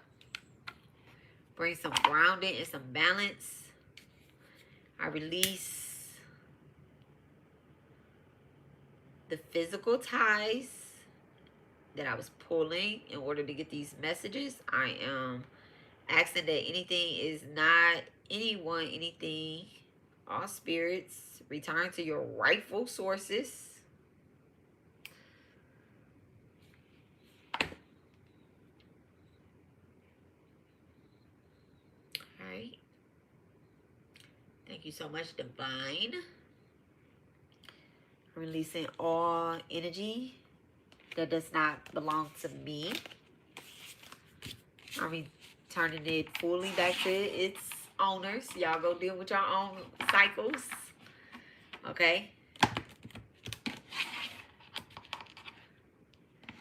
Alright. I'm gonna wash my hands in some salt water. Oh, y'all, listen. If you've been having, because of the work that we're doing, and we ending these karmic cycles, you could be having like real strong dreams, right? If y'all see me in y'all dreams, it's not me, okay? It's not me. Even if the spirit in the dream is of the light, they're sweet, they're giving you advice and all that stuff. I mean, it might be my higher self or something like that, but y'all just be aware of the doppelgangers out there. Beware of the doppelgangers, okay? It's nothing that I can do about it, but there is something you can do about it. Do not eat or drink in your sleep. I said, in your sleep, sometimes you can't help it. You know, sometimes you can't help it. So what I want y'all to do is, I want y'all to get some beds. This is really heavy though, okay? This is this Dead Sea Salt. I'm using this into the eclipse, and then I'm going to follow it up after the eclipse with something very lighter, okay, which is sea salt. Okay, so get y'all some Dead Sea Salt. During the eclipse, I'm going to use black salt, and then after the eclipse, I'm going to use just regular smuggler sea salt, okay? But in the meantime, right now, I know I'm doing heavy cleansing work on my bloodline. If you too are experiencing this, and you know that you have to clean up your bloodline, all right, because the karmic debts is your grandma, your great grandma, all of them, they left you, you know, your father, your mama, they left y'all they student loans, they mama student loans, and the other people's student loans, right? I say, I just bought this out there. I better not be no hoe. So if you know that, use Dead Sea Salt, okay, and get a bowl of water, dip your fingernails, your mouth, your throat chakra, your crown, pineal glands, right? Hit them chakras. Look, hit them chakras, right? And say no parasites, no parasites, no entities can feed on you. So that way, you know, they don't feed on you and feed you in your dream. Now, if you happen to eat something in your dream, you wake up, you can't remember your dream, just say, you know, I released that contract. Whatever that was, if it's not for my highest vibrational self, and I made contracts and agreements in my dream, If it's not for my highest vibrational self, I cut them cords. That contract is null and void. Okay? I don't give a fuck if it's me in there. Okay? Don't be in y'all dream making contracts with me. Okay? We make contracts in the physical. Y'all agree to come onto this page. Y'all don't like me, go somewhere else. But you like me, you love me, come back. Show up. Subscribe. Turn your notification bell on. Alright? Pick up something over here. Alright? Tell me about the dream, okay? If you're confused or anything, do not make the same mistakes that I made where, you know, somebody dream about me, they think that it's something crazy, chaotic, and they try to take 10 steps back, and then next thing you know, they getting bust down by the ancestors and stuff like that. I don't make agreements in the dream. I like to hear it for it so I can tell you how to handle it. Tell you what it's really about. I don't give a fuck if it's me. It ain't really me. It might be my doppelganger. Okay? If you need something light, just use sea salt and some water. You can put a few drops of Florida water if you want. Florida water isn't protection though. It's cleanser. Y'all, Florida water is cleanser, but you know, whatever. Anywho, that's why you use Florida water on your floor, right? And then you back it up with pine sol. Mix it up with pine sol. Pine sol is protection. Alright, I'm getting too far. I'm tired. But yes, don't put pine sol up under your bed. It might smell good, but don't. Okay. Do the sea salt and put it in a bowl of water. Still hit your chakras or whatnot and say that nothing can feed on you. That's if it's, you know, if it's light. You know, I'm saying light, but shit. What's light to me ain't light to everybody. What's heavy to me, it ain't. Nah, it be heavy as fuck to everybody. It's heavy as fuck to everybody, okay? But yeah, so dead sea salt, black salt, or I said dead sea salt. Yeah, dead sea salt, black salt, or just regular sea salt. I'm talking about regular sea salt. Yeah, regular sea salt or whatnot. Put that up under your bed. Toss it out in the morning. Okay, toss it out in the morning. Throw it out in the morning. I've been taking my bowl out with me. Okay, I've been taking my bowl out with me. I just had a vision the other day. I was like, damn, I'm gonna end up dropping this bowl and it's gonna break. Then that's it. I'll get another bowl. Don't think about it. They don't want you to do the cleanup. All right. The attacks are real. They are real. But that also means that if they're being exposed and you're seeing them in the physical, that means that the work is working. At the end of the day, that's what it means. It means the work is working. Okay? Do the prayers, do the mantras. What did I say I was going to put in the collective? It'll come back to me when I watch the video over. Okay? Damn, what did I say? You don't remember, Ace? My husband's alarm keeps going off. I need to go wake him up. So yeah, dang, I forgot. It's not too far back, so I'm gonna go. I said I was gonna put something in the community tab.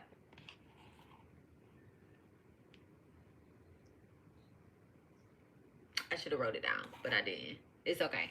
So yeah, sleep with some salt up under your bed. If the dreams are amped up to 99.99, and then also if you want to open up communication. Hi, Amazing Grace, girl. Hey, boo. I was talking about. Look, I'm always talking about. I was talking about you a while ago, a long time ago, at the beginning of this, when I was talking about sacred unions. And so, yeah. So yes, sea salt or salt. If you don't have dead sea salt, if you don't have black salt, one, you can make black salt. You can use sea salt and ashes to make black salt, guys. Okay, y'all don't have to go out and buy some of this stuff. You burn it incense. You got some ashes. Okay. Don't do the most and add your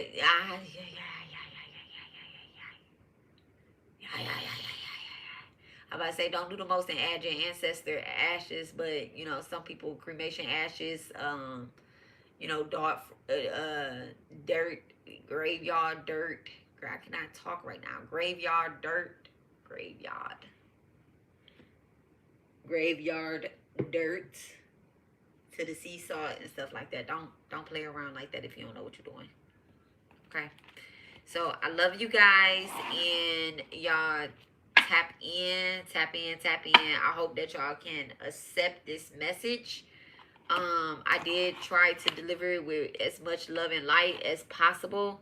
And then I think that's it. So yeah, let me cleanse up my desk, and I will talk to you guys later. I am outie 9000. Okay, we already turned all y'all energy back. Okay, so I'll talk to you guys later. Love y'all. Bye bye.